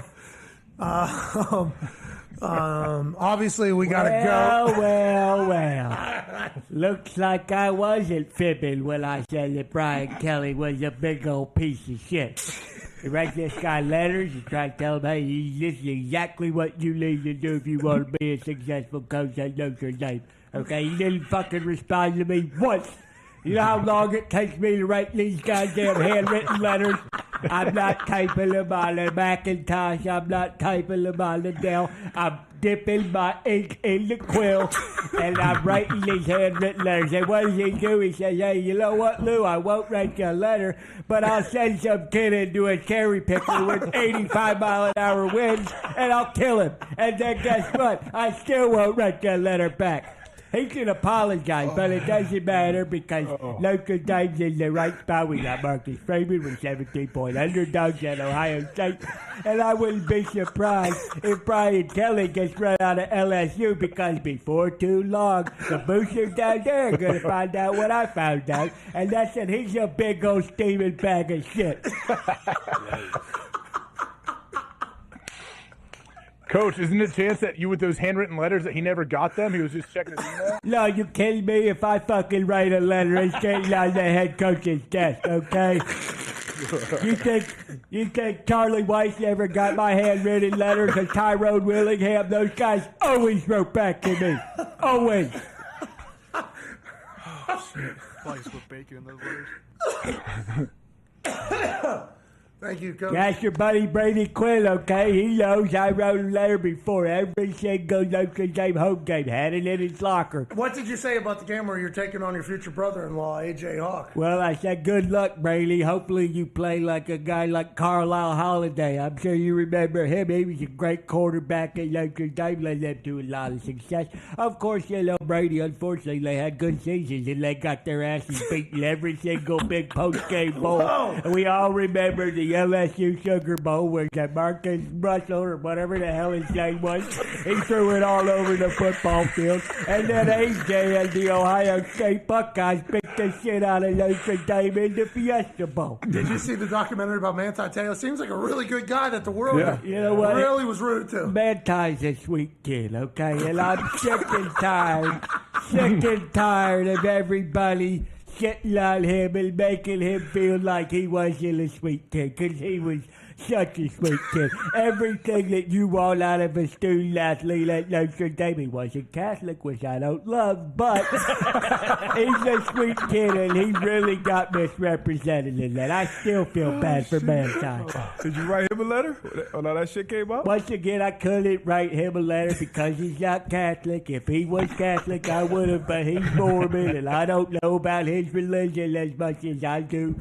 about the Catholic religion, touchdown Jesus, all that kind of stuff.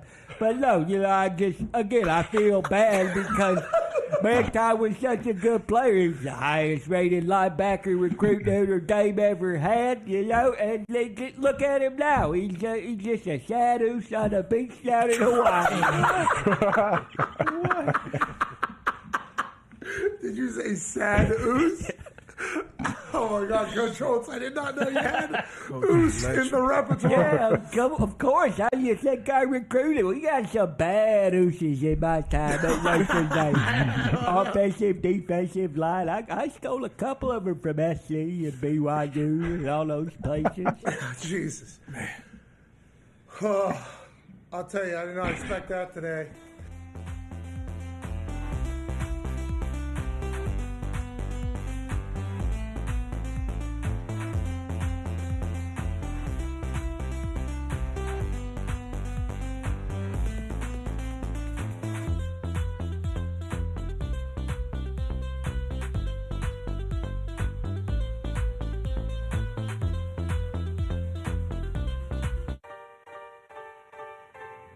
Welcome back to the program on this Aaron Rodgers Tuesday, September 20th. AJ. What's up? You've known Aaron a long time, okay? Did you know about how words are spelled, casting spells to drive a narration? That is taking over the internet right now, obviously. Describing marijuana and ayahuasca as drugs in his promo he cut on plant versus drug versus narrative versus take versus angle. That one's going on the internet. A lot of people are going to have takes on that. At the end, you and I both had a full moment, but I think he was right about everything else he said in there. Don't you think, AJ? Yeah, I mean, the conversation definitely went into many different avenues, and I was confused at times. Sometimes I have trouble focusing and dialing in exactly on what's going on. But, yeah, the spells, how words are spelled, cast spells or create spells? What is that? No, I think the spelling. I understand what he's getting to. Yeah. Recalls spells or something. I don't know, but yeah, I get it. I understand. Fats and sugars. How we label something definitely has an impact. I agree. It can build a narrative. It can start an angle, an initiative, basically. And I think, that's what he was trying to say about the plant-based medicine. But all the people that don't want to hear it are going to say, listen to this absolute kook talking on the Pat McAfee Show. Oh, yeah. And then other people are saying, give this man a fucking presidential chair. What an interesting life this guy lives, isn't it? Yeah. That's what I think he's an advocate for, hey, do what you want. Do whatever you do what makes you happy. I hope he gets called back down there in Ayahuasca. You know what I mean? Yeah. Well, I think he made it clear he's going to get called again. Oh, he's keeping that phone on. You know what I mean? Mm-hmm. I hope one time I get called to go down there and one time just experience what we're talking about. Have you heard the way people talk about this thing? Life-changing. People talk about you leaving you're leaving, hey, you did this thing, that you leaving your thing and just go. Could you imagine what my dumbass fucking soul is going to, it could be a wild experience, I would assume. Could be. Could get a bad batch too, though. No. And just start beating the shit out of yourself. You never know. No, that doesn't happen. See, there it is with the narrative. Casting spells here. Casting spells. I'm not saying it would happen. I'm just saying, hey, anything's possible. Well, I guess that's the world we live in. Speaking of anything being possible, we somehow have footage rights for the NFL games this year. Now, footage rights, not game rights. No. In our initial announcement, we pronounced it wrong and caused all hell to break loose in some fashion. But we have footage rights, so we get to learn about the game in a little deeper fashion. Yesterday, we had Matt Hasselbeck run back how Tua wasn't just getting lucky in that big-time comeback against the Ravens. No, he was going through his progressions, making good decisions, throwing perfect balls, feeling in the pocket. It was a great breakdown. Felt like we got better. Don't you think? Absolutely. Honestly. I feel like I did get smarter yesterday. Yeah, and then you watch, Tua's video flipped him throwing righty. It's like, oh, okay, this guy's awesome. If he was a righty quarterback, which made its way onto the internet, somebody flipped the entire video. If he was a righty quarterback, all the throws would be They look incredible. Look what this guy's doing. Yeah. Look what this incredible stuff. It was interesting how we naturally judge. I think a natural bias because normally right-handed quarterbacks are the only successful quarterbacks. Lefties notoriously not successful. So I think where brains are naturally going to be like, oh, it just looks different. But they flipped it. That video was fantastic. And he's throwing seeds. Yeah, seeds. And he's also super high football IQ. We're getting to watch it. Here is the flip video, as you can see at the bottom. 0-1 and DR3 backwards. 2 is a righty now all of a sudden. See ya. Uncork it. It does look, it looks, man, so different. Doesn't it? It looks like more natural and looks like something we see all the time from great plays happening. He'll throw a little out route here that'll look like it's on better timing than it was whenever it's lefty. I mean, it's weird how we have these natural biases, and I do apologize that Tua has to experience it. We think he's unbelievable. Yeah, like, look at this. Yeah, it just looks so much prettier for whatever reason. It's just like a perfect ball is what everybody would be saying. But when he's a lefty, people say, see, Tyreek still had to slow down for that whole thing. It's unbelievable. Tua's had to deal with that his entire life. But us learning about how his football IQ very high as well with the moves he was making was awesome. Today, earlier in the show, we got to learn about some run games. More specifically, San Francisco 49ers, what they do, and how that trickles across the entire league with an O-lineman that knows the trenches. We celebrated big old holes earlier. Remember that? Yep, big gaping holes. Big gaping holes. Massive holes in the run game. Now let's look at some pass protection from some teams from this past week that are going to be like, oh, that's how that's happening. That's why that's happening. Ladies and gentlemen, it's time again for In the Trenches with AQ Shipley. Hey, baby AQ. Let's dive right into this. Hey, you ever do ayahuasca? No, I'd be open to it, though. My parents will hate that I said that, but I would be open to that. Oh, no. Oh, no. It's not a drug, AQ. They're okay. Someone's It's a grounded. Plant. That's right. You eat berries.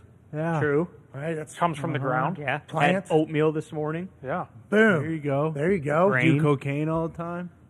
That's a plant. Hey, shall we dive into this, huh? Let's get into some football, AQ. Hey, let's get into a little football, huh? All right, check it out. So, team I know very well. We have to say, you're not a big, massive cocaine. You're not a cocaine. We have to say that. You're We have to say that. Just joking. We couldn't just dive over that? Yeah. If we moved on there, everybody's watching this going out. Oh, Jesus. Holy. AQ God likes to party. Watching every time we do He likes to that. party. And, you live in Arizona. He looks thin. You do look a lot He's thinner. had a lot of energy lately. He had a little baby cup of oatmeal earlier. Yeah. Appetite seems to be suppressed a little bit. He is hanging out with those wrestlers. You know what I mean? True. So the natural response would be, what Connor was saying was a little peek behind the curtain on actual AQ Shipley. The problem is he spoke a lot about sugars.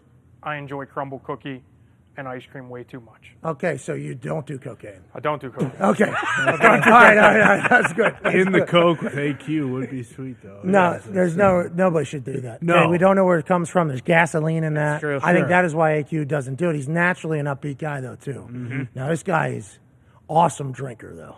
Oh, I can drink. What? Awesome, doubt legendary. Him and Drew Stanton actually have a podcast right now where they're drinking wine, telling stories, doing their thing. Good plug. Called the Bobble Exchange. The Bottle Exchange. The YouTube has started. They've had 3 episodes. We haven't been able to edit it. I think we found an editing solution. It's going to be a great show. But with that being said, when you watch that show, it is not Drew Stanton drinking wine and a Coke hat across the table. No. Okay. Okay, It is not. Cocktails. Good to know. Just cocktails. Cocktails, that's right. AQ, why don't you teach us a little bit about pass protection in the trenches with AQ Shipley? Let's learn about it. All right, so it's either going to be 3 down, 4 down, or 5 down. It's literally all you can really do at the end of the day. So New Orleans Saints do a great job. The key to this is Demario Davis, right? He's the stud. He's the all-pro. He's the fucking guy. So we got 3 bigs to the right. You see that? Typically, this guy would be over here, and then the backer would either be back or somewhere in the middle. But what they do to try and get one-on-one matchups across, they flip this guy to the other side. We call that an overload. Overload right. Overload right? So we have an overloaded defensive lineman over here, and then we get the single matchup over here on the left tackle, and then we got this guy. So let's go to the behind view, Foxy. Take it to the back. Perfect. So this is beautiful. We get a big play from Brady. We're going to start. Leonard Fournette is going to see here, and then he's out. But we're going to get basically what they call a sort. We're going to get everybody working this way. So let it run, Foxy. Boom. And then what happens is he's on him to start what's called a duel. So because he's mugged up, he's going to duel. He goes there. Once he leaves, now he's the free helper.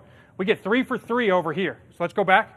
Go back to the beginning. Oh, you see that time. We go 3 for 3 over here. He's got him right here to anything outside.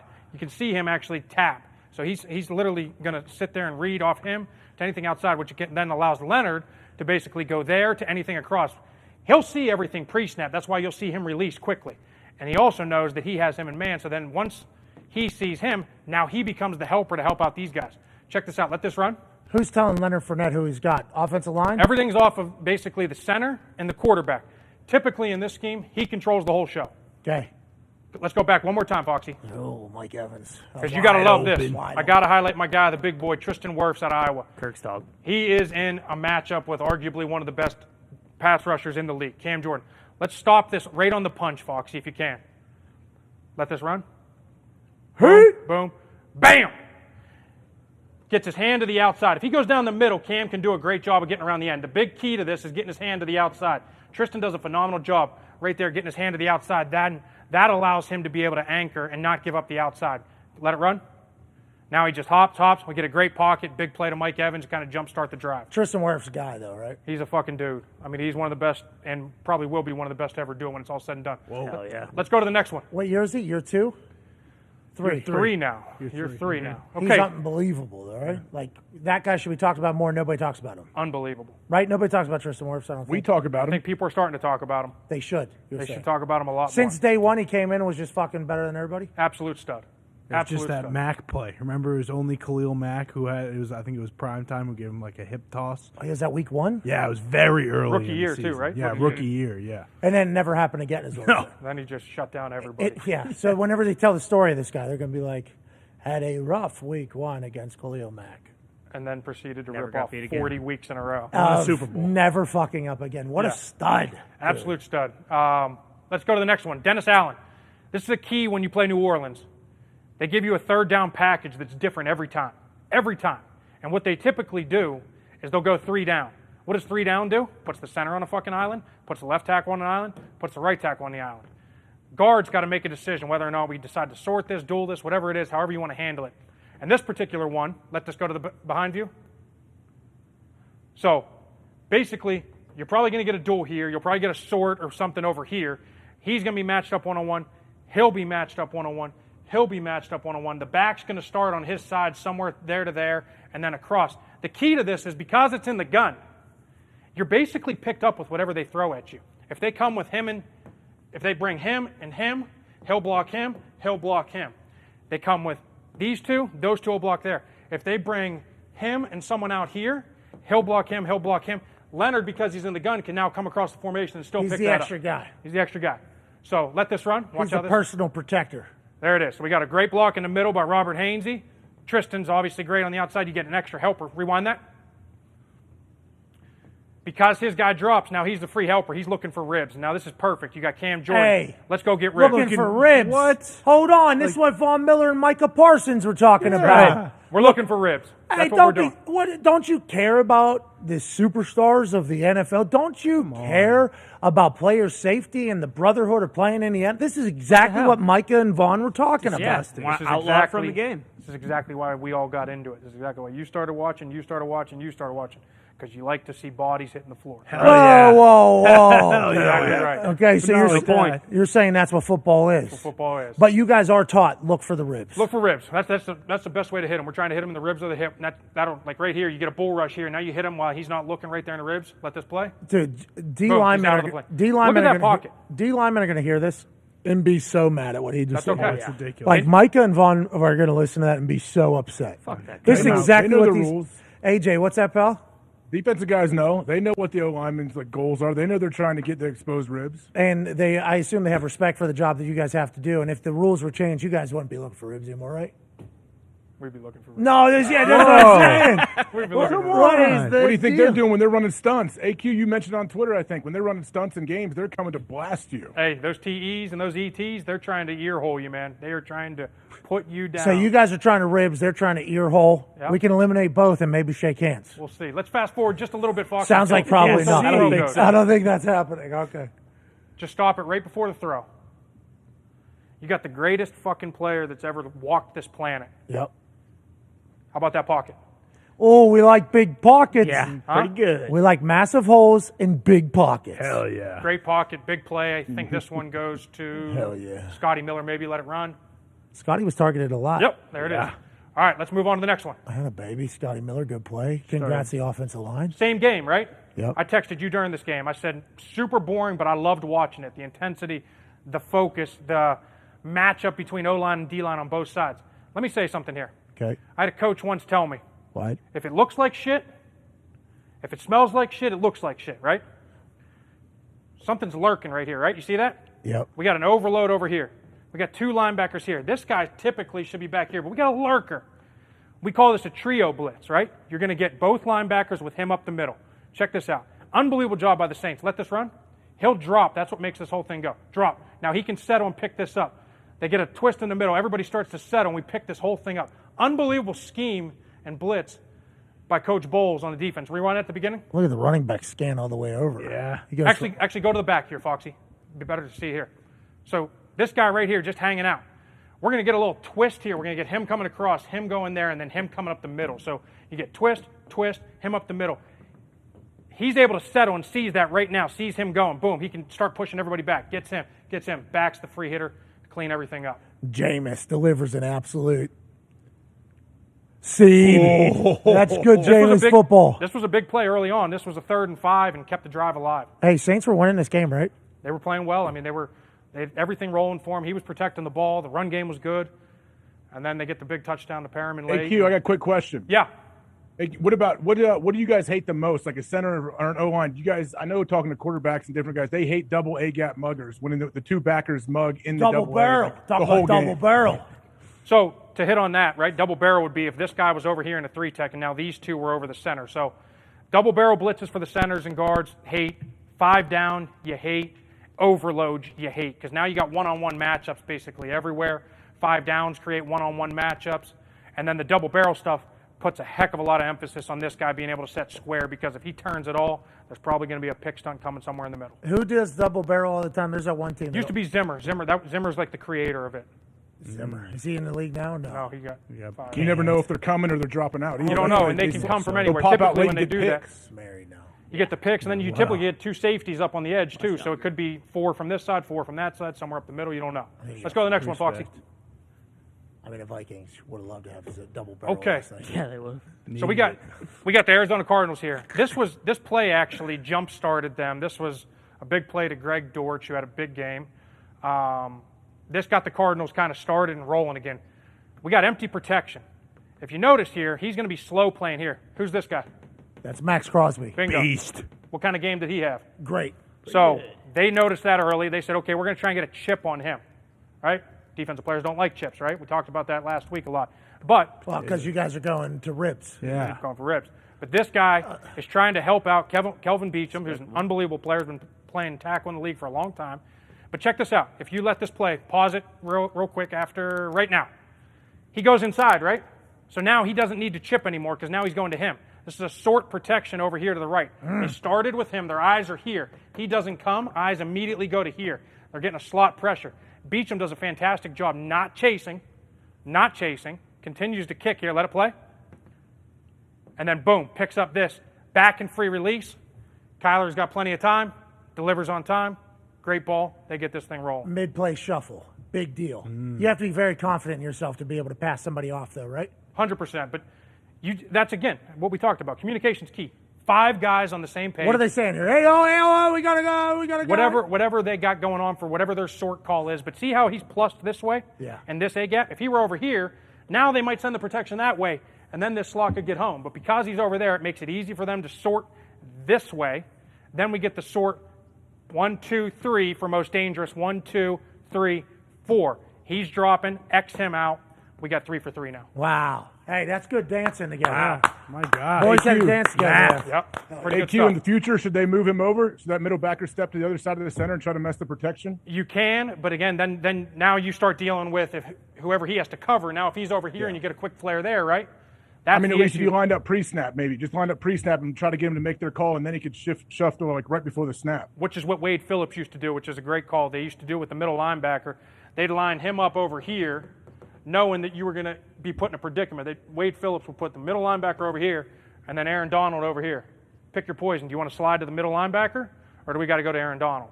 And what do you normally do there? You're going to 99. Aaron Donald. You're going to 99. 99. Urban didn't even know who that was. No, he Hey, didn't. this guy's a pretty good player. Oh, he went to Pitt. It's like playing Alabama How did he every not go week. to Ohio State? That's unbelievable. Rodney Hudson, is he a guy or what?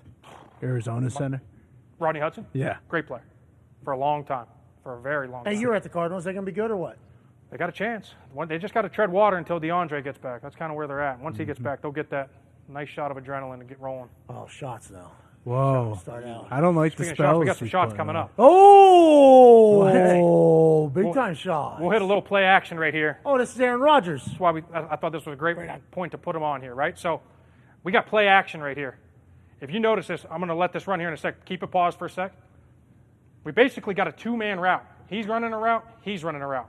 Anytime you got a two-man route, you got to tell all these motherfuckers you got to hold your blocks forever. Hold them. Hold them forever because it's going to take a while for them to get open. Because now you got however many people covering. You probably got 4 going back to cover 2. Got to get open, right? But here's the key. They got 2 tight ends in the game. They know they're going to get base defense. It's a perfect time to go play action. Boom, they get the play action. You get double teams across up front.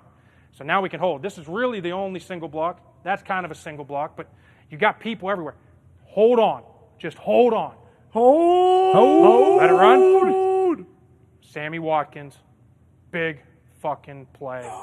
Late in the fourth quarter. Wow. Great 2 guys chasing him down. Who knows what the coverage was there? Somebody fucked up. But I think what wasn't being talked about enough is the time that Aaron had for the play to develop. Exactly. Ton of time. Play action. You need the time, and you know that going into it. It's every time it's called, you're sitting there like he gets a jump set early. It's beautiful. Now he's just hanging on for dear life. Same thing over here. We get 2-on-1 to start.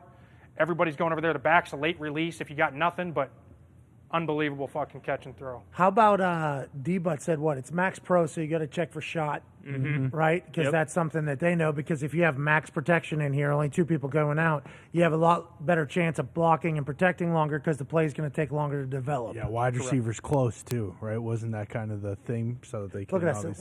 We're taking segments and combining them. You see what we're doing over here, AJ? I don't know if you can feel that in your attic, but over here on this stage, we're kind of piecing things together here to become smarter football people. Yeah, can't just look at the ball. You got to check the splits, and check the alignments, the down and distance, everything. You got to take into account. Yeah, that's good. Duh. That's sound fundamental football IQ stuff.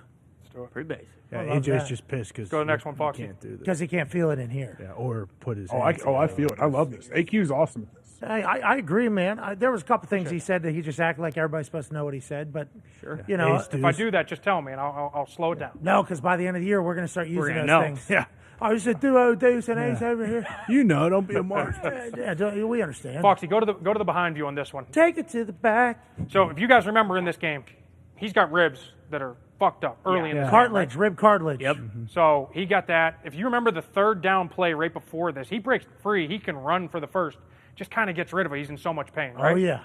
We get the 2 minute. We come back, whatever it was. It was a 2 minute or a timeout. I forget. 4th down play. These guys bowed the fuck up on this play, knowing, hey, it's 4th and 5. We need this play. This is always tough for O-lineman, AJ, too, as well. You get 2 bigs outside the tackle. Now, this guy who's not typically known to being in space, now he's got a lot more space. He's now a tackle. So you got 2 tackles, essentially, right? Are you guys changing your splits with where people are lined up at, or is it always the same? It's always the same. So then when they do this, now this guy becomes a tackle. Now there's much more space. We get 1, 2, 3. The problem with this situation is they put Mike and Sam over here. So we're going to slide over to them. So now we get 4 and basically can just create a wall over here, and that's what they end up doing. He's in a one-on-one situation. You want a one-on-one situation? First-round pick, fucking stud, Rashawn Slater. Look at that. Oversets to start, does a great job coming back. Oh, that was a setup, you're saying? No, it wasn't a setup. I think he just overset him. Chris Jones made a nice move inside, but he did a fantastic job with his inside hand just kind of posting that down, giving them the space that they need. Let this thing roll. Let's check the wall out here. This back's just kind of coming through here. He's clean to hit anybody that comes on a blitz, or he's free to get out. Now look at that pocket, and look at this. Oh, big old pocket. Oh, look at that. Beautiful ball. What a throw. Perfect. Let's go to the next one. Here we go. All right, now here we go. I got 2. I put 2 in this week. Call them kill shots. Whoa. We allowed to do that? Slow down. Absolutely. 2022. I think we'll call it a kill shot. We'll call it, okay. Murder shots. Well, I don't think we can do that. That might be worse. Key bumps. This first one, this is Well, huge. we work. decided earlier that wasn't a factual statement about AQ. All right, big shots. Big bumps. Take a look at the score. Big what do we bumps. Big bump. What do we Yeah. got? Big bumps. 23-21. 23-21. No time on the clock. Need a 2-point conversion. Big boys up front. Got to hold up. They need the 2-point. They're already back at the, the 7? Yeah. Delay a game. Delay a game. Jeez. So we got to hold up. We got to give him enough time to get this thing going. Let's key in on Will Hernandez, who came over from the New York Giants. Had a baby Will. Okay? Let's key in on him. He's got nobody to hit. See the bubble over there? Nobody to hit. He's just holding off for the center. Great job. Now what's he doing? Where's he looking? Scanning. Ribs. Oh, no. Max Crosby. Big bump. Got to go after Max Crosby. He's probably one of the best pass rushers in the league right now. Super underrated because everybody's keying in on him. They need to start keying on Max Crosby. Let's go from behind if we got anything. Do we got anything from behind, Foxy? Yeah, let's watch this. Let it roll, let it roll, let it roll. Boom! You love that, huh? That's love not it. fair. Need it in the game. You because live for that. You're down 2, no time left, need to And play. you just took out their top pass rusher right there with a clean and legal hit. And he didn't. It looked like he did not attack the ribs, by the way. It No. looked like it was more hands as opposed to helmet, shoulder pad there. Yeah. Clean play. Great job by Will Hernandez, kind of getting the cleanup. Let's go to this last one. How do you feel about Kyler Murray having to look up the jumbotron to see if that ball was completed or not? Pretty wild. I mean, he's unbelievable at what he can do. You know, I mean, it's unbelievable. That was a big at bump his height there. that he's able to do what he does. Huge bump. That's a big bump. Yeah. Energetic. Very much so. Last play I got for y'all. Maybe won a game in overtime because Yeah. of that. Juiced the whole entire team. We got Liam Eichenberg. Oh. Dog. Drafted out of Notre Dame a year ago. We're going to get this thing, we call it like either a throwback screen, a little funnel screen, a little exit screen, whatever you want to call it, right? But everybody's going to sell run this way. If you start this, Foxy, and watch everybody fold this way. Gotcha. Okay? So they start here, take one step just to get these guys to hesitate for a second. Now watch big 7-4. See him right there? He gets a DB flat-footed because we're getting the funnel. No. Oh, no. Eichenberg on the loose. That was a big bump. That's what we like to see. See, last year he could go low, right? Last year he'd go low and take that guy's legs out. Yeah, that's a big rule change. You can't go low on DBs anymore when you're out in space, which puts a lot I mean, of emphasis DBs can't go low on you. Same thing, right? Same thing. You but guys used to be able to go low on DBs? we used to be able to go on screens down the field. You used to be able to go low. That's not fair. But think about it. They're so quick and athletic, they just jump out of the way half the time. That's all you were trying to do. You were But just when trying they to get dive them. at your knees, it was Shit show. buckled. And the season. Yeah, potentially. Let this run, Foxy. Let's watch this. Let's look at this big bump here. We're all going to take little 2 steps here. Boom, boom. Now we're rolling. Now watch big boy. What a good run. Boom! Tied for Cuz. Sorry about it. And Tua's comeback continues. What an absolutely incredible day of learning football with our friend AQ Shipley. We appreciate you, buddy. Appreciate you guys. I feel like we're getting smarter with football, though. Oh, yeah. We're already 100%. starting to piece segments together, aren't we? Yeah. Yes, we are. DBs, hand to AQ. Who knew? Hey, we appreciate you, AQ. Thank you. Thank you, Next AQ. Tuesday, AQ. See you next Tuesday, pal. You're the absolute best, and I didn't mean that as see you next Tuesday, as some people would say. All right, it's time to wrap up this glorious Tuesday. From myself, the Toxic Table, everybody in the back, AJ Hawk, to all the construction workers and people that worked in this place, architects, people that helped at the design in the very beginning. We appreciate everybody for allowing this to be our job and our workplace. We will see you manana with a massive Wednesday. Ain't that right, AJ? Oh, can't wait. Hey, it's a big Wednesday. Huge. Mad Dogs with Stephen A tomorrow, right? Yes, exactly. Good point. You get it. We all get it. We'll see you in about 20 hours and 18 minutes. Okay. You all are the best. Hammer Down's on a hiatus while we figure out what to do with that show. Tone Diggs, obviously, new father. Oh, baby Tony. Brand new father. Yeah. Congratulations. We'll figure that out because we are all needing their bets on a daily basis. Yeah. So Absolutely. we at least need to hear Gumpy's brain on a daily basis Right. and win. Yeah. Bad. Bad. Very bad. All right, see you all tomorrow. I wish I could have made a shot for a giveaway. That's on me. I apologize. Fistball goes in. We'll give $100 to or $500 to 10 random people that retweet this. Whoa. Okay. Oh man, good stuff. Just wasn't in the CADs. So it's tomorrow. Yeah. Tomorrow they're all going in. Hell yeah. Hell yeah, because if I make everyone, it's going to look like it's an easy shot. It's not an easy shot. I'm missing on his purpose. Hard. No.